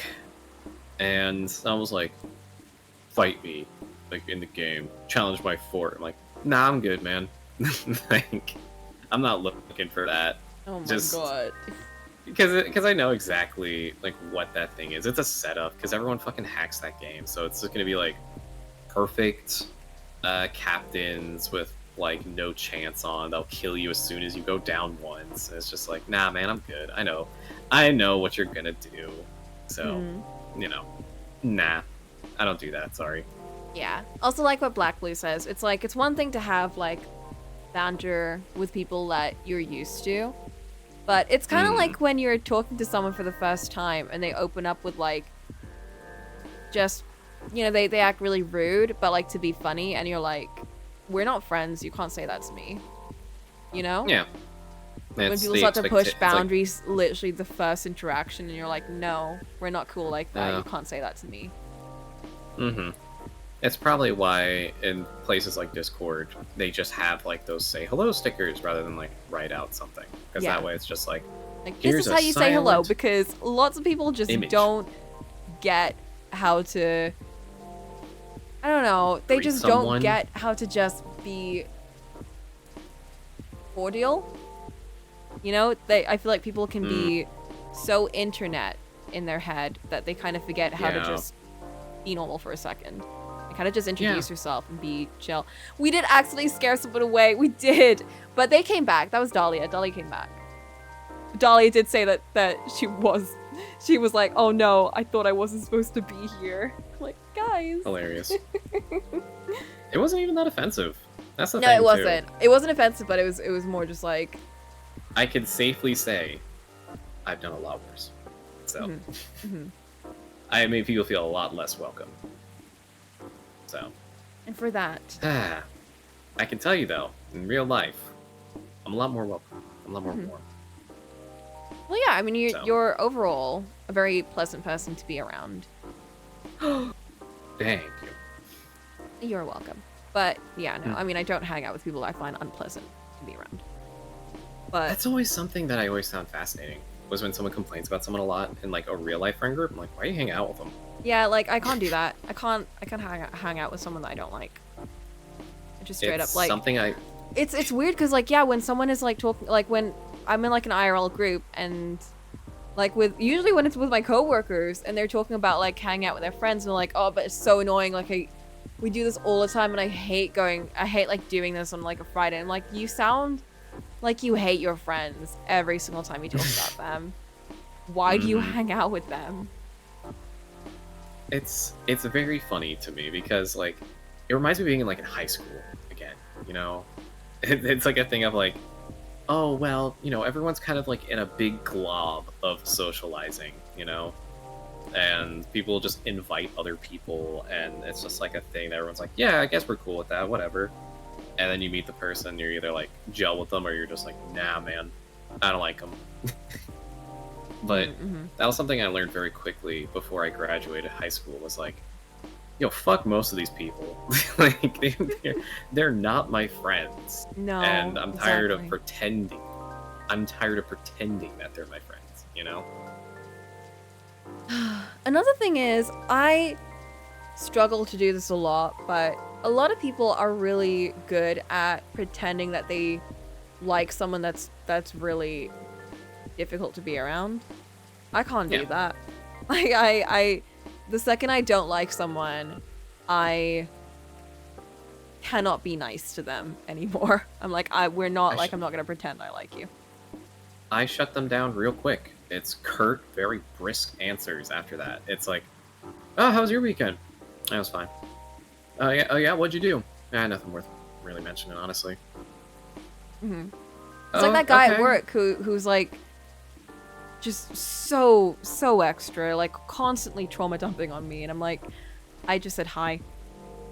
I was just like, how's your week? And he's like, not very good. I'm like, oh, that's sad, or that's unfortunate. And then he just like going in about every little thing, and I was like, okay. I was half expecting something that I went through once, which was like, hey, how's your weekend? Do you ever feel loved? It's just like, oh, Jesus. I just said good morning. And then it just became a thing of like, oh, son of a bitch. I guess I'm going to be walking around the workplace listening to this all day. And then I did. I find casual small talk really difficult too. I like it when it leads. I think it's a good way of like leading up to things, but only when you and the other person are like ready to talk about something. I feel like when you know you don't want to talk to someone, or if they don't want to talk to you, it's very clear that the small talk's not going to go anywhere. Because like if you're talking with someone that you like, and you're like, oh, hey, how was your week? And they talk about it a bit, then that usually jumps into like conversations about like things that you like. Like they might talk about going to a restaurant or something with some friends, and that might devolve into a conversation about food and whatever else after that. But if it's with someone that you don't like, or if they don't like you, and this conversation was never going to go anywhere, it's going to be like, yeah, I went to a restaurant with my family. I'm like, okay, that's cool.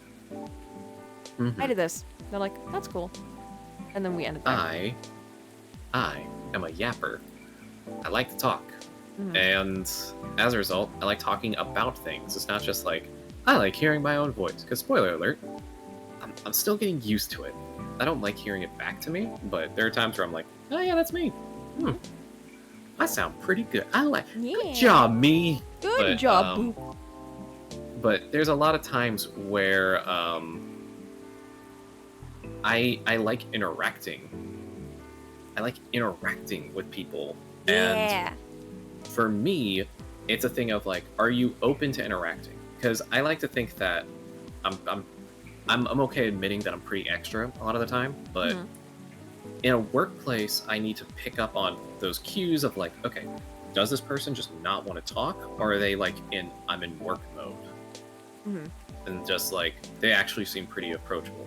Because that happened in my last workplace. Was my coworker was like just super in the zone whenever he was working, and I realized like, okay, so if like we're setting up for something, or if like we're filling out paperwork, or if we're like doing stuff, I probably can't really like yap or talk to him the whole bunch.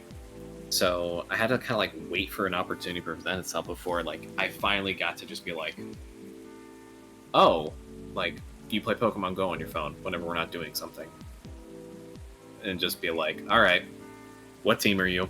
You know, just start it from there. Just like, all right, we need, and then just make the joke of like, oh, your yellow team, huh? Oh boy, we're not going to get along at all. Like, it's like an opportunity has to present itself for me to like properly connect with someone. And yeah, I think you can tell easily when, even if the person's really likable, there's some people who I find very, I call them like wholemeal bread, because it's not an insult. I love wholemeal bread, but they're very.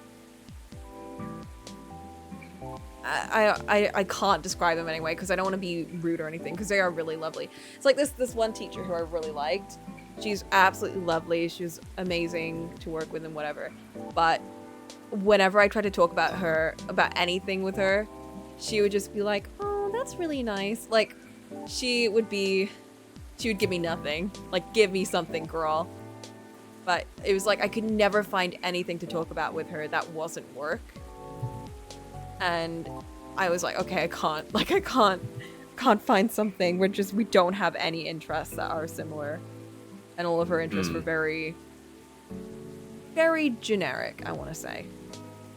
Yeah, that's kind of an like with issue other people, there's lots of people who, on the outside, they seem very normal, for lack of a better word. But, like, there's this one coworker of mine who I was like, oh, I'm going to an escape room for my birthday, blah, blah, blah. And she's like, oh, I love escape rooms are great. I was like, yeah, I just really love puzzles and stuff. She's like, yeah. Or, I like puzzle games, so I thought it would be really fun. And she's like, oh, yeah, I played this game, like, was it Dr. Layton or something? I was like, Professor Layton, I love those games. I've only played one. But I was like, I love those games. Those are my favorite games ever. And that opened up a whole discussion. Or like talking about art, even with people that don't care about it. It's like, it's a great way of kind of opening up to like, what are your hobbies? Like, what do you like to do? And then they start talking about their interests. And sometimes it's not even like their interests. Sometimes it's like, I don't really have anything that I like to do like that. And then it gets into discussion of like, well, what do you find interesting? What's your day to day? But yeah, sometimes you get nothing from someone. And sometimes you get a whole lot more than you expected. Like when I found out that other coworker was deep in AO3. Which is kind of crazy, but you know. That was pretty crazy. I wrote her own book and was also deep in AO3. But yeah. It's like, oh man. It reminds me of like having a hard time connecting with family sometimes, because they have like too general of interest. So it's like, it's hard being like, oh, I'm really into this, when it becomes like an awkward silence of, okay, that's cool. And it's like, come on, man. Yeah. So I think that's a good way of kind of telling when you and someone else don't mesh, is if they kind of give you nothing when you bring up something random. And you're like, when okay. If there's an awkward silence and one of you can't push through it, nah, man, pack it up, pack it in, we're done. Man. I can't do that. E2, Dating advice number 64. Talk about hot puzzle, Dad. Whoever you're talking about, talk about someone else who's hot and attractive as well. That'll make that'll really make the person you're dating feel like they need to step up their game. 100%. If you don't have a top hat, and talk about puzzles, then I'm not interested. Mm-hmm. You aren't... If you don't have a top hat and a cane and are a cat statue, then I'm not interested. That was a Cat Returns reference, by the way. Yeah. Mm-hmm. I'm Very not actually cultured, into... very cultured. I'm not into cat statues. That way. Mm-hmm. Just into Tim Curry. Yes. I'm just... Even if he's a rat, I'll take Tim Curry any day. True. I'm thinking... Wasn't there a Professor Layton game announcement a while back? Yeah. Or am I thinking of something There's else? a new one coming out. Okay. Yeah. Wild. You learn the backstory of his hat and I'm crying. I still need to... I've only played the Phoenix Wright and Professor Layton one, which is, from what I know, completely different from the vibe of a Professor Layton game. Like, it's not completely different, Yeah. but the puzzles are nowhere near the level of, like, Professor Layton. Because it's more, like, bash your head against it in Phoenix Wright one, while as in an actual Professor Layton game, I think they're more critical thinking puzzles. Mm-hmm. Yeah, Flint needs to get talking because I said that I was finally gonna play Professor Layton when Flint starts using their mic and can play. Yo, that's crazy. That's gonna be pretty insane. I can't wait for like the soap opera season finale where Flint finally speaks in Discord, and then it's just like this is the big build up, and everyone goes, "Oh, okay, all right, okay." And there it is, and that's it. That's just the whole result. Everyone's just very accepting, and then it's like, "Okay," Nice. and then everyone just moves on. Oh my god, the beats and rhymes. Oh my Toffee gosh! cork, toffee cork, Toffee cork, toffee cork. toffee cork, Hey, I'm toffee corking here. toffee cork. Oh I'm man! corking here. No, Where? anyone want coffee? Oh, what coffee? I just made a fresh pot. We're still on the first day. We're 4 hours and 20 minutes in. This is what happens when we don't do this on at least a semi-frequent basis. This is what happens. Because we haven't chatted in forever. Yeah, And we're getting it all out. well, I know. We have to dedicate a day. We do. That's what I'm saying. I need to get you on an art stream. Yeah, You can just I come should. in. I should just Cut your heart put out. aside the die. The end of the season. The Discord ends. We close it down. Oh my god, we That's the lock end it up of for a woe. goodness time. we do the bit where like if everyone hangs out in like one spot, they do the thing where the season finale, the end of the show, is everyone slowly leaving, and then the camera hangs on like shots of the hangout spot, and then all the lights go off until like everything's left in darkness. Yeah! That's how it ends. I love those finales. It's so cheesy, but it just hits. Mm-hmm. Also, don't worry, Black Blue. It's gonna happen. This is not a what if, this is a when. When it And also, the sooner you want it to happen, the sooner you need to bully Flint to... Mm-hmm. Well, not even bully Flint. Bully the people that are... bully home, like the people who were like fucking yeah, bully renovating the people that are the not house. renovating Flint's home. Bully the people Yes, that just keep ghosting Flint and not showing up to renovate the home. 'Cause Show we up need to... that office to work. Mm-hmm. Just show up with like one of those faded buckets from the Home Depot and a hard hat and just get to work. Just make it happen, Yes. That's another thing, yeah. I think if we really want change, you're gonna have to show up to Flint's house yourself. man. Do it yourself stream. Hey everybody, it's your boy. We're at my homie's house. He did not consent to being on camera, but Oh yeah, first out of house IRL Coco stream. We're gonna go to Flint's house and do some construction. Whoop whoop. Flying to the Awful. UK. Let's go. terrible. The Flint came camera's in the only in corner. Flint. No, none of it on me. Just on Flint. It's you can have a GoPro on your head. Yes, like in the movie. Mm-hmm. Dude, Yeah, like Hardcore Henry. Hardcore One of my Henry. favorite videos as of late was a guy who lives in Japan. He just randomly did it. I don't know why. I think he decided that buying a ticket for the train would cost too much. And he knew the area, so he just rode to an event on his bike. And then he just filmed him doing it the whole time. And it was just like really interesting and wholesome because he's just riding through the countryside. He's just like telling stories about like his time living there. I was like, damn, okay. He would just stop by a building and he'd be like, there used to be a really good arcade here, and this is where I used to play it, and he would just drop all these names. And it's just like, damn, okay, this guy's been around. That's fucking cool as hell. So That's cute. Yeah. I like streams like that. There's a streamer that I follow. She's like an old German grandmother, and she Mhm. reads like these bedtime stories. Oh, Very sweet. I don't understand what she's saying, but like it's suiting to put on sometimes whenever she's live.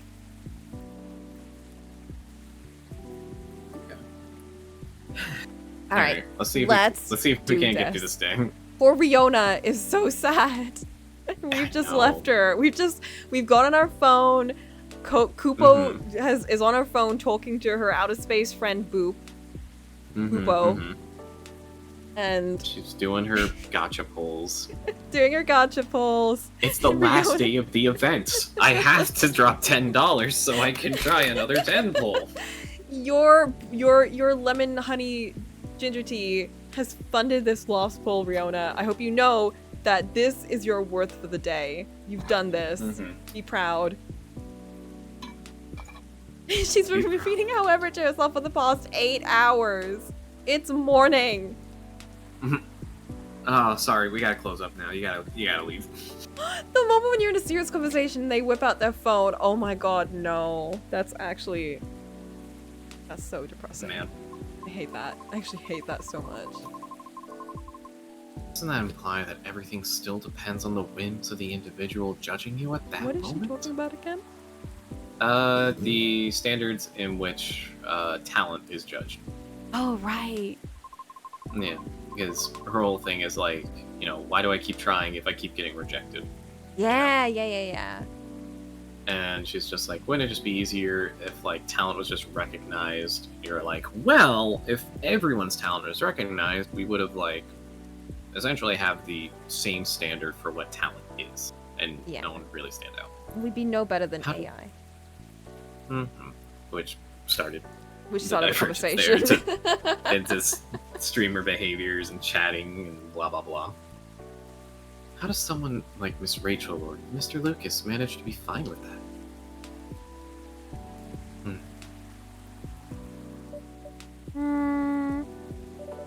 That's what I'm saying. Perhaps because they don't see it as the be-all and end-all. What do you mean? When everyone's talented, no one will be. Rather than viewing them as judges with the authority to determine their fates, perhaps they simply see them as hills to either overcome or avoid, if that makes sense. This is a matter of perspective as to where the power lies. But it's not easy to climb those hills, especially if you've never done it before. Therefore, it's good to try and find out what works for you, or ask for guidance or assistance even. But you don't know any of this shit. You're an alien that's just working in your cafe for no money, and you don't have to worry about anything. I mean, apparently, we also serve drinks to hide in Africa, so who knows where we've been. We've probably been doing this exact thing for a very long time, and it's just that this current rendition is a coffee shop. I guess so. That's kind of like another weird perspective for this game, is that we're just kind of like this timeless creature who always has a pop-up coffee place. Kupo knows things do chill. Kupo knows things, but Kupo doesn't. Kupo hasn't experienced anything, so it's like that thing. What is it? Immortals can never understand the plights of the mortals. You know, like gods can never understand the sufferings that mortals do. Of the people who worship them. Yeah, because they don't fear death. They don't have any of the same insecurities or worries that someone that can die does. But they also don't experience any of the what's the word for something that can go away? The ephemeralness. Okay. When something like when something can end, you know, they can't experience the beauty of life. The inevitability of death. Yeah, the inevitability of things. I was actually just talking about that the other day, about how immortals choose to not love because they experience pain differently. I mean, this other person could not understand that. Damn. I mean, yeah, we've seen it happen so many times. We've seen so many times of just like immortal falls in love, and then it's like, okay, what happens then? That person dies, and it's like it doesn't matter how wonderful the time spent with that person was. Now they're dead, and now you're just holding that hurt forever. It doesn't be like a thing of like, I'll see you soon. It's a thing of like, well, let's hope I can meet someone else who's like them, even remotely. Really weird tangent, but me and Sleepy were talking about watching Vampire Night as a drunk thing. Oh, Jesus. Okay. Anyway, so that's a side thing. So I decided to read a couple of chapters from Vampire Night Memories, which takes place at the end of Vampire Night. It's like a spin-off that takes place after.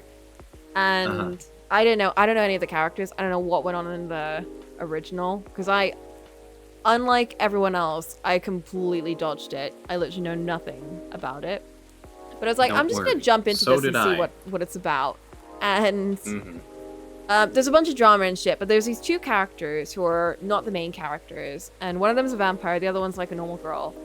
They're in love, and they're like, should we pursue this? Because, like, you're a vampire and I'm human. Like, this isn't going to end well. And they do, and it's really sweet. They're so sweet.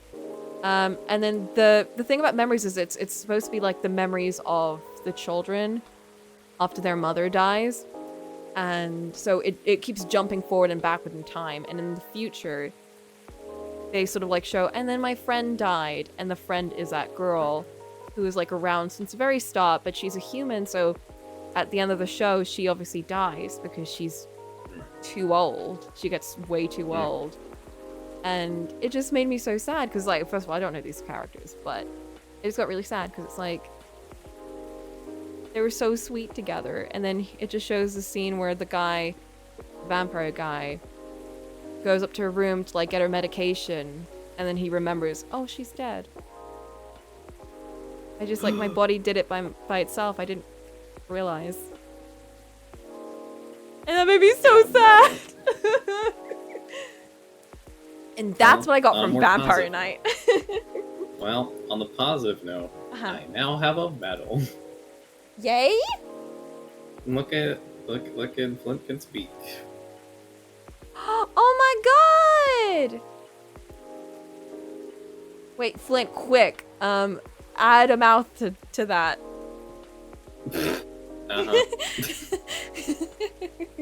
But yeah, now it's the time where people are just, you know, essentially agreeing and adding more to what you were saying.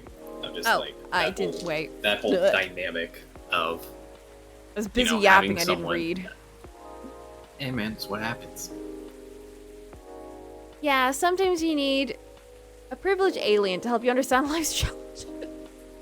That's really what Koopa is. This is what I keep saying about the difference between this game and, like, any other game dealing with, like, the plights of customers who come to your bar/coffee shop. Just because we don't see the problems they have off screen. We don't have any problems. We're not like them. We're different. Yeah. We're the immortal entity. Let me open my boop you made and I can make it happen. I can do that. Digging through files? Digging through files. Digging through files? We're digging. Yeah. Immortality. We're better. Let's go. Anyway. Ellipses. Because one can't possibly know every single way to overcome obstacles.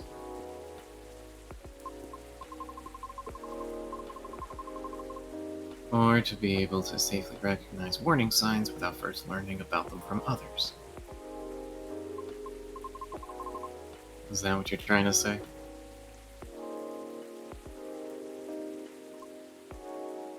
I see.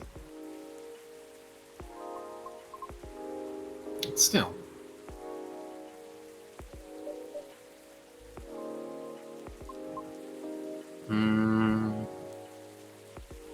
Boy, that would be a good time for someone else to walk in. This is awkward. Speaking of awkward silences. Miss Riona? Yes. Yes, hello. Yes, I'm still here. Hmm. Sorry, I got a bit lost in my own thoughts.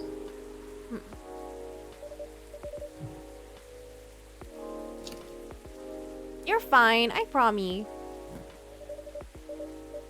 Unfortunately, I do not have the Grumpers open mouth one with me. No!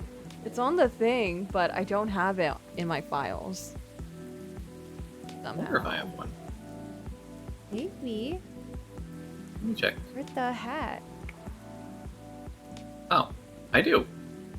Oh, I Boop completely has put my it. mouth open. Yeah, I have one, because my partner was trying to get me like a PNG tuber thingy plugin thing to work. Oh, no, not that one. Rip. They said not that one. Never mind. No. They said not that one, though. Is it that one, or is it not is, that one? Is it that one or is it not? Is it not that one, or is it that one? Wait, please. Alright, Most I'm of gonna... the stories I read become extremely emotionally distraught after just one occurrence. Few times I love lost more often. It's no more than the amount I can reasonably see a mortal person have. Not like I had 50 lovers or something, more like 3 or less. I think, I haven't read it or watched it yet, but I think Freerun deals with that. Right? But Freerun Supposedly, is, yeah. like, supposed to be about, like, focusing on moving on and still forming relationships even after loss? I think that's a general premise kind of thing. I don't know what it's about. I'm assuming. That's what I've heard. Yeah, I don't know. I never felt the need to continue. Here's the funny thing. I don't tend to lean towards fantasy animes. That's strange. I think, like, Dungeon Meshi has kind of broken that for me. Yeah. Like, oh, I'm actually watching this. Oh, interesting. Alright, here you go, Flint. Yes!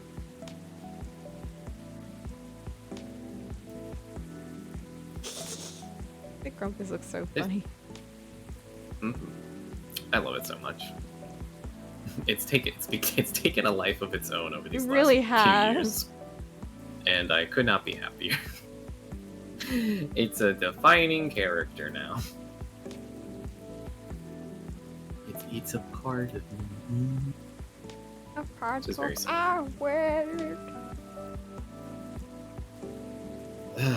Alright, let's see where we're going with Lucas now. Speaking of Mr. Lucas, what happened to him after the call? Yeah, was he still drunk and roaming around the city? I picked him up, drove him home. Okay, that's good. Whoa. So you're located in Bellevue. I am. Aww.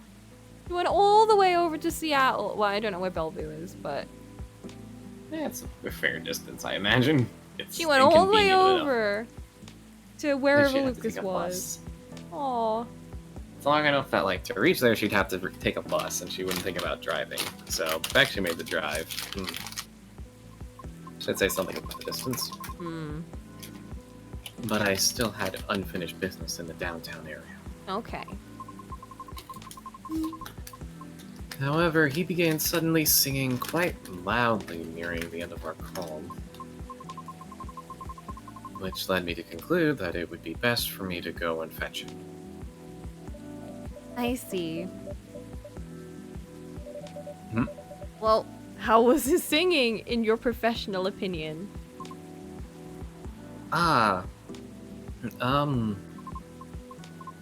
It wasn't too bad. That's a very nice way of saying it was awful. If not for the fact that he was screaming most of the lyrics, that is. Oh my god, in public? Lucas. In the middle of the park, and like 10 p.m. Oh my god. Well, His hoodie was soaked when I arrived, so he had to take it off before getting into my car.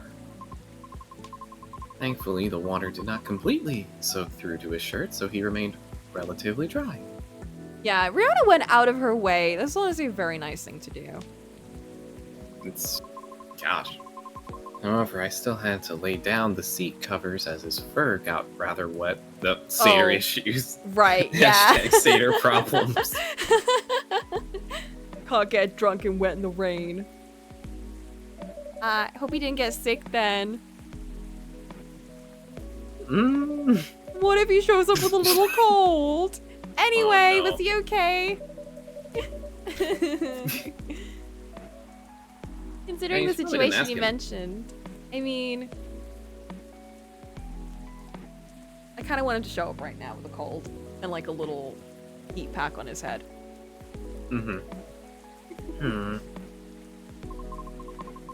Well, he happily asked me to do karaoke with him, which I declined. Probably for the best. Could have been entertaining, though. I ended up taking him for a drive, though, as I needed to take care of my unfinished business. A late night delivery? No, I was buying a pie. At midnight? There's pie places Yes. open at midnight? We don't even have Hey. cafes open here. Yo, if you don't got a place where you could pick up a pie at any time of the day, do you really know your place? You know, do you really know your hotel? Do you Is it know where really you're worth living? living there? Exactly. If you can't get a pie at midnight, What's even the point? what are you supposed to do? Why? Why? Concerned you may have a competitor? No, Damn. not at all. Okay, damn. What competitor? I'll shut them down. It'd be a shame if everyone at the pie place got pie poisoning.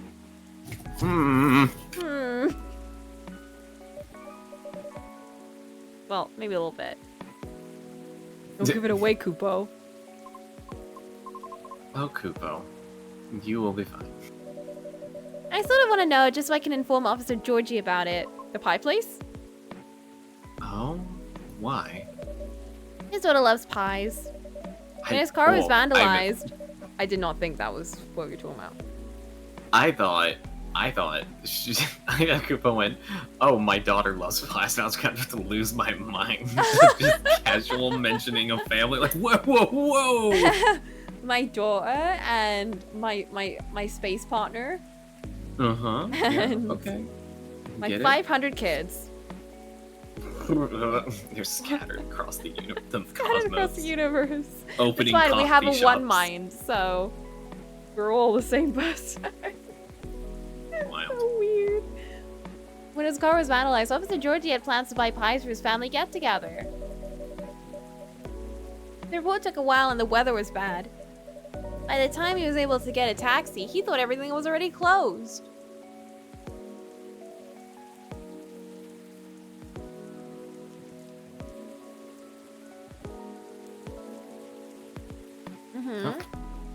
Oh.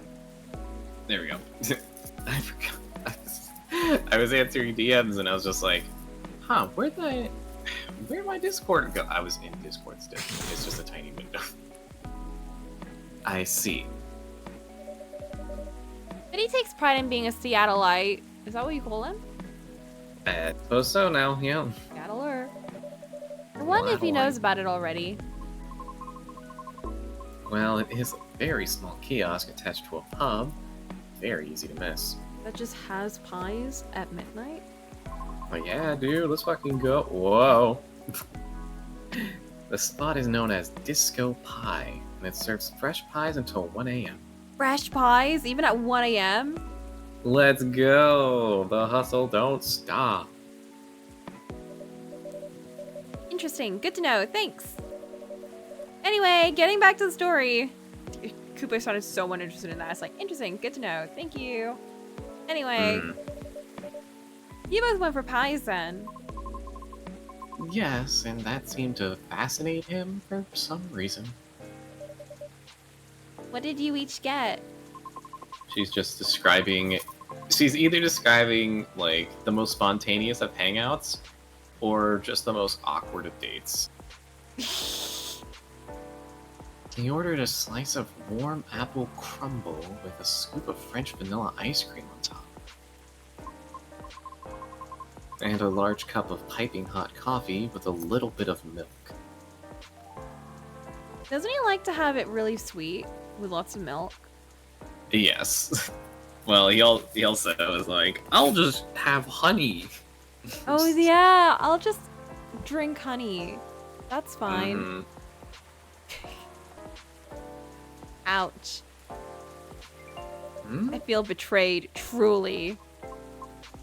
Oh, Kupo, don't make this about yourself. But it was my suggestion since I thought he needed to warm up. Double ouch. I apologize. I'll live. Little piece of advice though, a glass of warm water might be better for the inebriated. Coffee's not the best at retaining fluids, thus preventing hangovers. Yeah. That's really good information to know. This is why you are the best barista, Kupo. Thank you. Okay, feelings are hurt slightly less now. What did you get for yourself? I had a slice of hibiscus blueberry mint pie myself. Girl, what the fuck you eating? Hibiscus mint pie? Hibiscus blueberry mint pie. She just ate some flowers and leaves. She ate a tube of toothpaste. God damn, like... Jesus, man. Yeah, you can't. And No, just- Kupo is open at 1 a.m., but Kupo doesn't serve any food. She just serves coffee and tea. So, And now Kupo hibiscus. can't say shit. And hibiscus and blue pea. And just so you know, I did not order anything to drink. Good. Drinks aside, what an interesting combination for a pie. How did you like it? I'm gonna steal the recipe. But make it a I drink. enjoyed it. You serve hibiscus here too, don't you? No. No! No, only blue pea. We only have hibiscus and mint? We don't have blueberry. But we have blue pea. She ahaha us. Oh, shit. I'll remember to order it next time. Please do. And so we continued our conversation afterwards.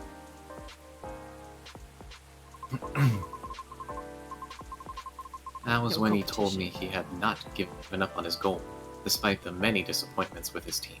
Oh. He also told me why he does not drive at all. Oh? Doesn't have a license? Because he doesn't have a license. It's Because a he's a pretty good one. zoomer. Really? Why? It is... Are you allowed to tell us? Are you not allowed to tell us? Is it something dumb?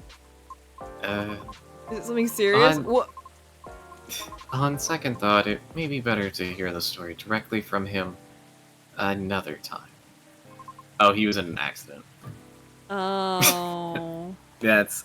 Whenever someone goes silent like that, That's usually true. something It's happens. probably something like that. Or like his family died in an accident or something. Yeah, someone must have trauma-related gotten car. hurt. Yeah. He was either in the car or he was the one driving. It's something like Yeah, that. it's not. usually. Yeah, because like she doesn't want to say because it's like this is something better to come from him. Yeah. Yeah. Sorry, we have to make Lucas a few more drinks first before he gives us that. Lucas, please. It's been forever. Where are you? No problem, I understand. We also discussed quite a few things we have in common. Oh my. Oh? Really? Like interest in women? They both love women. Can't They get both enough. love women. Yes, surprisingly. On Pride Month? Oh my. Where are the game dev girlies? Oh, We're it's having true. a Pride Month moment. We need them.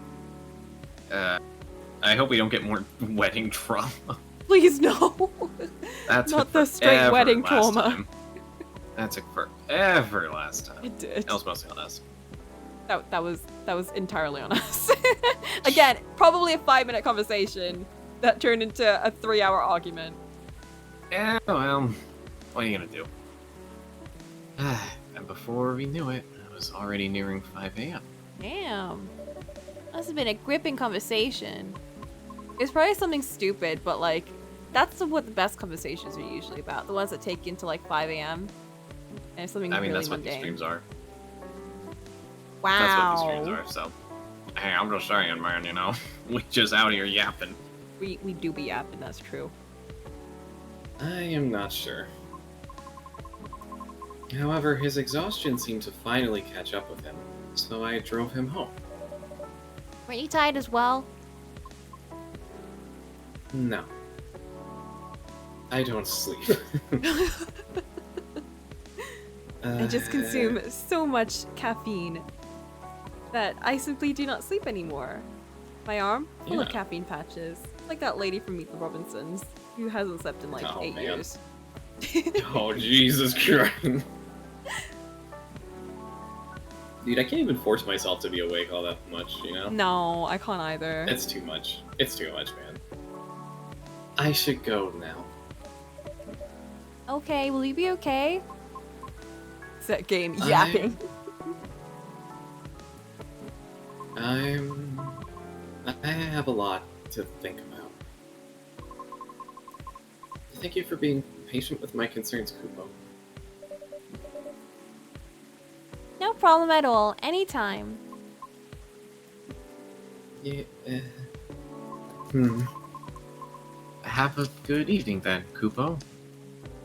Like how much she loves women? Oh my. What? What if I'm back Riona again was soon. into Kupo? She's into Gasp. interdimensional space beings. Interdimensional space being actual. It's the only type of person they go for. The one type they have. Mm-hmm. Butterfly pea. Oh, butterfly pea! Delicious! Strikingly blue tea is known to be a stress buster, chock full of antioxidants. Oh, we were just talking about busters.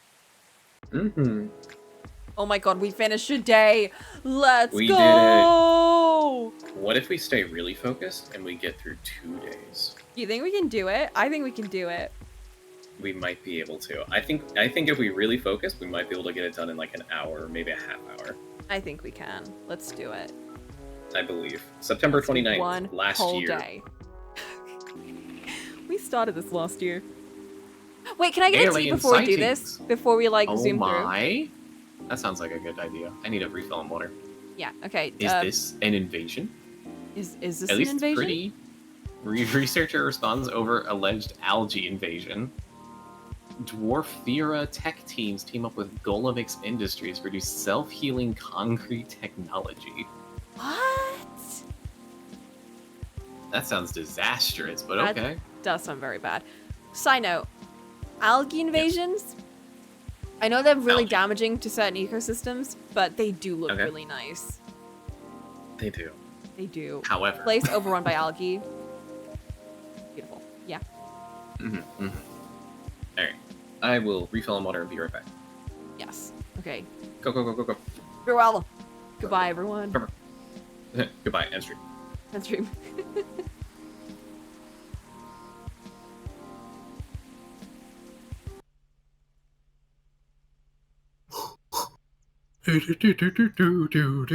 Hello, I'm back with a very Hello. special tea. Very special. A Oh very my. special tea. A very special blend of rose tea, desert oasis, and sleepy duvet tea. Woof. That is a lot. Yeah, the duvet tea has vanilla and something else in it. The Desert Oasis one has, I think, some sort of black tea, lemon, and something else. Hmm. And then the rose tea is just rose tea. And I mix that all together in a nice, delicious blend. Oh, we've been yapping up in here. I'll be yapping. A little bit, yeah. A little bit, just a little bit. Here's your tea. I just got myself an ice cream bar. Because I was looking through, YouTube, and I was just picking up videos to add to the Watch Later playlist. And then I asked people, like, what do you do? Like, what do you guys do for, like putting stuff on the back burner to watch later, you know? Just and a lot of people are just, I can't do that. I hate having more than, like, a few tabs open at a time for, like, any stretch of time, you know? The thing is, I'm too impulsive. I just watch it instantly. If I cannot watch it instantly for whatever reason, I open up a tab and I watch it as soon as I can. If it's like an hour-long one, I save it for when I'm about to eat something or if I'm going to go to bed. I save it for then. But otherwise, I like to consume it as soon as I can. I like just having it there. It's, I don't know. For me, I just like having a list of, like, oh right, these people, like, put out videos. Because if it's, like, someone I'm subscribed to, chances are I probably, like, already watched it when it came out, you know? So You make a all list. So it's just silly. Like, for example, let me read you some titles here, just for some of these videos. I have Orientalism, desert level music versus actual Middle Eastern music. That's one that I wanted to watch. I have that one on the back burner. From a meme channel, The True Power of Gravity with Inversion.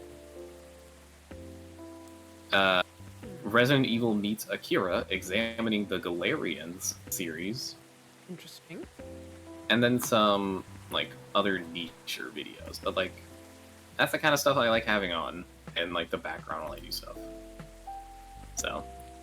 And then when it comes to games, it's either I'm interested and I will forever have it in my brain whenever, like, a sale comes around, or it's not worth keeping around.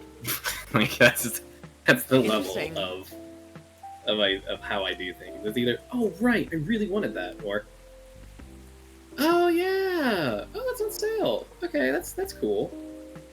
I might pick it up. Like, that's it. I can't do that. Really? All the games I'm interested in are usually really, really indie games. And if they're not saved somewhere, I will not play it because no one is going to talk about it to remind me. So the only way I'll be able to play it is if it's saved in a wish list. And whenever there's a sale, that's a reminder for me to play it. It's not so I can save money, because it's like indie games are never that expensive. It's so that I remember to buy it. Okay. Question. In your opinion, this will be the final tangent before I get back to it. What is the price ceiling for an indie game? Depends on how big it is. If someone is advertising, like, an indie game, like, like, this like new game's coming out, it's gonna be this, and it's gonna have all these features and stuff, and you're like, okay, cool. And it's like, oh, it's a first time studios game. It's like, it's a big deal. It's like, okay, cool. Like, how much is it? And they say $30. I would say £30 is probably my max. Interesting. Okay. Because the thing is, I don't buy games that are more than £30 anyway. So for me, a AAA game and an indie game are the same. £30 is as much as I will pay for either of them. Wow. Okay. That is interesting. Okay. Because for me, there are some indie games that, or just some games in general that look like they could be short potentially. And Right. for those games, I like to give the benefit of a doubt if someone has recommended it to me specifically. Not just a recommendation for anyone, but if someone recommends a game to me specifically, I usually trust that to a very high degree. Because I feel like if someone recommends me something, they probably know me quite well, because I tell people all the time to not recommend me things that they're not completely sure that I'll like. Like, no one recommends me stuff unless it's specifically something that I will like. So for Interesting. those situations, I do shell out extra money because I'm like, this is probably going to be, even if it's short, even if it's really simple, I have a feeling this is going to be an important experience type of game. And usually there are games that I pay very little for that are very short that hit me to such a degree that I'm like, I wish I paid way more for that. And then likewise, there are games that take forever to finish and have insane graphics and have a shit ton of money put into them and do nothing for me. And I'm like, I paid way too much for that. And I feel When a was bit the last one that did that? wasted. It's not the last one, it's one that's most in my brain is Ni no Kuni 2. Ouch. Okay, yeah, fair. Mhm. That was when I broke one of my rules. This is when I set the rule in, because I paid that launch day, pre-ordered it, maximum price. Biggest mistake of my life. Yeah. Yeah. I feel that. But then on the other hand, there's games like To the Moon or Finding Paradise or whatever that are very simple and not very long. That or like Fata Morgana that like I would pay so much money for that because they were so meaningful to me. And even if they were probably not as expensive to make, although some of them I think they did end up putting a lot of money into it for like the art and soundtrack and whatever. It's like I would probably pay a lot of money for that because yeah. I think, yeah, when it comes to like larger releases, God, I don't know, because I'm still like even on the fence about like highly recommending like a Dragon Infinite Wealth, just because like I'm still chewing through it, and there's like so much game to it, and it brought up a discussion the other day of like, oh, you know, like side objectives in games, or like when you pause it to open up the map and there's like 100 little things like scattered all around, like it feels like that a lot of the time. Yeah. And there's some part of me, there's still that part of me that like enjoys clearing a map and just being like, ah, there we go, you know. But there's an equal part of me that's just like, fucking hell, okay. And feels compelled to do it just so I can look at the map and not be, like, bothered by the stuff on it, you know? So, I get you there. Yeah. Yeah, recently I bought this visual novel called Hira Hira Hishiru. And that was full price, so it was like £23. That's a visual novel, so visual novels I think usually go quite cheap because they're again, there's not much gameplay, there's not much involved in that, but I saw the art style and I heard some of the music and I was like, this looks very quality. I'm just hoping the writing will be good. The writing was exceptional. The whole game was exceptional for me, to the point where I was like, I kind of wish I paid more. Okay. Yeah, the thing is, it could have been a hit or miss with that story. It happened to be a hit in that instance, but like, that was one of the things where I was like, really, really like, should I pay £23 for this? Is it gonna be worth it or not? And I went for it, because it's like the worst case is I hate it, but you know what? I learned my lesson. I will say that there is a game that is done by a very specific studio that I'm a little mad that I still haven't paid for or like gotten it in some form. And that's Unicorn Overlord, because it's done by fucking Vanillaware. Yeah, the one that Which is did done. thingy. Yeah, 13 Sentinels, Vegas Rim. Sentinel. One of the best games, period. And I still haven't gotten around to Unicorn Overlord, and it upsets me because even if it is like one of those like really, really, really, really long like strategy games, I still love that genre. Even if like I don't see them through all the way, I still enjoy the time I have with them. Like Also- I'll beat a Fire Emblem, whatever. Yeah. Thank you for sticking around, Meetino. Wow. The thing about Unicorn Overload, I can't say anything because I haven't played it or seen anyone play it, but someone that played it told me that to not expect 13 Sentinels from it.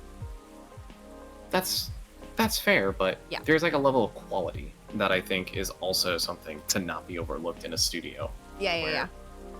Yeah, you can expect a certain amount of effort or like anything, but 13 Sentinels is a story-driven game that happened to have a little bit of mech combat strategy in there, you know. But everything you were there for was for that fucking story, just from chapter to chapter, moment to moment, character to character, and of course the forever moment of get brought back to that character selection and going, what do you mean that's where we leave off? What do you mean? Just having to bounce Oh around my and try to God. like desperately piece together everything. That experience was honestly insane. I just remember yeah. so much theory crafting between character chapters, Mm-hmm. and then getting our first it was worth it. ending. It And it was. was worth it every. The person can't that believe I described got, it to like, me 20 as bucks. like a shoujo game, but in a like a shoujo mecha game, was not wrong. It very much was. How about that? Okay. Claps hands. Clap, Okay, clap. we're Let's guys. we're buckling We're down. gonna race through this day. We're gonna do it. We're racing It's gonna through this day. This day, Mm-hmm. we're gonna finish in 30 minutes. I'm telling you right now. Shit. It's gonna happen. Let's go. No tangents. No more- Nothing. Everyone, Well, be we- silent. No one better be. But we have no, alerts. there better be not one message in chat. But there's alerts. Not the alerts. But there are alerts. No. Three There's of three of them. them. Tomodachi. Is it stories? It is. Okay. No. Oh my god, Lucas! Oh my god. You want to know where I got all my awesome sunglasses? Check out my good sponsor here. Oh my god, Lucas on Sunnies. Been working with them for eons. I always love their stuff, but y'all know that already. Hashtag ad. Lucas. Damn. Glamour shots. Riona. Normal schedule. I love that Park for that. you, Riona. We'd like that. We'd like that. I'd like that 3 times if I could. I'm gonna make 5 separate accounts. Very lucky to have people who's with me no matter what. I won't take it for granted. Aqua! We got 1 Aqua. Happy Pride.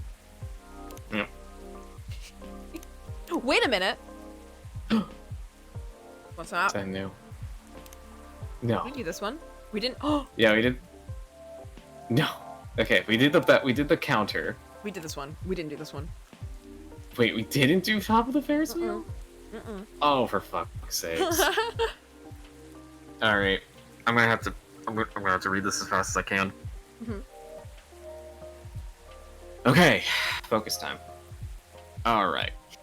On top of the Ferris wheel by Veronica Amat. It was finally our turn to ride the Ferris wheel. She grabbed my hand tight, excitedly pulling me to the faded pink gondola. Her small hand felt cold on my skin. Before it was warm, the slightest touch of it used to warm my universe. It used to excite me, but when she pulled me into the seat behind her, it felt cold. I knew I was the one who had changed. I knew I had no longer felt her warmth. The Ferris wheel finally moved, as she stared at the lake slowly behind the wheel as we went upwards slowly. The Ferris wheel's amazing, right? I feel like it's taking us to a world separate from our own, a world just for the two of us. She began a conversation. I replied with a faint smile. Hey, pretty boy, want in on a secret? I love you. What? What? Her smile was so sincere. It was painful to receive those words. I didn't say anything. I couldn't say anything. She didn't wait for a reply. A long silence passed as she turned back to the scenery laid on the other side of the window. I knew she was hiding her face from me. The Ferris wheel was halfway to the top now, still climbing ever so slowly. I tried to find the words I wanted to say to her. What's the softest way to break someone's heart? You pull out your phone. Is this? Yeah, that's a good way to do it. Is this a breakup? Is this person I breaking think up with this girl on a Ferris I think wheel? I'm gonna say breakup followed by like, you have to let go. Oh my god. We reached the top of the Ferris wheel when it stopped, like it was supposed to. For a moment, our time was frozen at the tip of the world. Hey, can we talk? Fine, words finally found the courage to come out of my mouth. I know exactly what you want to say. I've been holding in for a few months now, right? There was that same sincere smile. She could have kept smiling for someone who could love her as she loved me. Not for someone who was about to break her heart. I'm sorry. I thought I was ready for this, but I really was just pretending. Silly, huh? It's not. The accident wasn't your fault. You have to let me go. Yeah, I The know. I saw it. ghost? I'm like, I'm waiting for it. It has to Are we be. a ghost? We tried to fake a smile.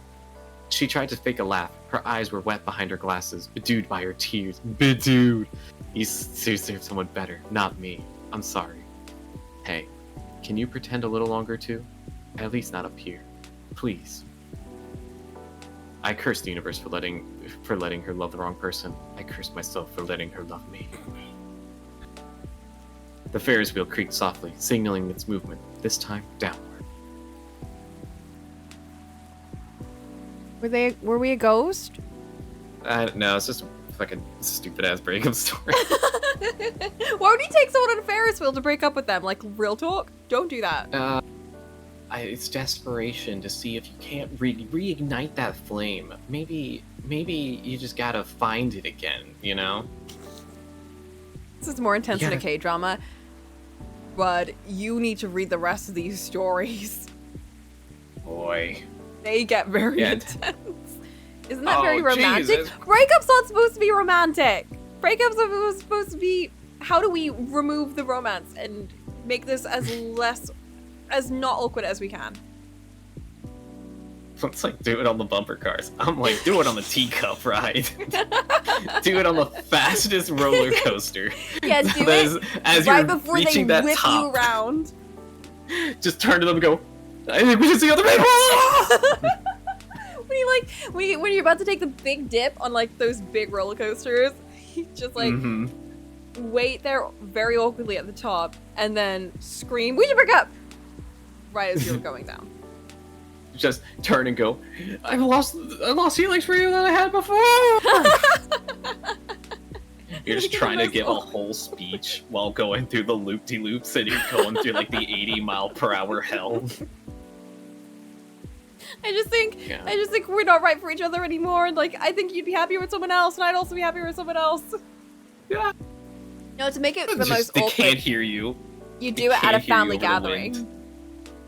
Oh At man. Thanksgiving. No, you're doing it like, you're like, actually, can I have a moment to go, oh, first? And then they get up and they do the toast, and they're just Oh, like, to the God. wonderful person in my life. And then they get on the knee and you go, no. And they pull out the ring and you go, no. And then they go, will you? And you go, I think we should see other people. And then you run off. And then you run off. That happens in Tomodachi Life. Side note. Oh, of course it does. What doesn't? When you try to get two of them to propose, and one of them's like, I want to propose to this person, you have to help them during the proposal. And they pick 3 potential places. One of them is like an amusement park. One of them is a train station. Mhm. And another one is like a fireworks show. And every single time man. they are about to like confess, you have to choose the exact right time. But if you choose the wrong time, the other Tomodachi could be thinking about someone else. So they could be like, I really love you. And then the other one will be like, wow, I really miss this guy. Mm-hmm. Have you talked to this guy recently? They were really cool. I really want to talk to them right now. Lord. Mid-proposal. Fucked up, man.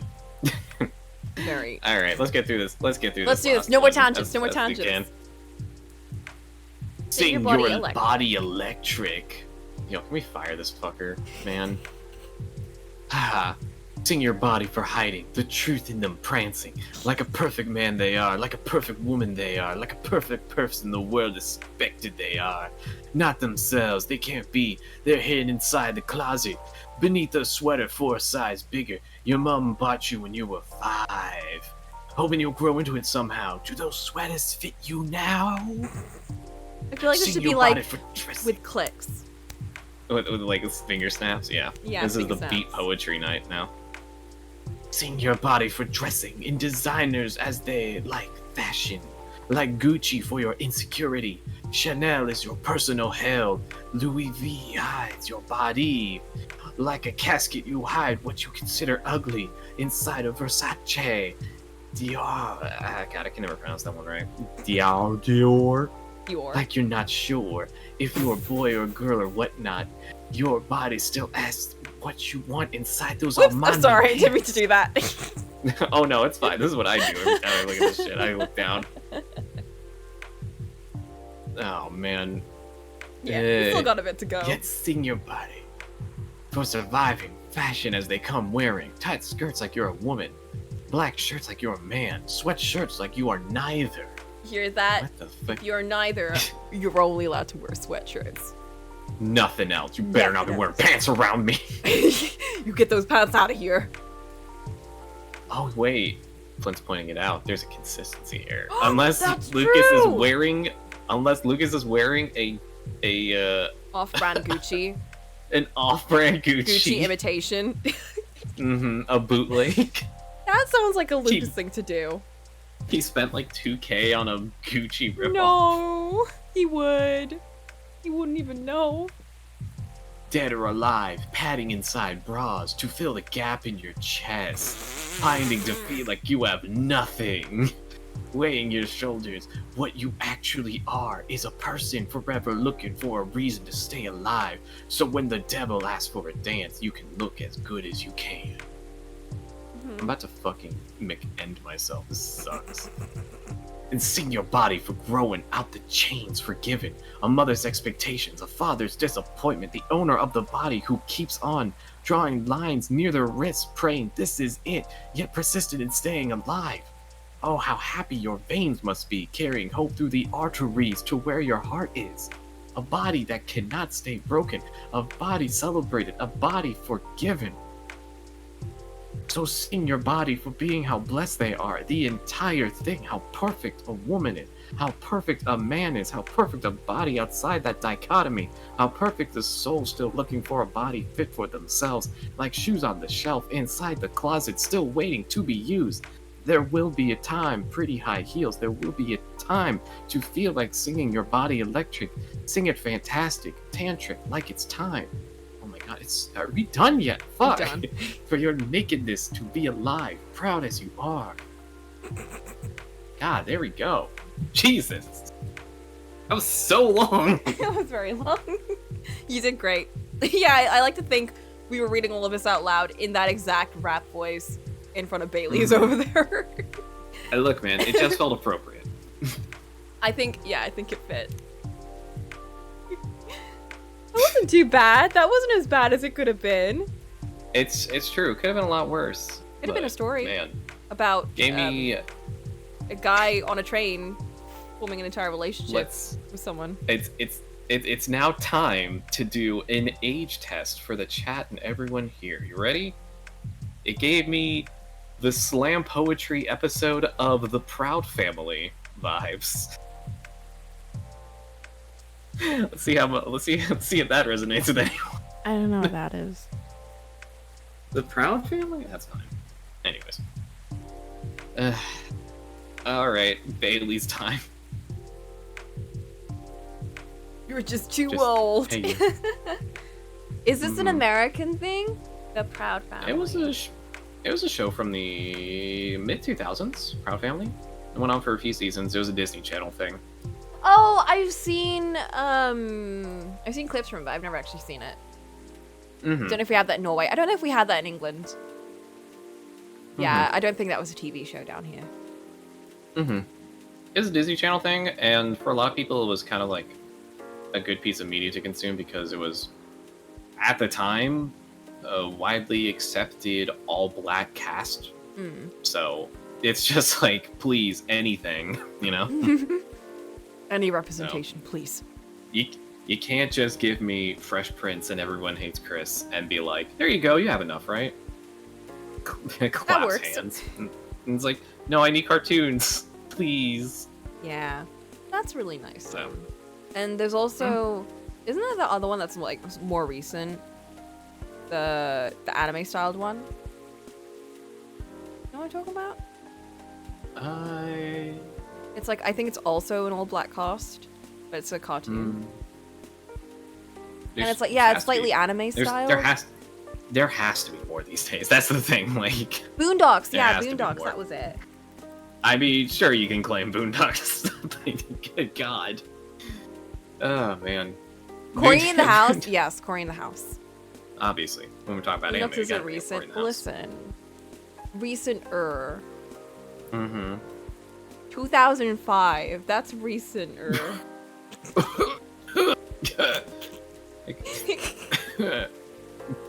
See, because the Proud Family was 2002, and Boondocks is 2005, so it's recent-er. That's true. Class of 3000, which resulted in a lawsuit between both members of the band because one of them pitched the idea to Cartoon Network first, and it got rejected. What? And then Andre 3000 took his idea and went, "What if I did it?" And they went, "Oh, Andre 3000 was let's fucking go!" Oh no! And then it resulted in a lawsuit. So Oh boy. it went on for. Oh yes, stop the timer. Fuck. What's the timer? No. Fuck! Oh no! Okay, let's go. We did it. We did it. Hey, yeah. We gotta go. Hey yeah. Hey yeah. Hey, yeah. How very referential. No, it all ties together. We tied it all together. We did, but we can't. He's still off screen. Oh, okay. ...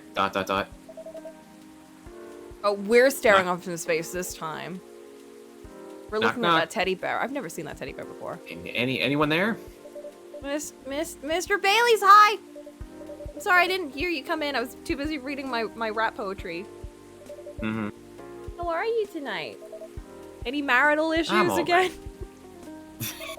I'm here to bring in a healthy dose of heterosexuality into the workplace. No! It's Pride Month! Not today. But you look pretty distracted. Penny for your thoughts? You can have them for free. I was just pondering the hidden side of things. How different the world is under the surface compared to what we think it is. Are we making our own beat poetry? We're writing as we speak. We? What if we were the author? Oh no! What if we were Ralia Ormet? For fuck's sakes. Oh my god. The way his hands were touching his chin, it was pissing me off. Bailey's? I love Bailey's, but sometimes he does things that I'm like, you're trying to annoy me. Like the black and white filter on all of his photos. The giggle that he keeps doing. Like you, sir, are annoying me sometimes. I do miss his scarf. Now he looks very hipster. Nothing and no one is exactly what they appear to be. You be in Seattle. Hey. Big sigh. Funny, I was having similar thoughts on my way here. I guess now that we spend so much time on social media, Oh boy. when people believe we can be summed up in a picture or a sentence. I'm a photographer. But it's not like that. It's not easy. It's not that easy to know someone. Don't they know that a picture is 1,000 words? Oh my. Yo, you fucking got him. Even if that someone is yourself. Especially if that someone is yourself. God. Sounds like we agree on this. You sure do. And it's been on my mind a lot in the past few days. Does that have anything to do with your wedding to Miss Lua? Got it in one. Boop. Who's your favorite character? Yes. Go. Dorothy. Dorothy? Dorothy's not in this game. Moving on. Who's your... Uh, I'm surprised. Dorothy? Interesting. I don't know. Honestly, it's one of those things, man.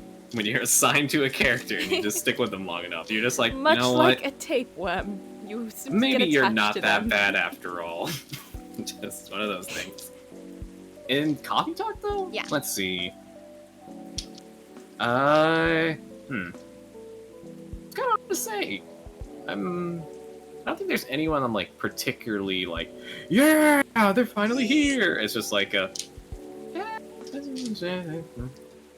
know, Does everyone's anyone kind of guess here. who's my favorite character? I think Boops is, by the way, I think Boops is Freya. Oh, okay. Let's guess who my favorite character is. Bailey's? It's not Bailey's. Lucas? Probably Aqua. I like Aqua a lot. It's not Aqua though. Who do you think, Boop? You say Siren Girl? Oh. Interesting. Riona? Blue Tea? I think Blue Tea is my favorite character. Blue Tea is my favorite character. Are you going with Blue Tea then? I'm gonna go with Lucas. Lucas? Okay. Or that or Cat. That or Cat. Cat Singer. The cat. The cat that shows up and says nothing and leaves. Well, you're all wrong. Is it us? It was Blue. It was everyone. Oh my! No. That's cheating. It's policeman. It's not policeman. No, I'm joking. It's Lucas. Okay, there you go.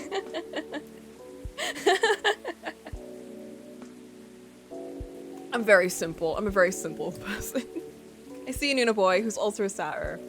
I can't. Like, he literally inspired Laurel. Without me even realizing. I didn't know that I was basing Laurel off of Lucas, but I did. Yeah. Did you play the first game? Yeah, we played all of the first game. It's true. I think in the first game, it would probably be probably Wolf Guy for the first game. Either that or like Cat Dad for like Cat favorite Dad. character. Oh. Good choices. I love Cat Dad. And this one, it's probably it's probably the Banshee, to be honest with you. I like the Banshee a lot. If I like honestly, if Lucas weren't there, she would be my favorite. I love Riona. See, dumb idiot boy, Instigo Coco loves it. I mean, just yeah, such a loser. that's unfortunately He's how it such a goes. loser. I can't. Lucas won Flint over too. The moment he was like living on the drinks. He's just so stupid. But like he's so earnest. Like he's trying. He's just so dumb.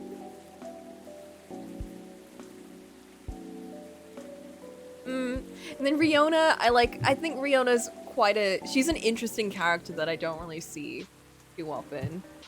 And I find her plights very... Ah! My computer almost exploded. I was about to say, No, I find like all the conversations with her really interesting.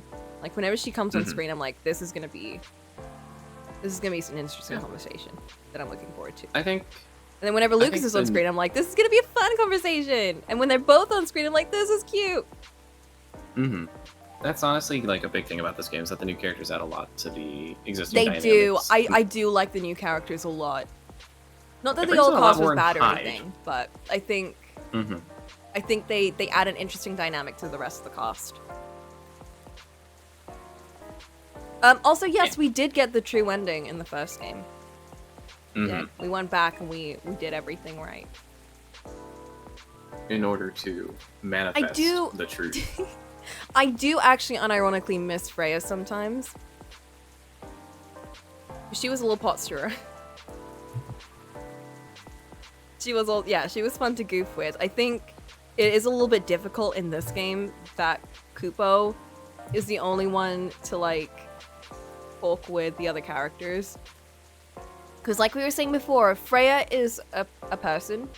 She's a people with her own thoughts and feelings and everything and dreams. But Kupo is like... Kupo's an immortal with no worries or insecurities or anything. She's not really real.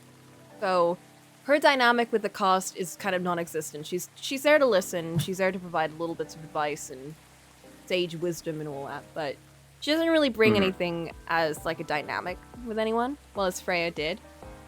How's that timer looking? The timer was made up. It never happened. How's that timer looking? You're about to find out how it's looking when I shove it up your ass, motherfucker. Alright, fine. Alright, fine. Fine. Okay. Bailey's. Got it in one. You got it in one. Everyone did actually. You knew that it was Lucas immediately. All right. How are things on that front? A few days ago, we decided to take some time apart to think. That sounds ominous. It does. No, I don't mean it like that. Are you sure? It wasn't a breakup or even a break. Okay. Oh. We've been through so much. There's no walking back on our relationship now. So it's I'm sorry, this is so hard to not tangent with this game, but the whole conversation with Lua and Bailey's popped up in that book I was reading. It was the first chapter in the book, which was also about planning a wedding and the difficulties around planning a wedding. And it's like these two characters were so in love, but there's so many things that were like popping up, and that's combined with the fact that something I didn't mention, but the world the book takes place in is not like, it's like a parallel to our world, but there's like these weird things that just kind of pop up and happen that you're like, what? Like in the wedding that they were planning, they were like, well, what are we gonna do about the screaming goats and the ritualistic sacrifices? And they were like, well, what if we just don't have it this time? They're like, what? But we can't just do that. And it's like, you know, little things like that they added to kind of stir up the drama a little bit. But it was just kind of, it was interesting because it's kind of similar to like the Lua Bailey's thing, but as a little short story. But anyway.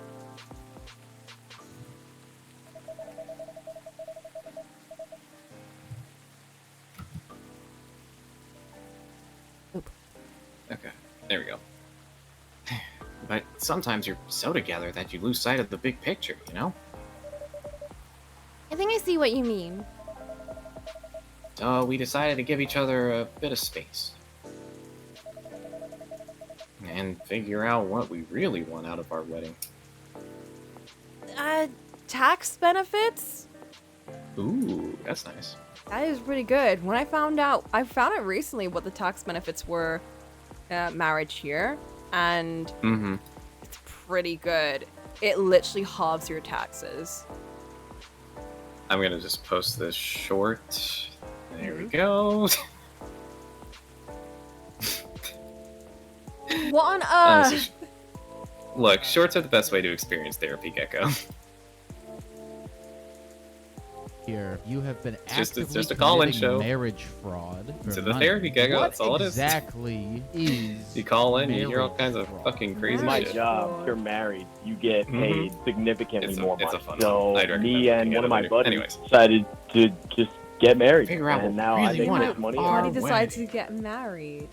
buy him things sometimes, and it all works out good for the both of us. At work, I have to kind of tiptoe around the fact that I'm not gay. Well, Scotty, I have news for you. If you and your buddy are legally married, there is no fraud being taken place. You don't have to be gay to get married to a man. You did it.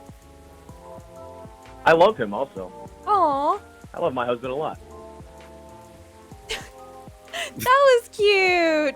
Happy Pride, everyone. I just love it so much how quickly it's just a fraud. There is no fraud. There is no fraud. You're married. Also, I love my husband. That's cute. Oh. I love my husband a lot. There it is. Also, yes, yeah. it's even without seeing the game. Yes, I feel like it's quite obvious. All right. Let's find out what they want from their Back wedding. to the streets. And more importantly, out of our marriage. I see. Have you made any progress on that front? Do you want the short version or the long version? How about the version where you buy a drink? What about the version where you get some blue pea? I think that would help you a lot. I think that would fix your wedding. Ooh. Yeah, actually, if you drink more blue pea, fixes your wedding.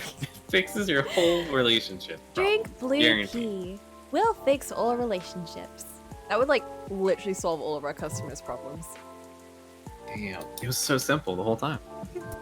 I'm always here for the full story. He's a gator. All right then, I'm gonna tell you everything. But I think I should order first. Some sense. Sure thing. Some sense.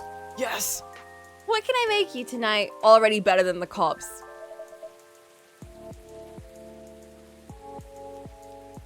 Oh boy. I'm not feeling fussy.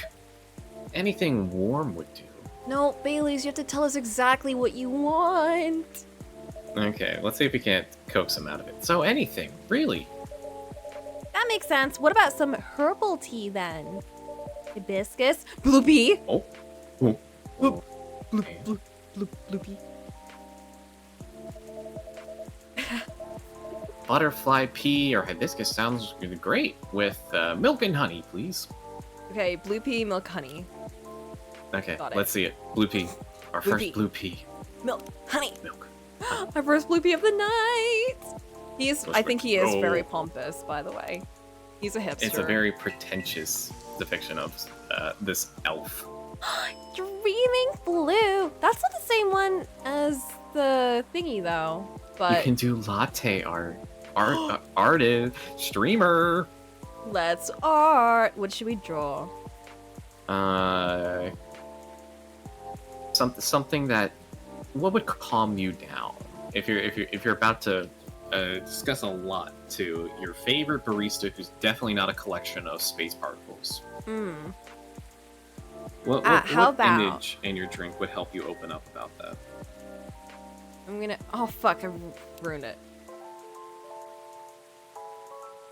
Hey, what about a little heart? And then we break it, and that like, and that'll kind of jump him out into divulging go. information about his failing relationship. Mm-hmm. It's a little broken heart. There you go. A broken heart. But It's just or Or it's a broken heart that's mending. Bam. that's true. It could be a broken heart that's maybe fixing itself, kind of like I'm trying to fix Mhm. this, but I'm kind of making it worse.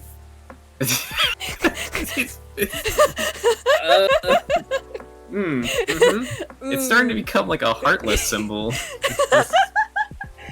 Kingdom Hearts is light. Kingdom Hearts. Kyrie's inside me. Happy Here, Pride. have this Riona card. Happy Pride. Oh man.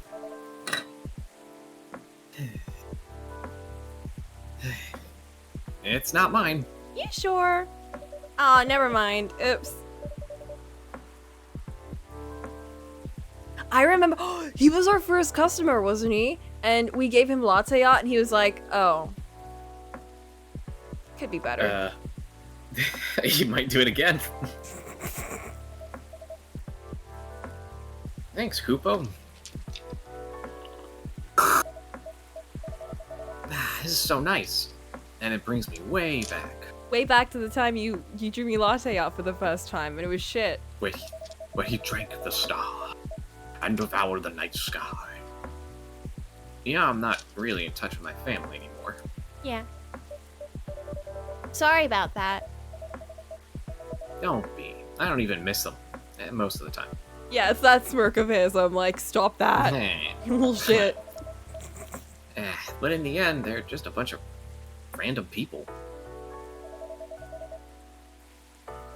And we don't even have much in common. Oh my god, this art is awful. Who did it? Just in the middle of everything, he just breaks down. It's like, never mind my family problem. What the hell is this? I'm about to have problems with your art. Good that you've learned about that yourself, Mr. Bailey's. Also, I will kick you out into the rain. I think so too. I think I should also get kicked out to the rain. He's got like a brick in his bag ready to throw out a window. You suck. Your art's terrible. Oh man. There's just one person I miss, but I've been missing her for a while now. Maybe just stick to brewing coffee, eh? Damn. Oh, somebody passed away, I'm guessing. Exactly. Spot on again, Kupo. I used to have a very close relationship with my great-great-aunt. Or aunt, depending on how you want to say it. Aunt. When I was little, my parents fought all the time. I still remember in my bones how that made me feel. I fear that one of them or both of them would walk away and abandon me. Aw. I just wanted my family to stay together. I didn't care if they loved each other. A bit ironic in hindsight, but then it was many years ago. Yes, it was Quite normal for a little child to care about their parents' Baileys. Stepping on your line? I'm stepping on Stepping your on my line. No matter who they are or how they behave. That's true. Anyway, I spent almost all of my evenings curled up in a ball in my Oh room. my god. Where are we going with this? This Trying is- hard not to listen to all this shouting. Oh my god! Hello, I don't like I this. know I just walked in, but here's my entire traumatic childhood experience. I don't like this. Make it stop. Except when the Grand came to visit. Not that her being around prevented the fighting, mind you. Elven High Society is amazing at keeping up appearances. Except in front of family. And she got how it made me feel. So she went out of her way to take the sting out of it. And she would keep me company and bring me a cup of herbal tea. Herbal tea. But, Bloopy tea? Loopy? Bloopy tea? With milk and honey in it. Like the one we made you. Oh man. But she'd make it with way better art. I'm sorry we made you re-experience trauma. I Sorry, assure we you it's opened not up our these intention. wounds. We just wanted to make blue pea, seriously. We just didn't get to Bro. make it for the last 2 days, and we really needed it. We needed to make something blue, I'm sorry. It's like a condition. Could have just been blueberry. We didn't have any blueberry left. That had to be herbal tea. Yeah. Drinking this now with you feels a lot like family again. Aww. As in, you The- yell at the me all bad the time family? and make me. As in, you yell at me all the time and I want to curl in a ball. The family you ran away from? The family that you have terrible memories with? Oh boy. Sounds like she was a perceptive person. Just like me. What a thing to take away from all this. Yeah, like, Kupo did not want to tread on any of those landmines.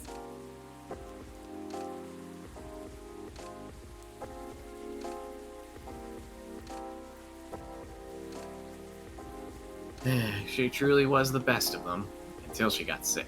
Oh no. Oh no, how did that happen? I thought elves don't get sick. What?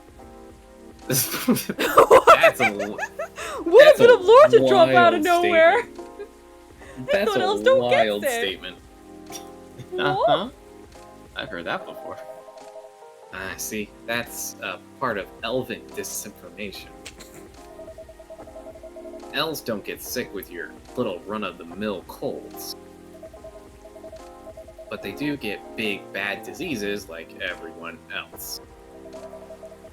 And it's not uncommon for us to die from them. Oh, She got the Black Plague. no! Not the black It was in a plague. corner of the dresser and it just came out and got her. It was a rat. Hidden under the bed. Finally came out. This is a blue pea.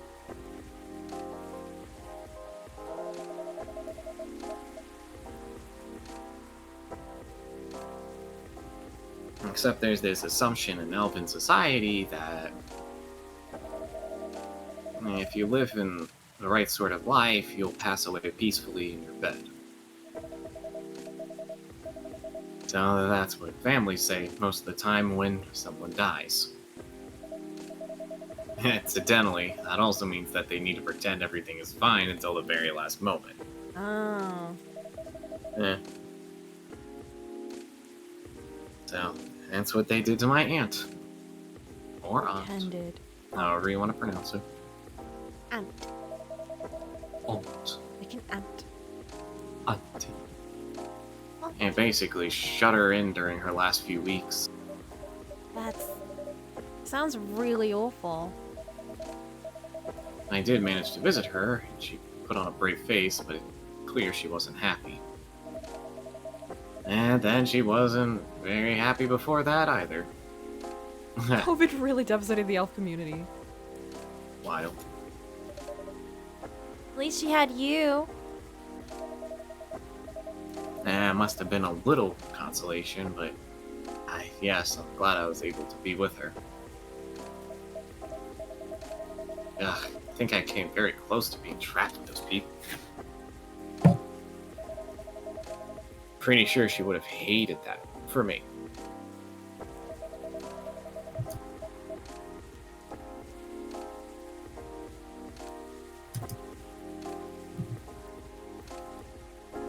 Let's see. A little Yes, part of me Boop. hopes she'd be proud of me right now. I'm certain that she would be.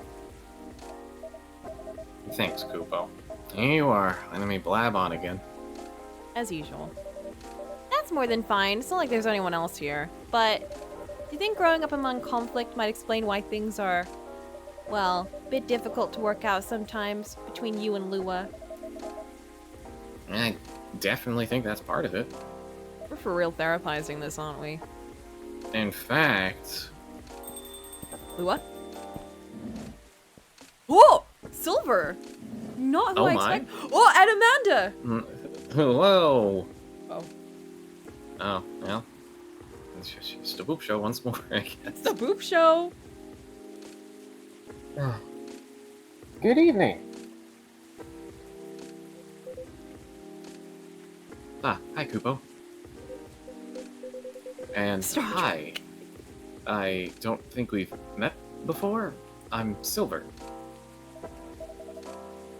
I'm Bailey's. Nice to meet you. Oh my god. And I'm guessing you're Amanda.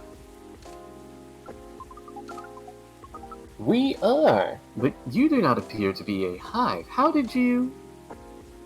Yeah, Silver Shirt is absolutely based on Star Trek, 100%. Lua told me she ran into you a week or so ago.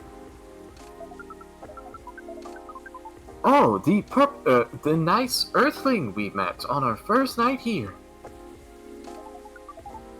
That is a satisfactory explanation. And so, are you her date? What, did a date? Date? I'm a little more than that. I'm her fiance. Truly! Fiance is a successful outcome of dates with a 0.013p probability. Congratulations on your excellent odds actualization. Bro. Thank you. Now, Cafe Offspring, we are wishing for a drink. Cafe Offspring, no! Don't say this Wild. for Bailey's. Insane, actually. Oh my god. Jeez. Cafe Offspring. How did you acquire that new title? Don't worry about it. It's not important.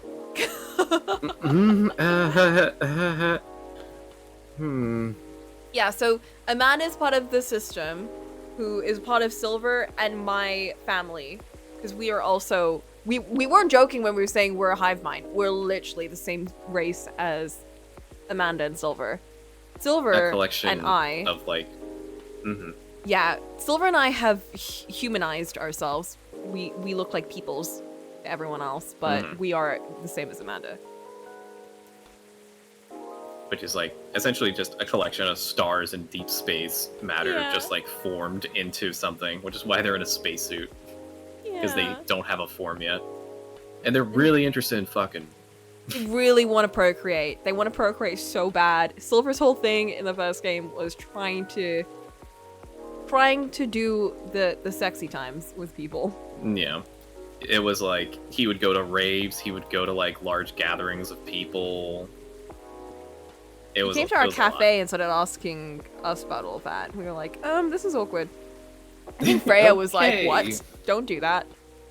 Freya's That's like, weird. What the? Why are you so weird about it? And he's like, oh, because we gotta keep going. Because we must procreate. Ahem. Well. Alright, sounds like something I shouldn't prod too hard. Never mind me. You were about to order, Amanda. We were. Oh, thank goodness. What we wish for is a memorable parting experience. They're leaving. Oh, I suspected something like that. Last visit in a while, huh? That is accurate. I take it you've completed your research on Earth. Almost. We are quite satisfied with the outcomes of our missions. Interesting. Sounds like there's a story there. But first tell me, what sort of experience are you after? We wish to have something we have never had before. Time to get creative then. So Blue Pea. Poopy. Blue Pea. Mm-hmm. We're just imagine you're serving your mother tea. Well, Amanda's like a combination of like our sisters, our children, and our mother, and father, and other parental beings. It's really weird. It's really weird when it comes to hive minds, offspring, and everyone coming from the same origin sort of thing. Of like, do you really compare it to like these sort of terminologies? That's not even your culture, man. Everyone just helps each other out. Yeah. Kind We're all just like bacteria. We all just kind of are clones of each other that turn into different beings. Alright, let's see what we got. Yes, take care not to reuse any ingredient you have served us in the past. Oh, I don't remember what we served them. Oh no! Oh What did- boy. Okay, let's me look see. through the list. Do you remember? Wait, oh, never mind. Oh god. Mm-hmm. Baileys! Oh, Favorite look at that. things. Punk. Been listening to Pumpkin Spice since I was a wee lad. Escaping bloodlines. Experiencing life one color at a time. One day I'll have my own solo exhibition. One day he won't be monochromatic. That's why he's got a color picture now. Okay, so I think we've given her something with chocolate, something with coffee, and something with blue pea? We've definitely given her blue pea, because I know if we got the Yeah. opportunity, we would. Mm-hmm. Mm-hmm. Galaxy mint tea? That's probably... I think, yeah. So Galaxy blue tea is blue pea, mint, and lemon. Okay, wow, we're really gonna have to stretch this one out. Did we give her a hot chocolate? We gave someone a hot chocolate. We might have. Chocolate. I don't think we Dark gave. chocolate. But we gave her some with milk. Wait, Galaxy mint lemon. Blue pea, mint, lemon. So that's 3. Chocolate, chocolate, chocolate? Do you think we gave her chocolate If before, we- though? Because then that would not work. Oh man, I don't remember. Should I just look at a guide real fast? Maybe. Yeah. just 'cause I'm Guys, like, I what do don't you remember. think? Hibiscus, hibiscus, hibiscus.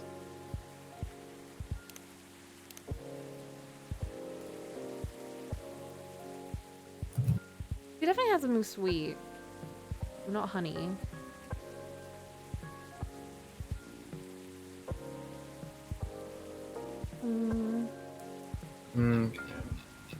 What the hell? What the heck? Oh, there we go. Wait, what?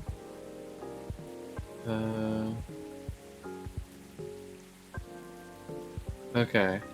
Okay. We're looking for Amanda, right? Yeah. Okay, we gave Amanda a blue lightning, which is blue pea ginger ginger. Blue The pea, next time we ginger, saw... The next time we saw Amanda,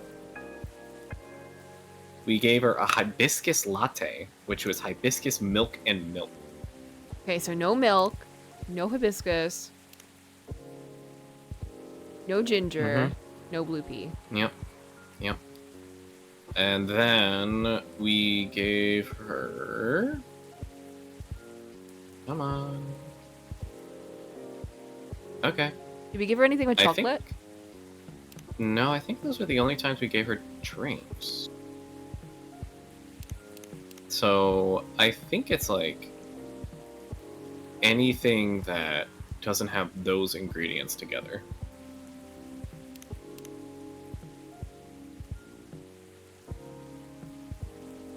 We give her coffee, coffee, coffee. Chocolate, chocolate, chocolate. Or... Oh, wait. Is today the 29th? Okay. Yeah. I might have misread something. Uh-huh. Oh, because we just gave Bailey's the... Okay. Yeah. We're supposed to give her hibiscus milk. Oh. Yeah, that's what we were supposed to give her. Because she hasn't had hibiscus or milk yet, somehow, this whole time. Oh, interesting. We somehow gave her everything else but these ingredients. What? Mm-hmm. Interesting. That's wild. That can't be right, but alright, let's see what it makes. I guess she did pop up here quite a lot. Hibiscus milk. Hip. It's just a hibiscus latte. I don't... Is this it? I mean, it doesn't seem to be anything fancy, so... Do you want to save, or...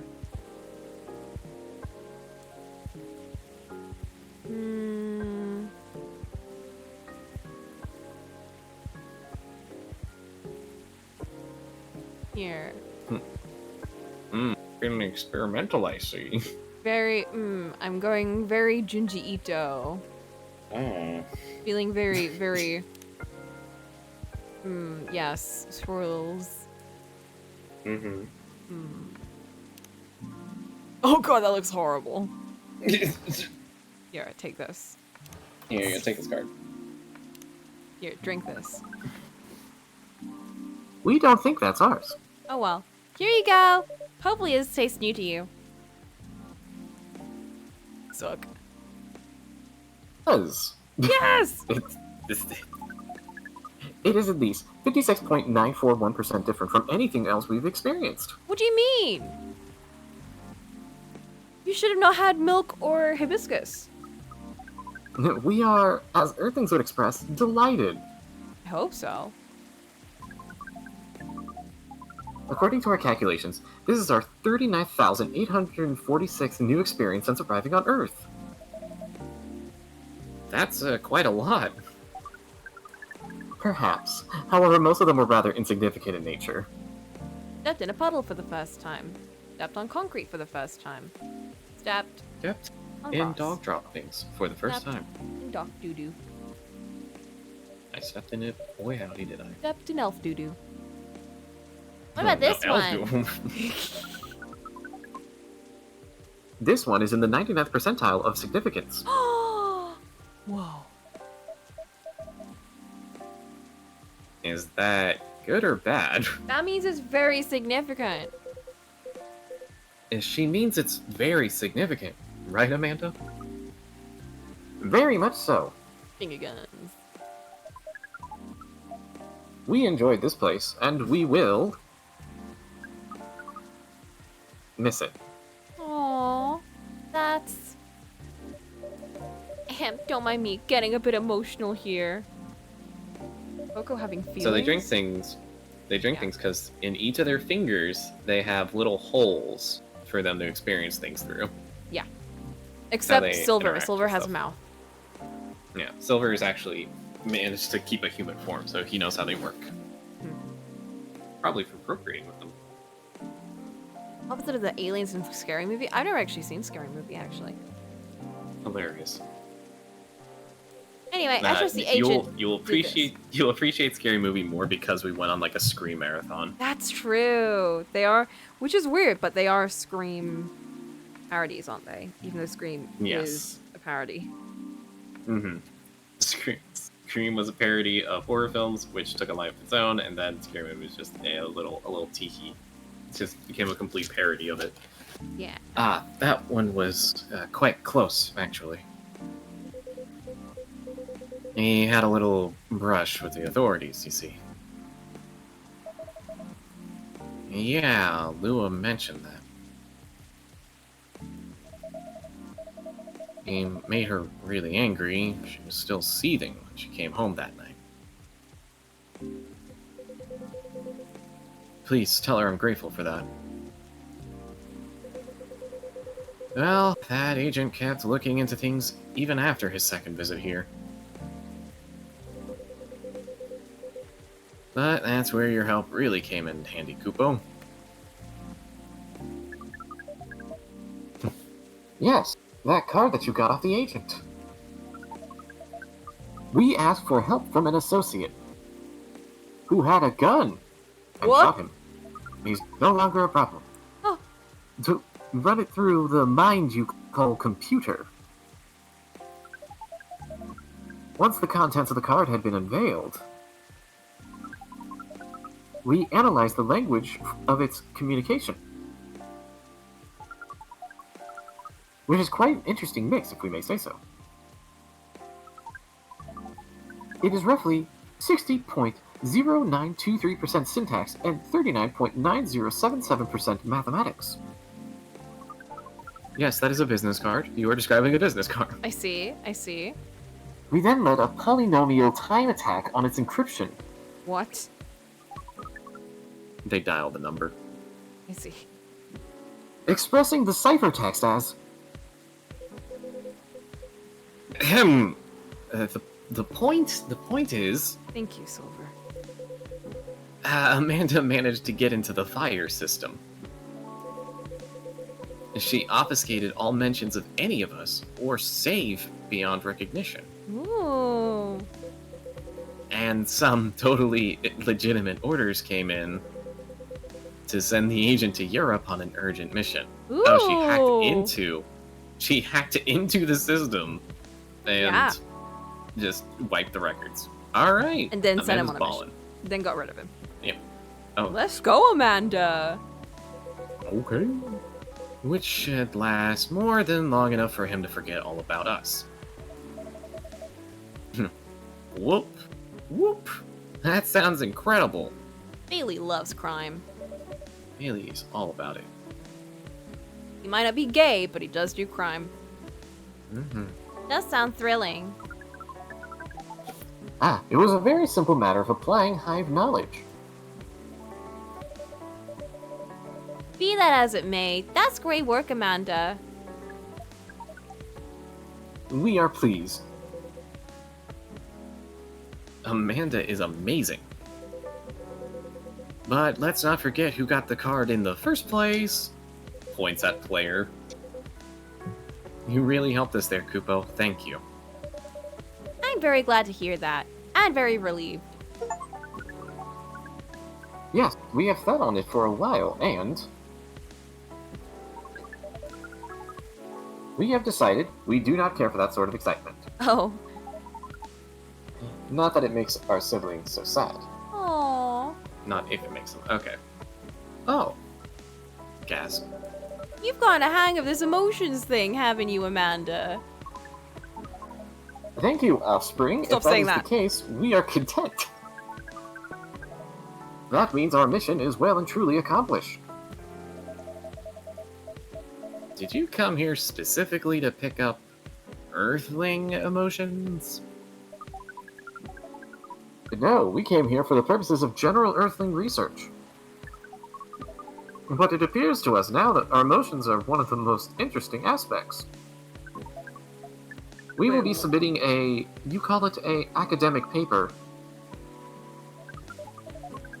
Uncontrolled stimuli and reflexive neural patterns. Deep level communication in hive versus non-hive species. Ah. Wow. Wow.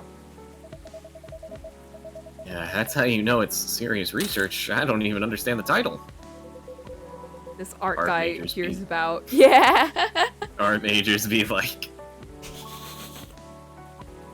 Yeah, it's a weird thing in the game that's like, yeah, the CIA is kind of they're not anti-alien. They're anti-aliens just coming down to Earth and then just existing. But among it's us, fine, because you know? they'll spend an hour talking about how they're not racist. Mm-hmm. Look, it's not like they have a problem with the aliens themselves. They have a problem with, like, you know, all these extraterrestrials just coming down, beaming down, and then just pretending to be us. Like, that's not cool. Mm-hmm. And trust me, I know a full-blooded human when I see one. Ain't that right, alien in disguise? It was so awkward. Yeah, If we it was didn't full-on have- dude was goes on racist tirade, and you're in just, like, front nodding of along. the three, in front of the two aliens, I should say, because Amanda wasn't there. Yeah. It was Silver and us and, like, one Yeah. other person, I think. So Yeah. Amanda was hiding behind the counter. Oh, right! And then, meanwhile, we got a bunch of drunk Lucas texts. Yep. Amanda always was the brains in the family. That wasn't your only mission, though, Amanda, right? If you're leaving, does that mean... Yes. Pearl and I did go out on a date. Oh! Right. You're, looking for love, aren't you? It's a nice way of saying procreation. I am. I was. I think. I think I may have found it. Wait, wasn't the first date a really short time ago? Just a couple of days. But I've been waiting a while, and I really think this is it. When I took up this mission from the Hive, when I came to Earth, and during the entire process when I changed and changed, what I was hoping was that someone would see me for who I am. And I really think she does. Aww. That's so great, but I'm curious. Doesn't being in a hive provide that experience of feeling seen? It does, and it does not. And in fact, we hope that is something our research might improve. The hive sees thoughts and desires honestly, but it is not able to communicate the reasons for those desires. The emotions, as it were. Ah, so we're humanizing the hive. I'm sure this will go well. We do not dwell on those, nor will we start to do so in excess. But it seems to us now that there may be worth conveying. Oh. At least to some extent. Baby steps. Yes, what Amanda said is a part of it. I was very unaware of my emotions when I first came to Earth. And I was really bad at communicating them clearly to others. In some ways, I still am. It will always be harder for me to grasp them than for most people. But when I started to understand them... Thanks for stopping by. Who and I meet, I was both fascinated and scared. Which is not an uncommon experience, I think. Yeah, it's really not. But it requires a good deal of courage to look at your emotions honestly. True. It certainly requires some time. And even more time to find someone who can look at them with you. Not get scared and take them as they are. Someone who can see you clearly and kindly.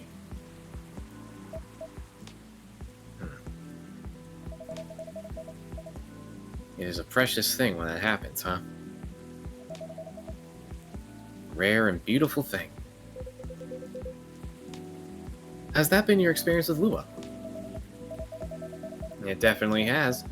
I almost forgot how much it mattered, too. Uh-huh. Uh-huh. I'm lucky that I have good friends who reminded me of that. I'm glad I managed to look at your issues and make it about me.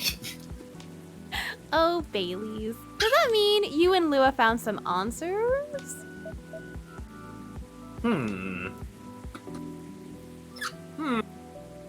Well, if you're willing to have a bit of a deposit, then can we have our wedding here? Um. I'm waiting for it. Oh, the heck with it. I can't hold my tongue any longer. I'm sorry to interrupt your goodbyes, you guys, but... You're invited to the wedding. Also, the wedding's gonna be here. Kupo, I'd like to officially invite you to a little surprise ceremony. Oh, Which will take place 3 days hence. in 3 days. Wow, that's some monsters indeed. And the Yeah. invite is to your Oh. own cafe. Wait a minute. What? This is actually smart. They're gonna have a private ceremony, so they can just do like the wedding vows and have their wedding. And then They have the wedding for the families. Oh. Yeah, I know a lot of people that do that, that like get married secretly or like in a small tiny little thing. And they're married for like a year, and then when they do their actual wedding, it's like, hey, surprise, it was actually our wedding anniversary. Ha ha ha ha. We've been married for a year. Thanks for paying for this ceremony, Mom and Dad. but yeah. Taking a little time to think really cleared our heads. Whoops. Oops. We had gotten bogged down in the details. And in our own insecurities, to be honest. So we decided to make it simple again. No fuss, no massive expense, nothing like that. Just us and our closest family members. Whether we got them at birth or chose them ourselves. I am very touched, Mr. Baileys. Ah, come on, Kupo. You know you mean a lot to the two of us, as does this place. Speaking of which, no. I also have Hyde's invitation here. Oh. What? Gonna give what us is... a card?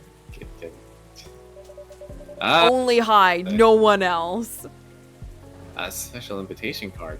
Wait, what if we just give it out to anyone? We give it to the wrong person. We got invited to Lou Hyde- and Bailey's wedding. That's an achievement. Is that something that you don't always get? Oh man, I bet if you make the wrong drinks, their marriage just doesn't happen. Oh my god. If you give We're them the mixed. wrong bloopy, these guys will not get married. They'll get a divorce Man. before they get married. Much like the drinks going down the sink, so does their marriage. Hyde and Gala. Well, Okay, that makes sense. Hyde and Gala's invitation, seeing how that's his obvious +1. Do you not meet anyone else in this game? I swear he met think with this like is it. Aqua and them. Oof. Maybe he's about to say he already gave them out? Maybe. Come on, dude. Okay. Did you give it to them while you see them? It would be an honor. Is that it? Is he gonna...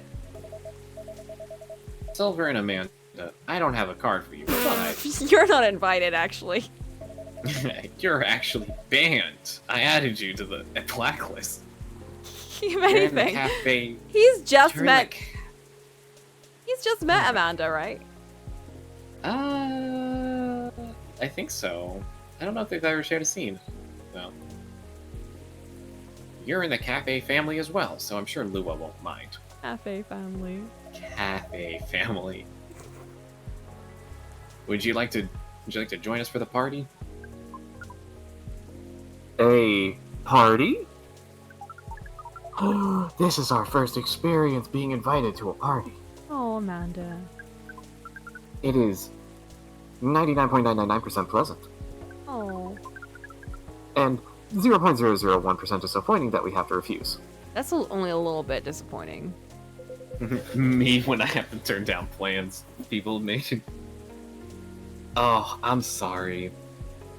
I can't. Sorry, man, I'm busy tonight. I can't do it. I'm sorry. Growing up with the sun. Yeah, curling up with a puppo in bed. Drinking a hot So chocolate. Watching a video. I'm so Aw, busy so right busy. now. So busy, guys. I got so much stuff coming out. I'm sorry right now. You have no idea. Yes, I truly appreciate the offer, Bailey's. I'm very happy you invited us. However, I'm equally happy to decline. Man, it feels like that. But we're sadly leaving Seattle tomorrow. Bailey's like, oh, didn't actually want them there. Whew, thank goodness we didn't have enough chairs. Get to be polite. Really? That's more sudden than I expected. You gonna go back to space then, Amanda? Wait, are you going too, Silver? I thought you found love. I think they're both going. His mission's done. His mission's done. He's gone. Is he not staying with his love? Nope. Oh, He's got to go back to the hive. oh. He's got to go back. Not yet. We are going on an adventure. That sounds very exciting. It really is. Amanda and... Oh, I'm sorry, that's Silver. It really is. Amanda and I are taking a trip through the country. Oh. What? And maybe even a bit further, if we've got time. What the hell? We're basically going to be tourists. They're just gonna go on a road trip across the US? What? I thought they were going, like, back to space, not, like, just going across the... No, road All trip! There's just a lot of things happening here. Just like our road trip that we're gonna do soon. Whoa. Whoa. Haha, secrets revealed, even though I did reveal this ages ago. We're going on That's a road true. trip, but in the game. Not actually, One because might I even- can't deal with actual road trips. And with the amount of people we're bringing, you might even call it a monster road trip. You're right, it would be a monster road trip. I know, I gotta finish it off. It's fine, because I got the gouache, so now I can finish it, maybe even tomorrow. Whoa, that's crazy. Then I'll be Alright, very anyways, special. Anyway, We're basically gonna be tourists. Tourist is such a fascinating concept.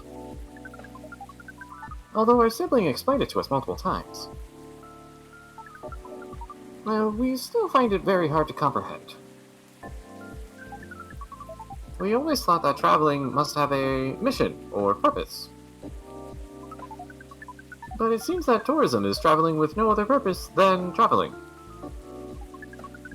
Which is, in essence, circular reasoning. It may as well be, but it's still a lot of fun. In fact, I'd say that's the real purpose of tourism. Money. To have fun, to relax, to see beautiful things. Money. money. Money. I found out quite recently that a lot of people, when they finish uni, go traveling. And in my head, all of my friends were like, yeah, we're gonna go do work and go on holidays and stuff. So I always assumed traveling meant just go on holiday in another country. But no, Like- traveling is like intense backpacking around Europe. Or like Jesus, what? Asia. Yeah, traveling What is the literally fuck? leaving home and going off by yourself or with friends, backpacking around like Europe or Huh? Asia or like other places Huh? like Vietnam and Thailand and everything. And then That is insane. yeah, and like not having any money and like Just jumping existing? on whatever groups you can for like months. What the fuck? I don't think I Like- could do that. Yeah. I mean, that sounds nice, but I don't think I could do that.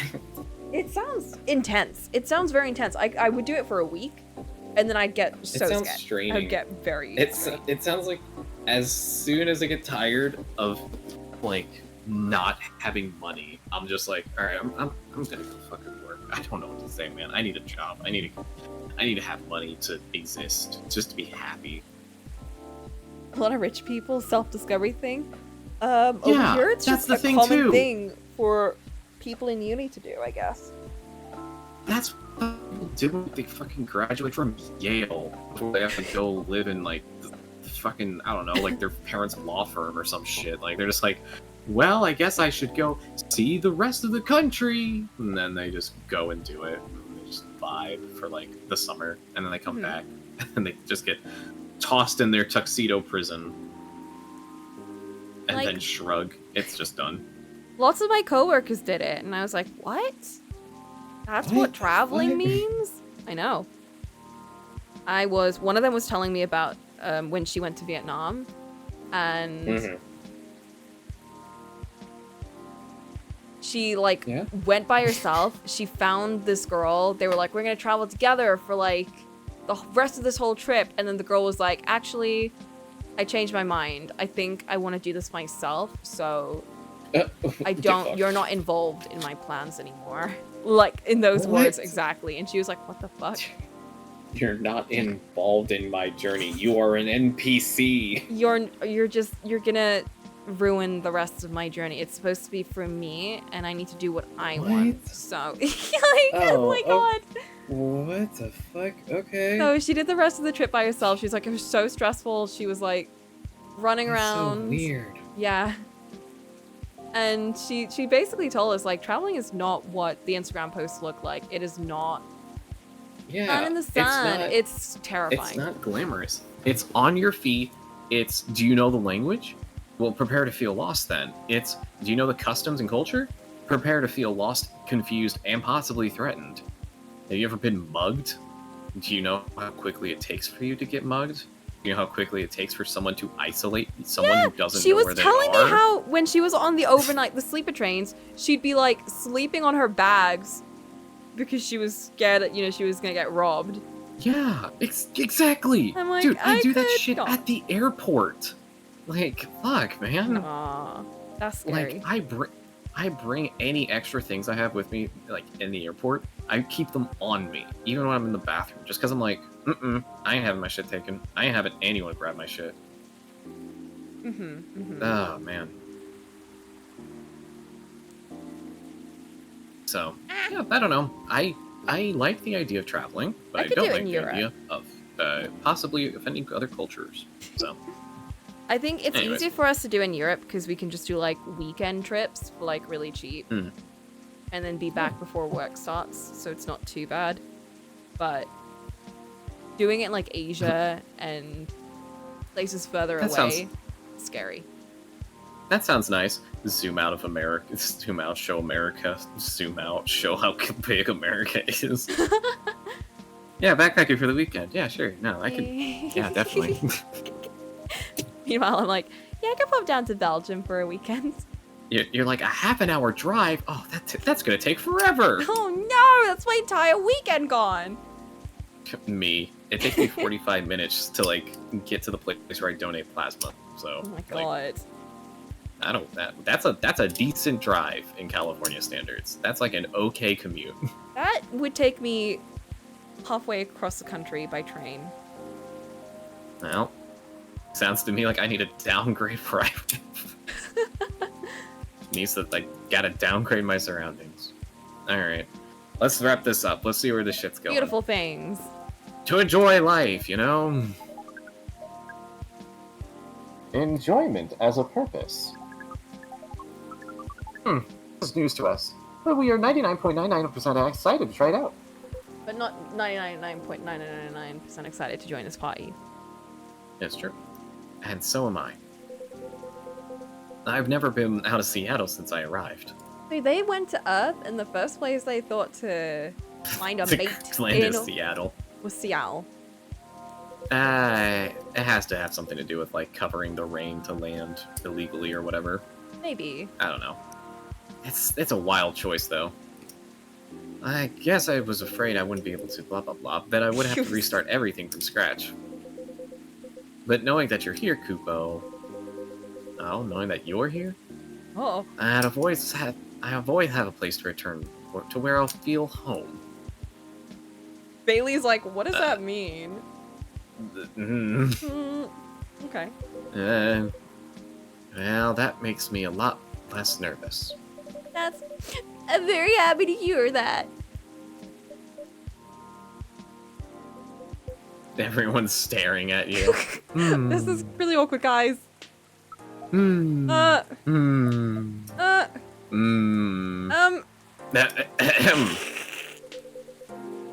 I think I should order a drink. I think you should. What can I make you? I'd like it to reflect the spirit of our upcoming adventure. What does that mean? But I'm also in the mood for something sweet and soothing. Sweet, soothing, but adventurous. Okay. Buddy, you're giving me nothing here. Okay.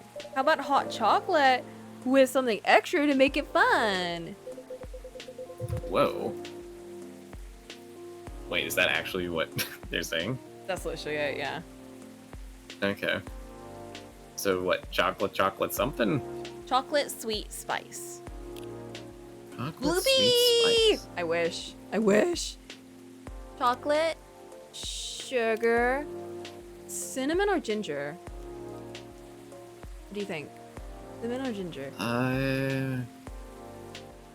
Jeez. Let's see. That's really sweet. Chocolate.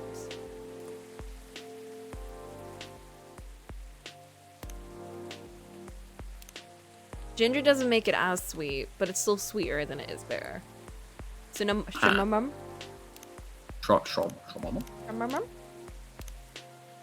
Hi, cinnamon. Oh, ew! No! What have you done? That's disgusting. No, we're not doing that. Hello, what's up? Ginger? That's Oh, not okay. fun. I don't like that. It's gotta be this one. What the? It's gotta be this one. What the? Is that an error?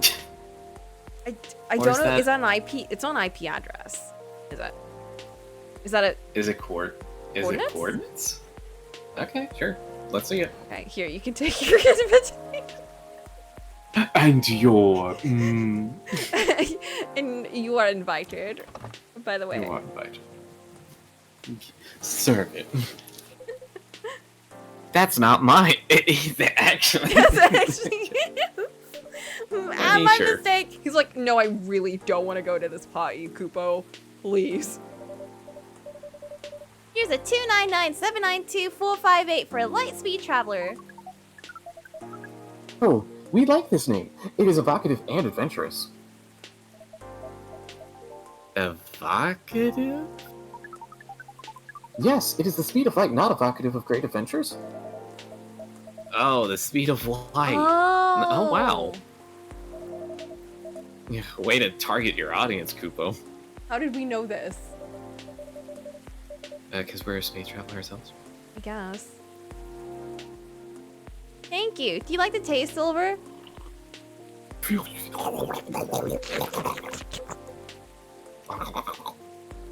Oh, I love it. This is exactly what I wanted. It's got the spicy kick of ginger to start with, Mm-hmm. which keeps you on your toes. I actually do love ginger and hot chocolate. There's this place called Knoop's Oh, yeah? in the UK. It's amazing. It's got like Okay. you can choose the hot chocolate, like the intensity of the dark chocolate that you want in it. So you can get like 0%, which is literally just white chocolate milk I see. thing, or you can get like Mhm. 100%. You can go like each Ooh. 1% at a time, and they crush their own spices in the hot chocolate place, and you can pick which spices you want to put in there. You can put like nutmeg, chili, cinnamon, anything. Huh. Interesting. And yeah, it's amazing. It's great. Okay. We also got a notification. I think that's the drink. I think it must be. Fruit pad. Faster make, faster drink, and the best start to light year guided adventures. Woo! But then the honey makes it sweet and comfortable. In fact, it reminds me of you, Amanda. Aw. How does a taste remind you of us? I'm gonna just accept it. I guess he's saying that you're sweet, but with a strong character as well. I'm losing the Bailey's voice. I don't know where it is anymore. It's okay. That's about right.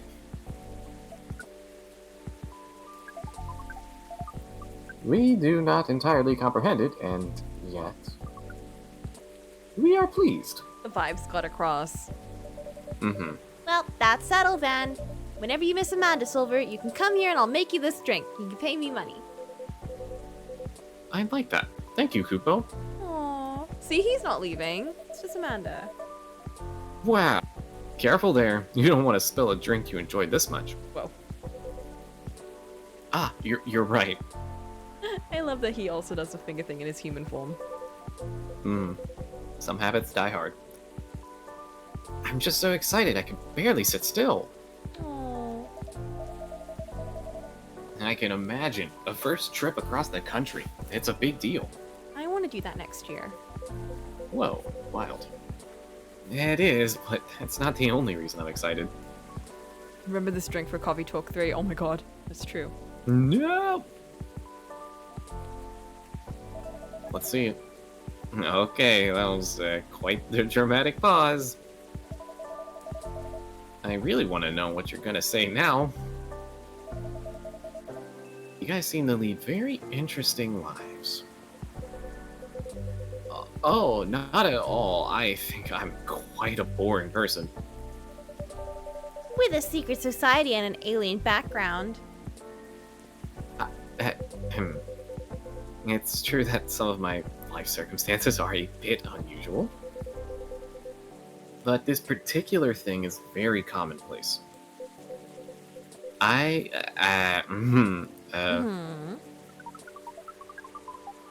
sibling is excited because his date will be joining us. Oh! Hold up. For a road trip! Oh my. That's gonna either go really well or really, really, really badly. This is the deal maker or the deal breaker? It really is. You know what? It's probably the best way to find out. No, I was taking a drink of water. That's costing us precious second. No. And in fact, we must be fair and acknowledge that we may have misjudged her based on her lack of facial symmetry. Amanda! Although Pearl's features are 9.231% different from left to right. They went on one date and they're road tripping together. It's pretty intense. It escalated pretty quickly. Jesus Christ. Oh man, they trauma dumped. They immediately had sex. And then it's just like, I think I want to move it. Just Oh my like, God. oh man, it's way too fast. Way too fast. We agree with her movie analysis, 99.999%. Wow, hold on.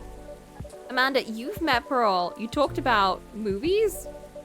Now she's joining you two on a holiday? How did any of that happen? We watched orc westerns all together last night. Pearl likes them a lot as well. He looks very upset by this. You don't exactly sound thrilled. He hates them. Fortunately, she also likes space travel operas. That was a nice way of dodging that you hate them. I just hate orcs. I see. Me too, buddy. I get you. Learning couple compromises the hard way. I suppose so.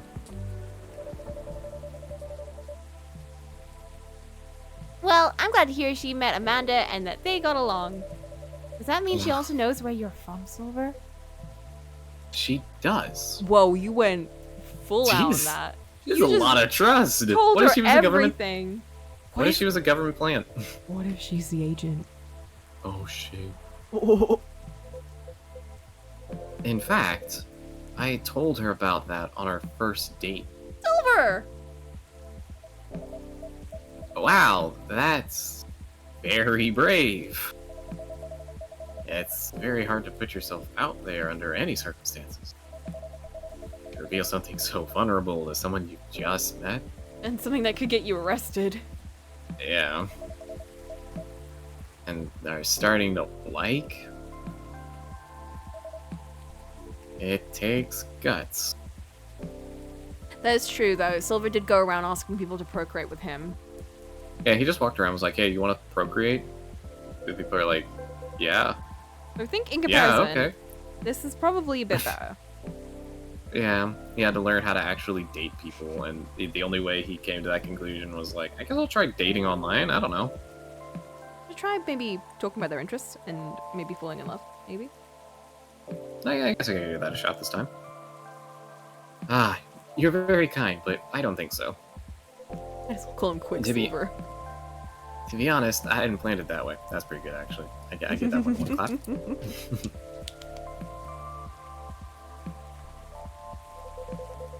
Although I have always felt safe here with all the regulars, I know that not everyone would be... What? Oops. Oh, ooh, what's in the drawer? Open-minded about me, so we're just looking over this. And oh wait, I got something more important to look at. Let me just... And so I wasn't sure I'd say anything to Pearl that night. But as we were talking, I was so happy to learn more about her, about who she is. And I realized I didn't want her to have an incomplete picture of me. So I told her about the bodies. Oh! But my past is a part of me. If my goal is to find someone who sees me for who I am, then she needs to know about that too. And in the end, that was the right decision.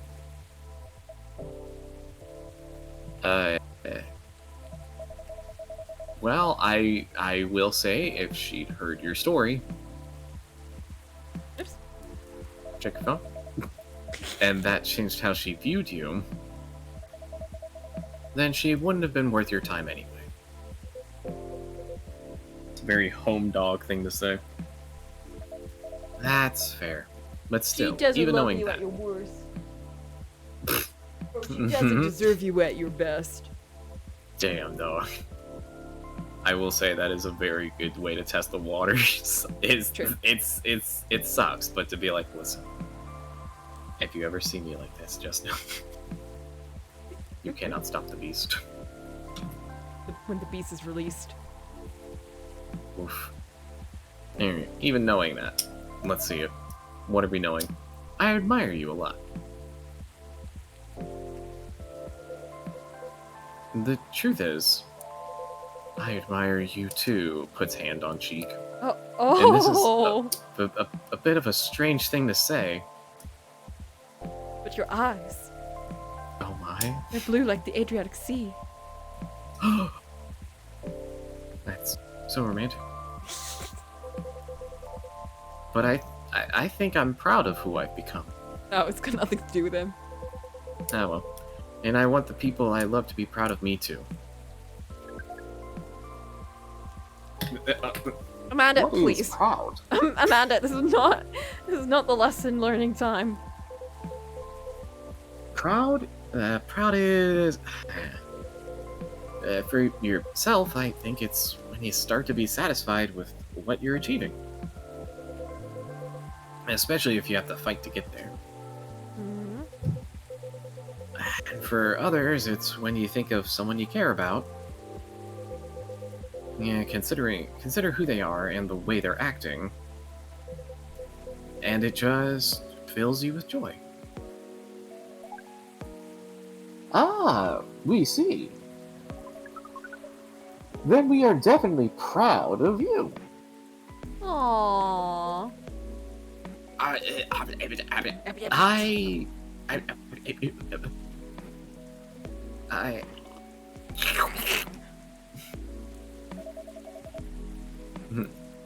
You two really are a sweet family. Beats, I don't think that's as romantic. Yeah, just... In Elden Ring, you feed a blind woman shabbery grapes, which are insane people's eyeballs. Does she want them? Well, she has to eat them, because otherwise she can't find the flame that calls to her. But she doesn't know their eyeballs. And then when you tell her that they're eyeballs, you can tell her they're eyeballs, or you can keep it hidden, but... If you tell her, she's like, oh my fucking god, that is the most disgusting thing I ever heard of. Anyways, I need more to get to my objective. Oh my It's just like, god. damn. It's like, fuck, dude, is this what I have to do to get to my destiny? That sucks, but okay, I guess I'll do it, but man, it sucks knowing. Yeah, I probably wouldn't tell her that. Alright. Let's go. We gotta be almost there. We are. True. Chosen families can also rock. Yeah. When we met Pearl, we came to a conclusion. I'm definitely not just doing my lines while taking water. Mm-hmm. There is no difference in nature or expression between a family that you are born with and a family that you acquire by choice. Both demand work and understanding. There may be minute differences in the specific process, but the bond appears to be 99.999% similar in the end. And so it is.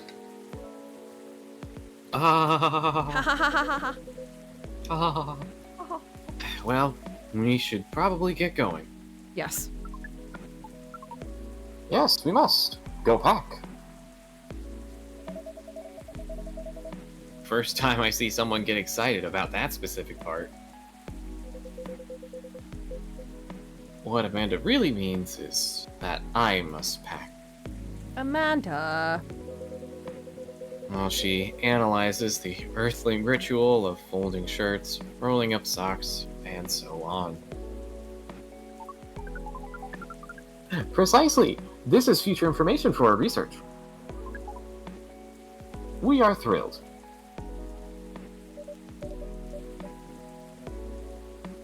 Good luck, Silver. Indeed.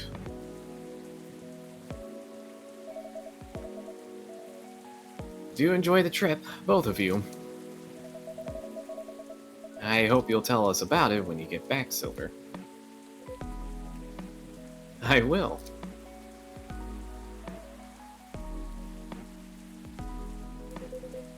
Oh, okay.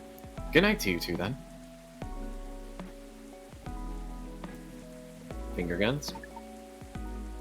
Hasta la vista, strangers. Huh? Orc westerns. Bye to you too. Well. Wait, Baileys, you don't even know what Spanish is? No. Wait, does that mean that orc speaks, or the one speaking Spanish in this Oh world? my Hold up. god.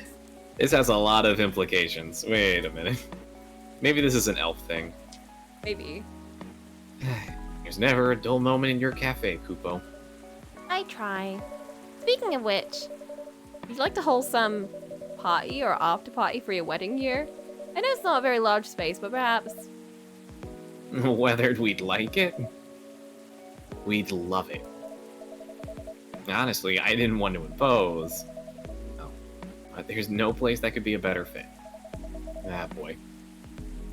And He I was don't just mind that weighing. it's not very large. He was waiting for us to offer. Oh man, he was projecting the thought into our heads. It's gonna be a small, cozy wedding. So this is perfect. it's settled then. Ah, Lua's gonna be over the moon when I tell her. In fact, I'm going to go tell her right now. That's very exciting. I'm pulling out my phone. I'm calling her while drinking. Okay. This is gonna be Thanks quite again, difficult. Kupo. I'm gonna be giving you like signals the whole time with like my eyes and like nodding and pointing at the phone, like stop talking to her. Uh-huh. You're like a guardian angel for us. Sure am. And on that note, I'm off. Okay, bye. Good night. What? There One you go. hand texting. Damn. We're like a garden hive mind. Oh. Good night, Mr. Baileys. You didn't hear that. Oh, end of day? And today? First like make, it. first make, first drink. Looks like it. Looks like it. You like it? Yes. Let's fucking go! Let's fucking go. I think this game is gonna end in 3 days. I think we've got 3 days left. It has to. It has to be done soon. It's either going to be Saturday or Sunday that it ends on, but it's the last day of September in game, so. Ooh. Okay. All right. Save it. Save. Hit that next button. Ah! Oh, we're loading. Read this now because it'll disappear next time. Okay. Neko Baby driver crashes truck filled with catnip. Suspected DUI. A UFO previously spotted by Space Guards fighters. A very determined hot air balloon. ZXX20 virus vaccine booster ready for distribution. Hell yeah! Free of charge. Save. Say, who squidged in? Oh, it's an Aqua Day! But next time. There it next is. Time. Happy Pride. We did it. Happy We'll have to Pride. do it Happy next time Pride. for Happy Pride. Happy Pride. Happy Pride. Happy Pride. Oh, all right. We did it. Good shit, What? Coco. Here we go. Good shit. Good It's day. It's work, been everyone. almost 7 hours. It's actually been over 7 hours, given the first time we tried it. Yeah, and your it's been computer over 7 destroyed hours, itself. yeah. Okay, I think we deserve a break from each other for I think you're quite, right. quite a while. I think we should just never speak to each other for a couple of months. I'm so glad you said it first. I was about to pass, but like, I know, man. I knew that you would have thought it would be awkward to say. so Yeah, I thought yeah. it would be easier for That's me how to you say know. first. That's how you know someone really well, when like you can tell when they never want to speak to you ever again. When you kind of get that Yeah. they're feeling like they don't want to speak to you ever. Yeah. It's like That's how the you real know that homie we're test. friends. It's like what all those weird songs from the 90s and 2000s like doing, which was like, if you really love something, you'll let it go. It's just that. If but you friendships. really love someone, you'll never speak to them again for a couple of months. You'll never speak to them again and derive yourself of their presence for the rest of your life. Huh? What? Huh? Looks around confused. Oh, wait, huh? Poof, disappears. What? Huh? Goodbye forever. I'll never meet someone like you You ever are again. free. What? Free from what? What? I'm going to open a coffee shop in Seattle. Did Kupo did this? Did Why? Kupo did this? Heartbroken, one day someone show up, wanting to take them back or have them take them back, Does it mean? and everyone's at the coffee shop too, so they just kind of sit there and like witness this happen. All right, well, this was fun. Have a Guys. good bloopy.